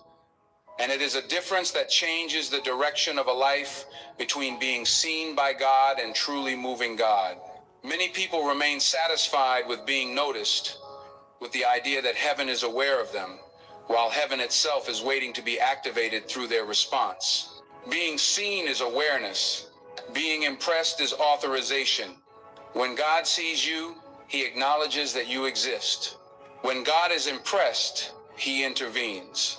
He steps into motion. He shifts circumstances. He releases an assignment that carries weight and consequence. You need to understand this clearly, because this message is not designed to give you a brief emotional lift. It is not here to excite you temporarily. This is not spiritual caffeine meant to wear off after a few moments. This is commissioning language. When God is impressed, he does not remain at a distance offering encouragement. He deploys, he sends, he authorizes, he entrusts responsibility, influence, and spiritual weight to your life in a way that changes how you move forward. Many people misunderstand what God's approval really means. They imagine approval as applause. They think it looks like affirmation, recognition, or reward. But approval in heaven functions more like a command than a compliment. Approval means heaven has determined that you can be trusted with what is coming next. And when that determination is made, reality itself must shift to make space for what God is about to release. That is why this moment carries so much significance. That is why there is a seriousness you can feel internally. This is not about whether you feel inspired or uplifted. This is about what heaven is preparing to place in your hands. This is about responsibility, not emotion. This is about readiness, not excitement. Before going any further, it is important to understand where this approval was formed. It was not formed in public view. It was not forged on a stage. It was not earned in moments people could celebrate or applaud. It was shaped in silence. It was tested in obscurity. It was proven in places where no one was watching and no one was clapping. The last 6 months of your life were not accidental. They were not wasted time. They were not merely about surviving difficult circumstances. They were a season of surveillance. While you felt as though you were barely holding on, heaven was observing you carefully and intentionally. This was not about the obvious battles you could describe to others. It was not about struggles you could easily explain or moments you could share publicly. It was about the invisible wars, the quiet conflicts that no one else could see, the ones that surfaced in the early hours of the morning when the world was asleep and your mind would not quiet down, the nights when your body was exhausted but your thoughts were overwhelming, the moments when doubt pressed heavily on you and you questioned whether any of this truly mattered. Those hours were not empty. Heaven was recording them. It was not only recording your prayers, but also your silence. Not only what you spoke, but what you endured without words. Not only your declarations of faith, but your restraint, the moments you chose not to quit, the moments you resisted the urge to react, the moments you remained faithful without feedback, without reassurance, and without visible evidence. Heaven does not only listen for sound. Heaven watches posture. Heaven observes endurance. Heaven pays attention to who you become when no one is reinforcing you, encouraging you, or validating you. That is where the transition took place. There was a line you crossed without realizing it. A line separating being acknowledged from being impressive. A line between being noticed and being trusted. A line between simply surviving and being qualified. You did not feel strong as you crossed it. You did not feel confident or victorious. You felt tired. You felt worn down. You felt uncertain. But you stayed. And staying is what impressed God. Anyone can obey when the outcome is clear. Anyone can worship when the blessing is visible. Anyone can praise when the evidence is undeniable. But remaining when nothing makes sense, remaining when prayers seem unanswered, remaining when strength is gone and doubt is present, that is rare faith. That is mature faith. That is the kind of faith heaven responds to. God was not impressed by how composed you appeared. He was impressed by the fact that you did not walk away when everything within you wanted to. Those moments at 3 a.m. were not signs of weakness. They were witnesses. They bore witness to your loyalty, your honesty, and your refusal to abandon God even when you could not feel his presence. Heaven saw all of it. Many people misunderstand God at this point. They believe he is waiting for perfection. He is not. He is watching for faithfulness under pressure. He is watching for integrity without applause. He is watching for obedience that does not need to be seen or acknowledged. The silence you experienced did not mean you were ignored. It meant you were being evaluated, and you passed. That is why what is unfolding now feels heavier than simple encouragement. That is why this moment feels like a turning point. Approval has been granted, and approval always comes before assignment. When God is impressed, he does not rush to explain himself. He prepares the person first. He allows the season of observation to complete its work. He allows internal growth to mature fully, and then he moves. That is why this message unfolds the way it does. You are being prepared to understand the moment that truly moved God. You are being brought into awareness of a conversation that occurred beyond your sight. You are being readied for the marks that will begin appearing in your life, not symbolically, but in real and tangible ways in the days ahead. None of this would make sense without the 6 months that preceded it. Those months stripped you of false supports. They refined your character. They removed your dependence on validation. They taught you how to survive without reassurance. They trained you to stand without applause. They showed you how to remain steady without recognition. That season was not punishment. It was preparation. Heaven was not silent because it was absent. Heaven was silent because it was watching. And now that season has ended. You move from being seen to being trusted, from being acknowledged to being authorized, from being observed to being deployed. This is not motivation. This is movement. What comes next will require the version of you that learned how to stay in the dark without quitting. That version is the one heaven approved.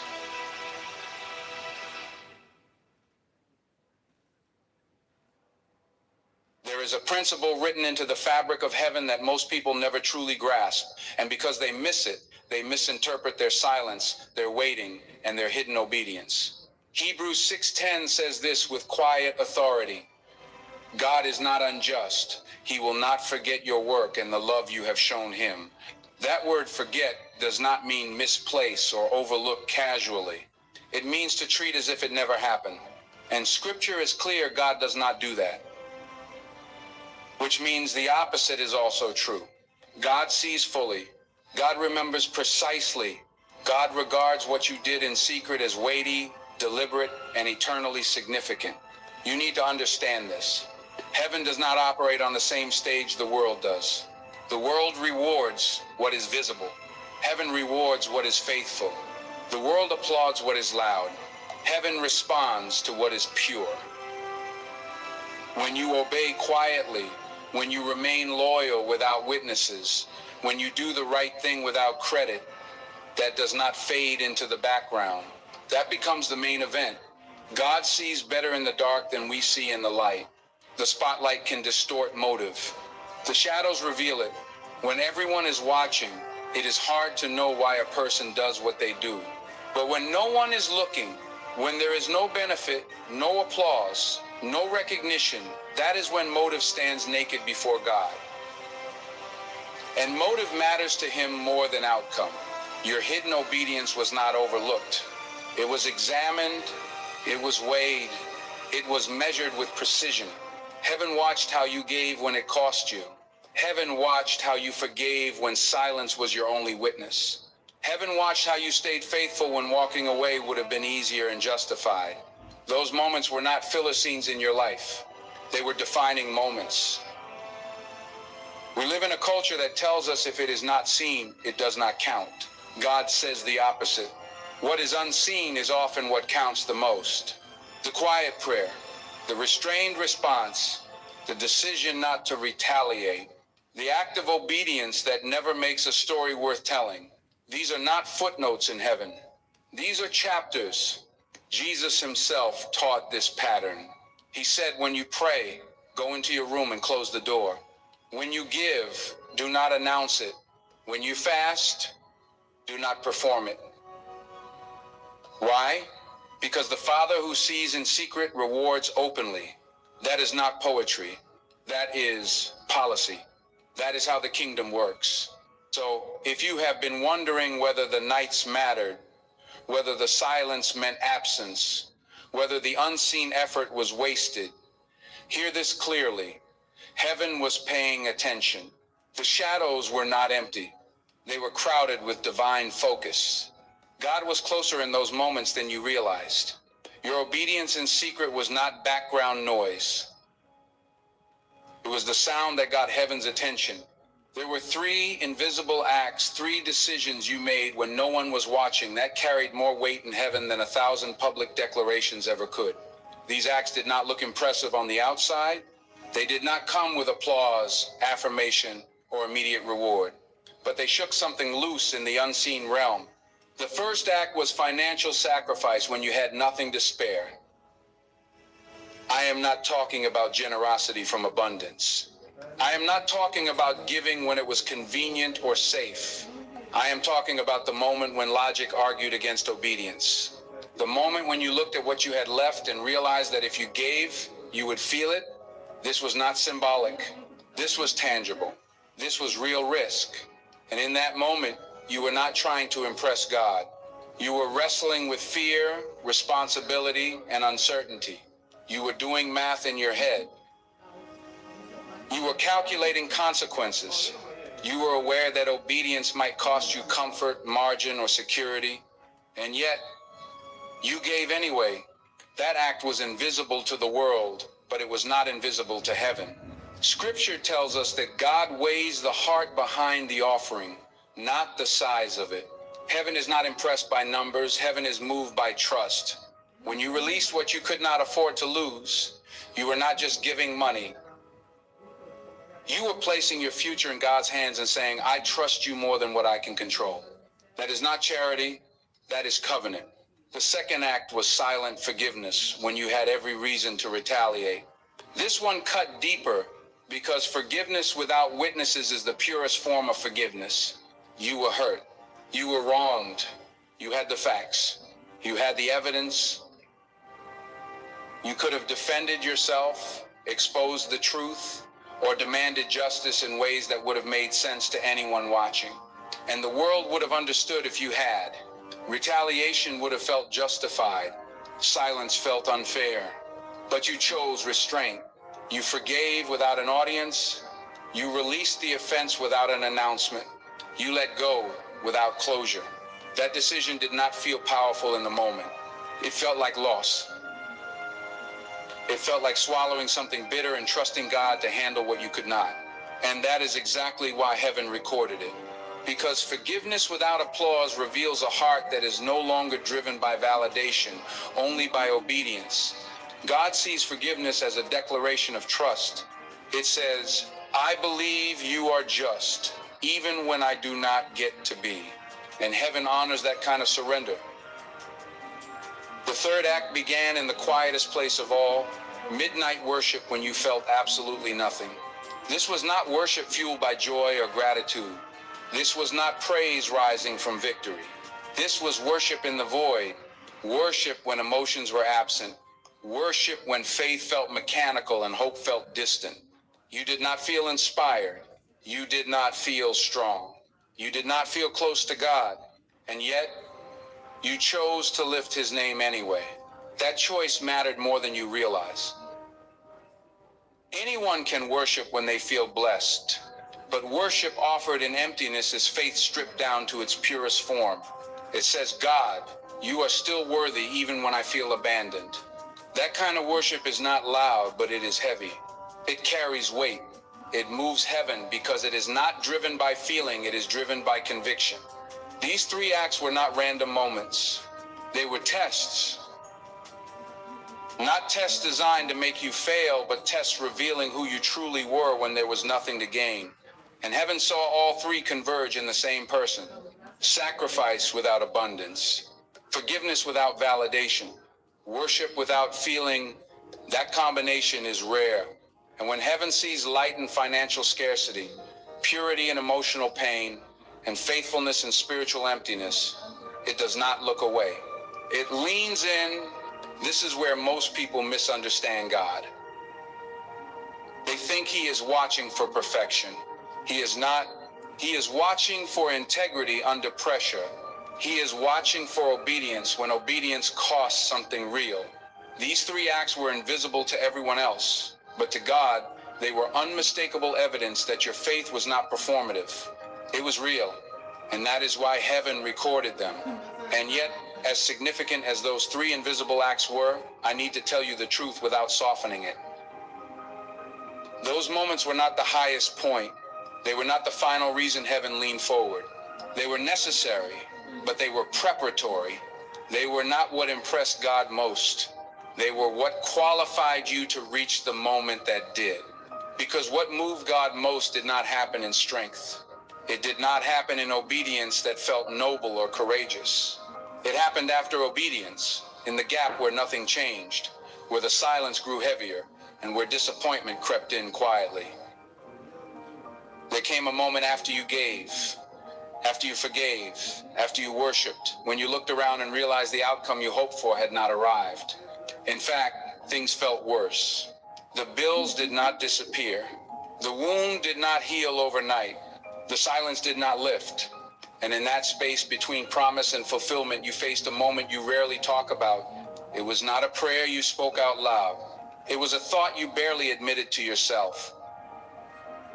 A raw, unfiltered question that rose up from exhaustion, not rebellion. A question that sounded something like this. I did everything right.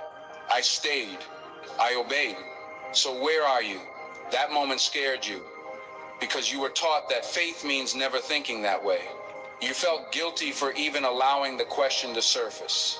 You tried to silence it with scripture, with worship, with effort, but it lingered, heavy and unresolved. And that moment right there, that is what impressed God. Not because you doubted, but because you did not leave. Anyone can claim faith when results are visible. Anyone can declare trust when the road makes sense. But you stayed when trust felt fragile.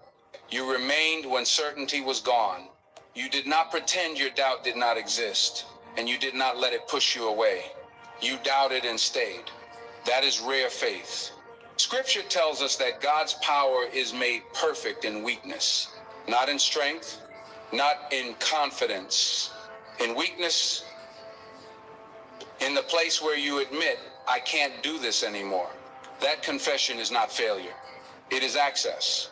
It is the moment God is invited to be God. Your doubt was not a betrayal. It was honesty. And honest faith is the only kind heaven responds to. Let me say this carefully. God was not offended by your question. He was moved by your endurance. He was not disappointed by your weakness. He was drawn to your persistence. You did not collapse into disbelief. You did not abandon the path. You stayed present even while uncertain. That is the kind of faith God trusts with assignment. This is where many people exit their calling, not in rebellion, but in disappointment. They obey, but when the reward delays, they quietly withdraw. They stop expecting. They stop leaning in. They stop showing up, but you did something different. Even after the doubt, even after the question, you kept showing up. You got dressed again. You prayed again. You stood again. Not because you felt confident, but because you refused to quit. And heaven noticed. That is why approval followed. Because approval is not about how polished you are. It is about how dependable you are. God does not entrust weight to people who only move when they feel strong. He entrusts weight to those who remain when they feel empty. Your staying power revealed something deeper than obedience. It revealed loyalty. And loyalty is what heaven responds to. So understand this clearly. Those three invisible acts were not the crown. They were the door. They led you into a deeper test, the test of remaining without reassurance. And when you passed that test, something shifted. You moved from being evaluated to being entrusted. That is why this season feels different. That is why the air around your life feels heavier. Because approval carries responsibility. It carries expectation. It carries assignment. You are no longer in the phase of being watched to see if you will stay. You are entering the phase of being sent to see if you will steward. And here is the weight of it. Approval is not a reward you hold. It is a call you answer. What comes next will require the version of you that learned how to stand with unanswered questions. The version of you that learned how to worship without feeling. The version of you that learned how to obey without clarity. That is the version heaven approved. You were not disqualified by your doubt. You were defined by your decision to remain.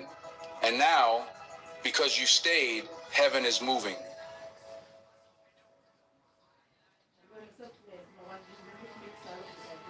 Beloved chosen ones, what is happening in your life right now is not new.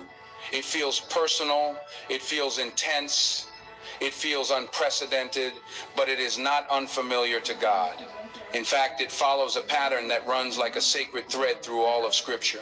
What you are walking through has been walked before. What heaven is responding to in you is the same thing it has always responded to. Quiet obedience, hidden faithfulness, no audience, no applause. And because of that, full divine attention. Let me show you the pattern. Because when you see it, you will stop questioning your silence and start understanding your positioning. Look at Abraham. Before he became the father of nations, before promises multiplied, before history remembered his name, Abraham built an altar in a place where no one was watching. Genesis tells us he erected that altar quietly, privately, with no crowd and no celebration. No announcement, no witness, just obedience. That altar was not a public declaration. It was a private surrender. And heaven responded by sealing a covenant that would echo through generations. The altar was built in secret, but the blessing was revealed openly. Look at Hannah. She did not pray loudly. She did not perform her pain. Scripture says her lips moved, but no sound came out. The priest misunderstood her. People misjudged her, but God heard her. Her silent prayer was not weakness. It was desperation wrapped in trust. And heaven responded. What was whispered in bitterness became a child who changed a nation. The prayer was private. The answer was public. Look at the widow Jesus pointed out in the temple. Others gave loudly, noticeably, generously from their excess. She gave 2 small coins, quietly, without recognition, without security. Nobody applauded her. Nobody noticed her sacrifice. Nobody but Jesus. And heaven marked her offering as greater than all the rest. Why? Because she gave without an audience. What was hidden in the moment became eternal in its impact. Look at Joseph. He had every right to expose Mary publicly. The law gave him permission. His reputation gave him leverage. His pain gave him justification. But Scripture says he decided to handle it quietly. Secret righteousness. No speech, no defense, no explanation. And because of that hidden obedience, God trusted him with the responsibility of raising the Savior of the world. His restraint in private opened a door to public destiny. Look at Cornelius. Acts tells us his prayers and generosity rose before God as a memorial offering. A memorial, something remembered, something recorded, something that did not fade. He was not a priest. He was not preaching. He was not famous. He was faithful in secret, and because of that, heaven broke protocol and sent an angel to his house. His hidden devotion triggered divine interruption. Look at Dorcas. She did good quietly. She served without a platform. She helped without fanfare.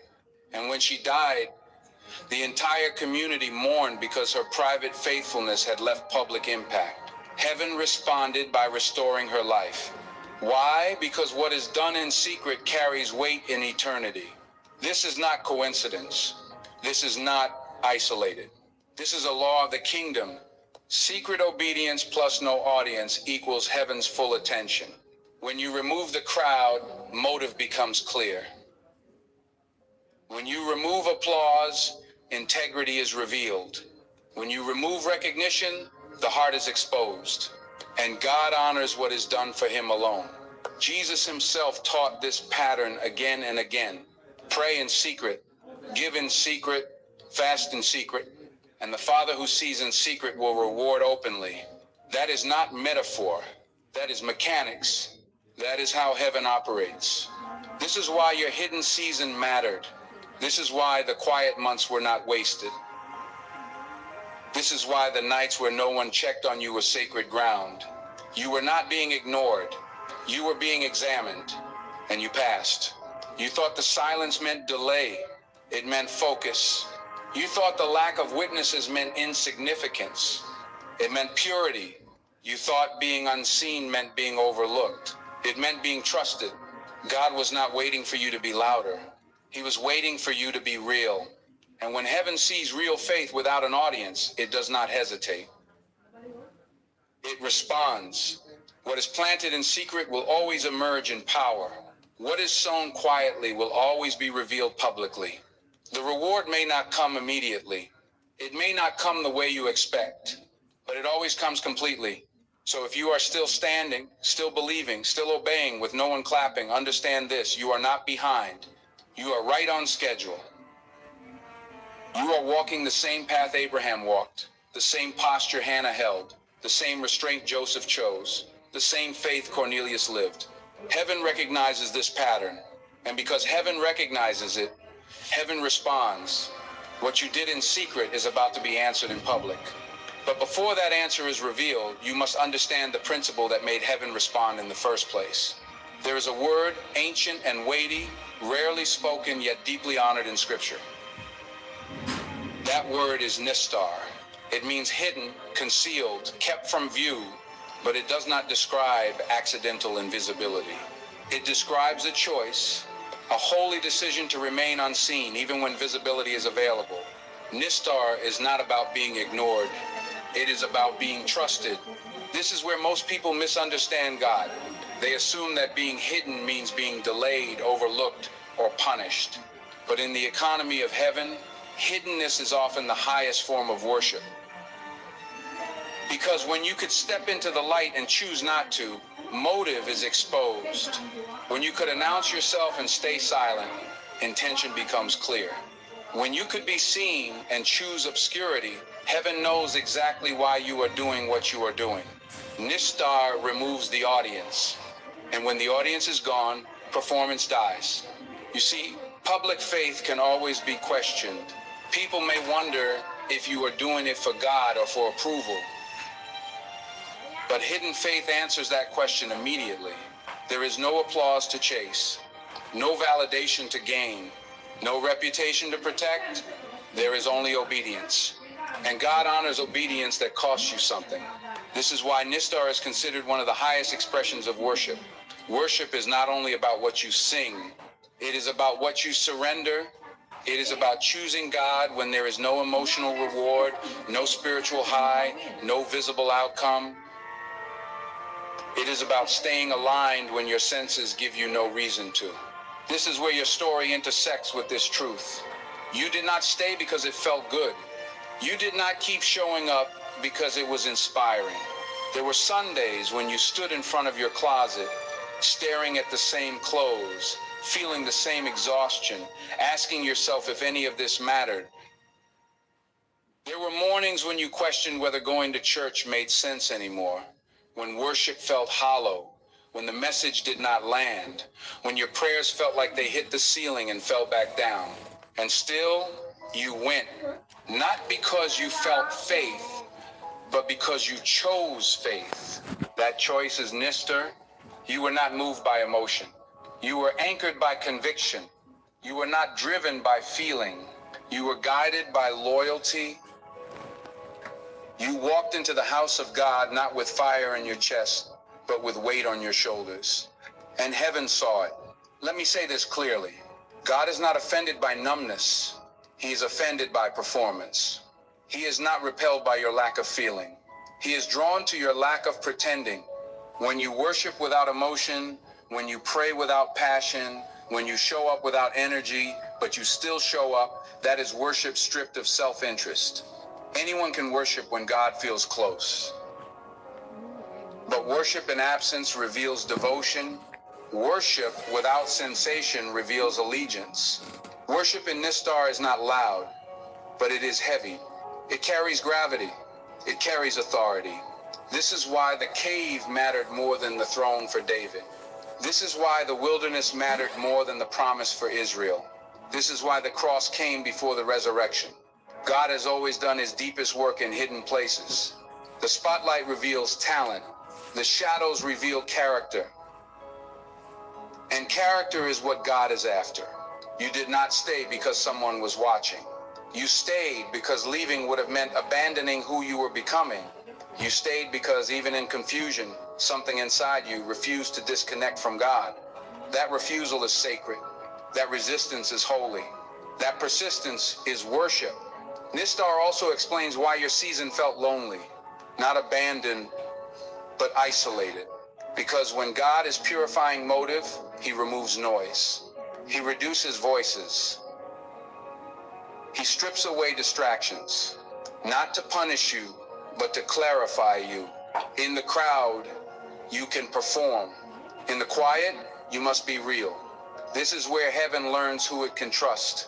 God does not reveal everything to everyone. He reveals weight to those who have proven they can carry it without recognition. He releases authority to those who do not need attention. He entrusts influence to those who are not hungry for it. Your hiddenness was not an accident, it was selection. And the reason it mattered so much is because Nistar reveals the deepest truth of your faith. When no one is watching, who are you loyal to? When no one is affirming you, who do you serve? When nothing feels rewarding, who do you remain faithful to? You answered those questions with your life. You stayed, you worshiped, you remained. And that is what God was looking for. But now I need to take you one layer deeper, because Nistar is not only about what you avoided doing, it is about what you chose to do anyway. Hiddenness is not passive. It is active obedience without emotional reinforcement. It is discipline without applause. It is faithfulness without feedback. This is the part few people understand. Nistar is not weakness. It is restraint. It is strength under control. It is the ability to remain steady when everything in you wants relief. It is the decision to keep aligning your life with God even when alignment feels costly and unrewarded. Let me talk to you about that moment again. That morning when you woke up tired before the alarm, when your body felt heavy and your spirit felt quiet, when there was no anticipation, no excitement, no sense of spiritual momentum, you stood there and asked yourself the honest question most people never admit out loud. Does it matter if I go today? No thunder answered you. No voice broke the silence. No sign appeared. And still, you moved.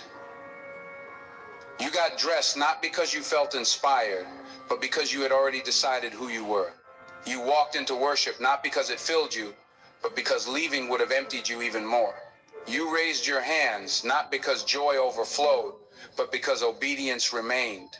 That moment matters more than any shout of praise you have ever given. Because Nistar worship is not about feeling God's presence. It is about honoring God's position. It says, you are worthy even when I cannot feel you. And that declaration shakes heaven. This is why God does not rush people out of hidden seasons. He waits until the desire to be seen dies. Because as long as a person still needs recognition, they cannot be trusted with influence. As long as someone still needs validation, they will eventually compromise to get it. Hiddenness kills performance. It starves ego. It purifies intent. That is why God allowed you to feel overlooked. That is why he let the prayers feel unanswered. That is why he did not rescue you quickly. He was not withholding blessing. He was removing dependency on outcomes. And here is the uncomfortable truth. Many people want God to use them publicly, but they have never learned how to obey privately. They want authority without anonymity. They want influence without invisibility. They want fruit without root. God does not work that way. Every person God has ever used deeply was shaped quietly first. Moses disappeared into the desert before he spoke to Pharaoh. David learned how to worship unseen before he ever touched a crown. Jesus himself lived 30 years in obscurity before 3 years of ministry. Hiddenness was not delay. It was preparation. And the reason is simple. What is revealed too early collapses under pressure. What is formed in secret can withstand exposure. You were being strengthened where no one could applaud you, so that later applause would not corrupt you. This is also why Nister feels lonely, because God reduces the crowd when he is refining character. He limits voices so his voice becomes primary. He removes distraction so discernment can develop. He allows misunderstanding so humility can take root. You thought that loneliness meant something was wrong with you. It meant something was being built in you. God was teaching you how to live before an audience of one. And once you learn that, everything changes. Because when God becomes your only audience, fear of people loses its power. Comparison loses its grip. The need to explain yourself fades. You stop performing. You start stewarding. You stop chasing moments. You start carrying weight. This is where Nistar becomes dangerous in the best possible way. Because a person who no longer needs to be seen cannot be manipulated. A person who no longer needs approval cannot be controlled. A person who has learned to worship without feeling cannot be shaken when feelings disappear again. That is the kind of person God entrusts with assignment. You stayed when you could have left. You worshiped when you felt empty. You remained when it made no sense. That revealed something about your heart that success never could. It revealed loyalty. And loyalty is what God looks for when he is deciding who to send, who to trust, who to release. This is why heaven responded to you. Not because you were impressive, but because you were consistent. Not because you were loud, but because you were faithful. Not because you were visible, but because you were true. Now understand this clearly. Nistar does not last forever. Hidden seasons end. Obscurity lifts. But when it does so on God's terms, not yours. And when he brings you into visibility, it will not be to satisfy you. It will be to serve others. Because hidden worship always leads to public responsibility. What you did when no one was watching prepared you for what you are about to carry when many will be. And if you had not learned how to stay unseen, you would not survive being seen. That is why this chapter matters. That is why this principle matters. Because you are standing at the edge of transition. The hidden season has done its work. Motive has been purified. Ego has been quieted. Loyalty has been proven. And now heaven is preparing to answer in public what you lived out in private. Not to reward you, but to release you.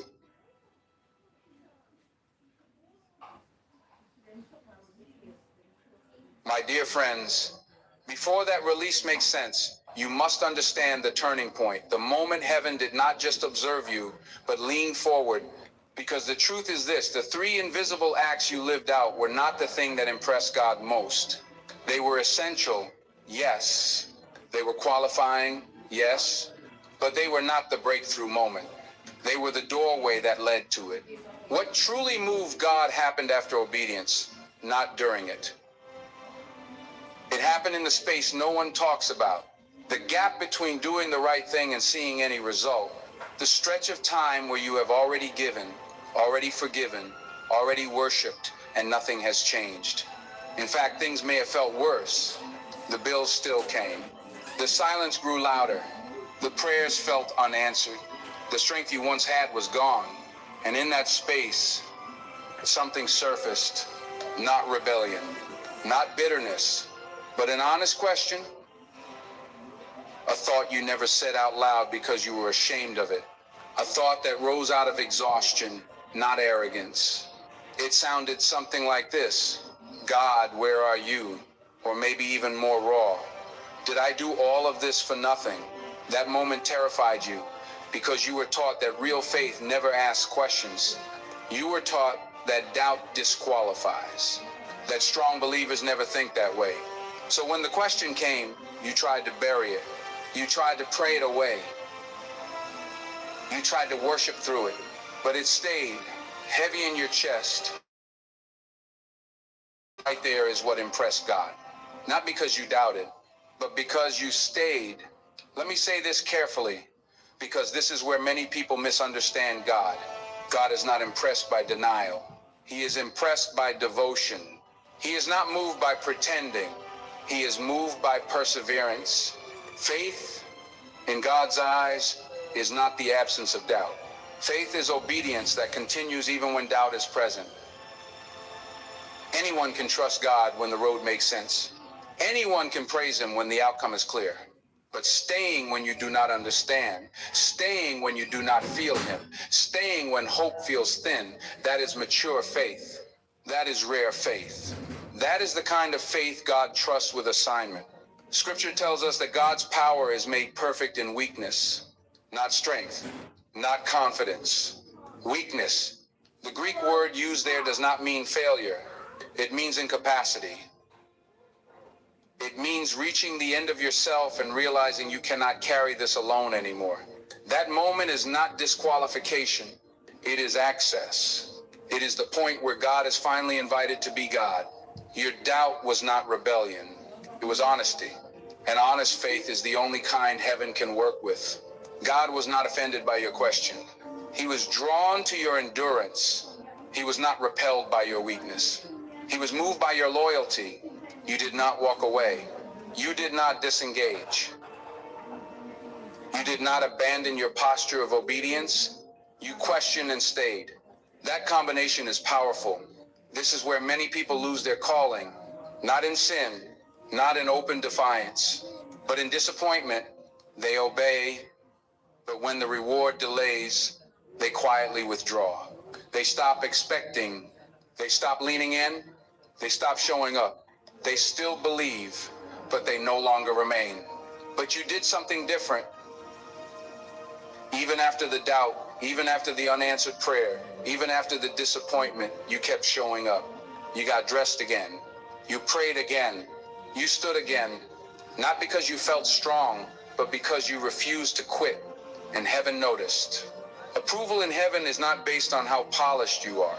It is based on how dependable you are. God does not entrust weight to people who only move when they feel inspired. He entrusts weight to those who remain faithful when inspiration is gone. That is why this moment matters. Because what God saw was not your perfection. He saw your persistence. He saw that even when your emotions collapsed, your obedience did not. Even when your certainty wavered, your commitment stayed intact. You were not disqualified by your doubt. You were defined by your decision to remain. And that decision told heaven something critical about you. It said you were not serving God for outcomes. You were serving him out of allegiance. You were not loyal to the blessing. You were loyal to the relationship. And that kind of loyalty is rare. So understand this. The moment you thought might disqualify you was the moment God marked you.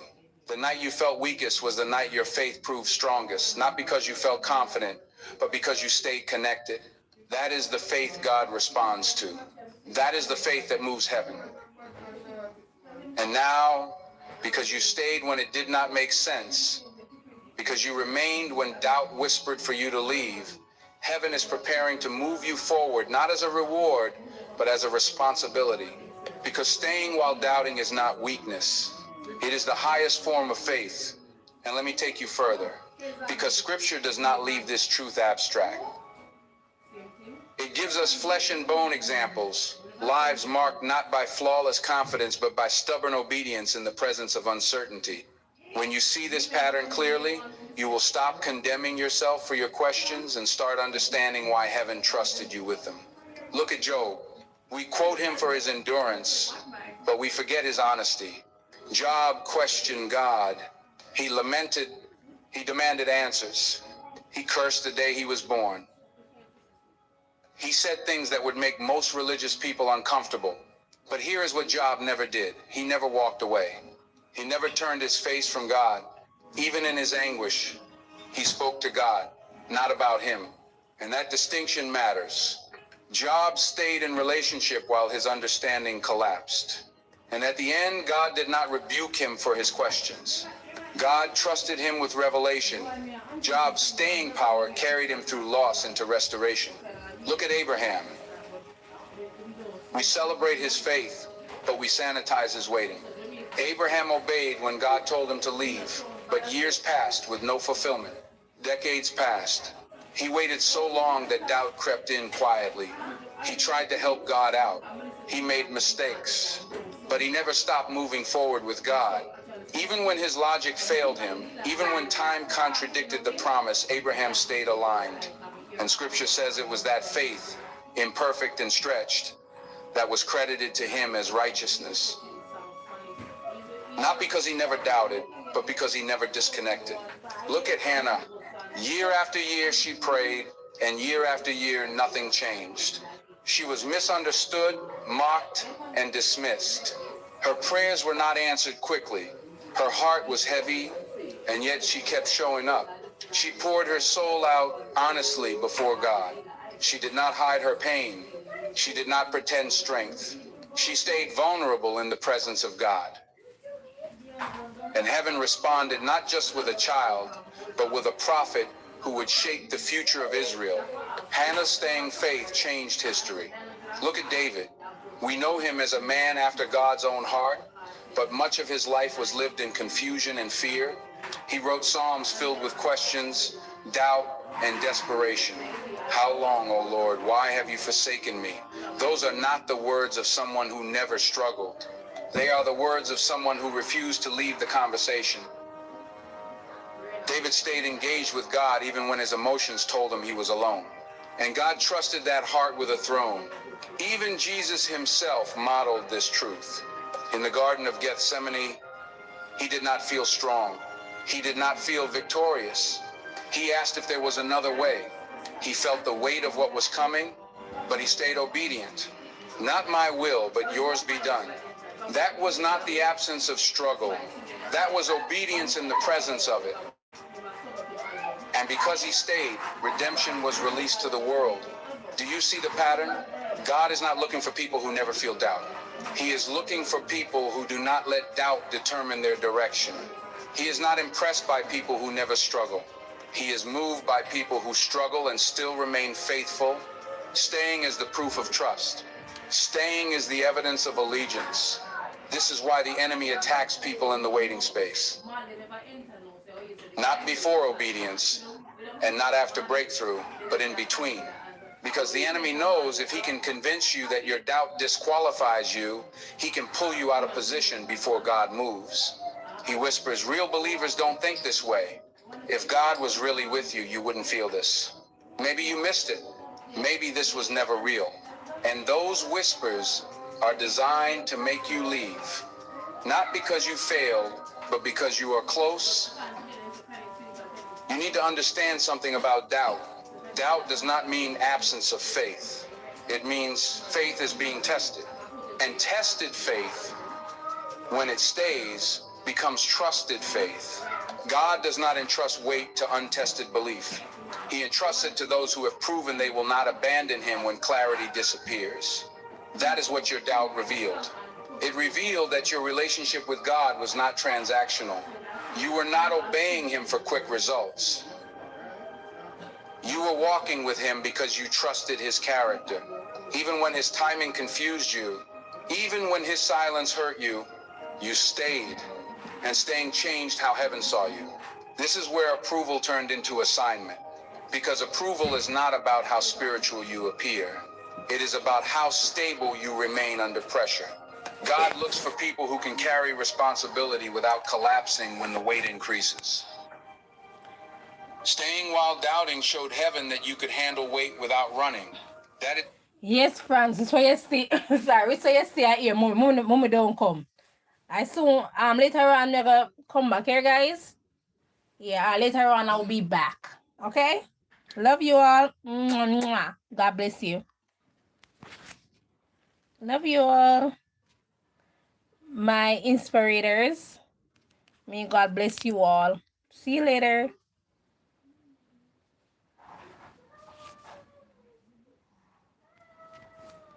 Wait. Yeah.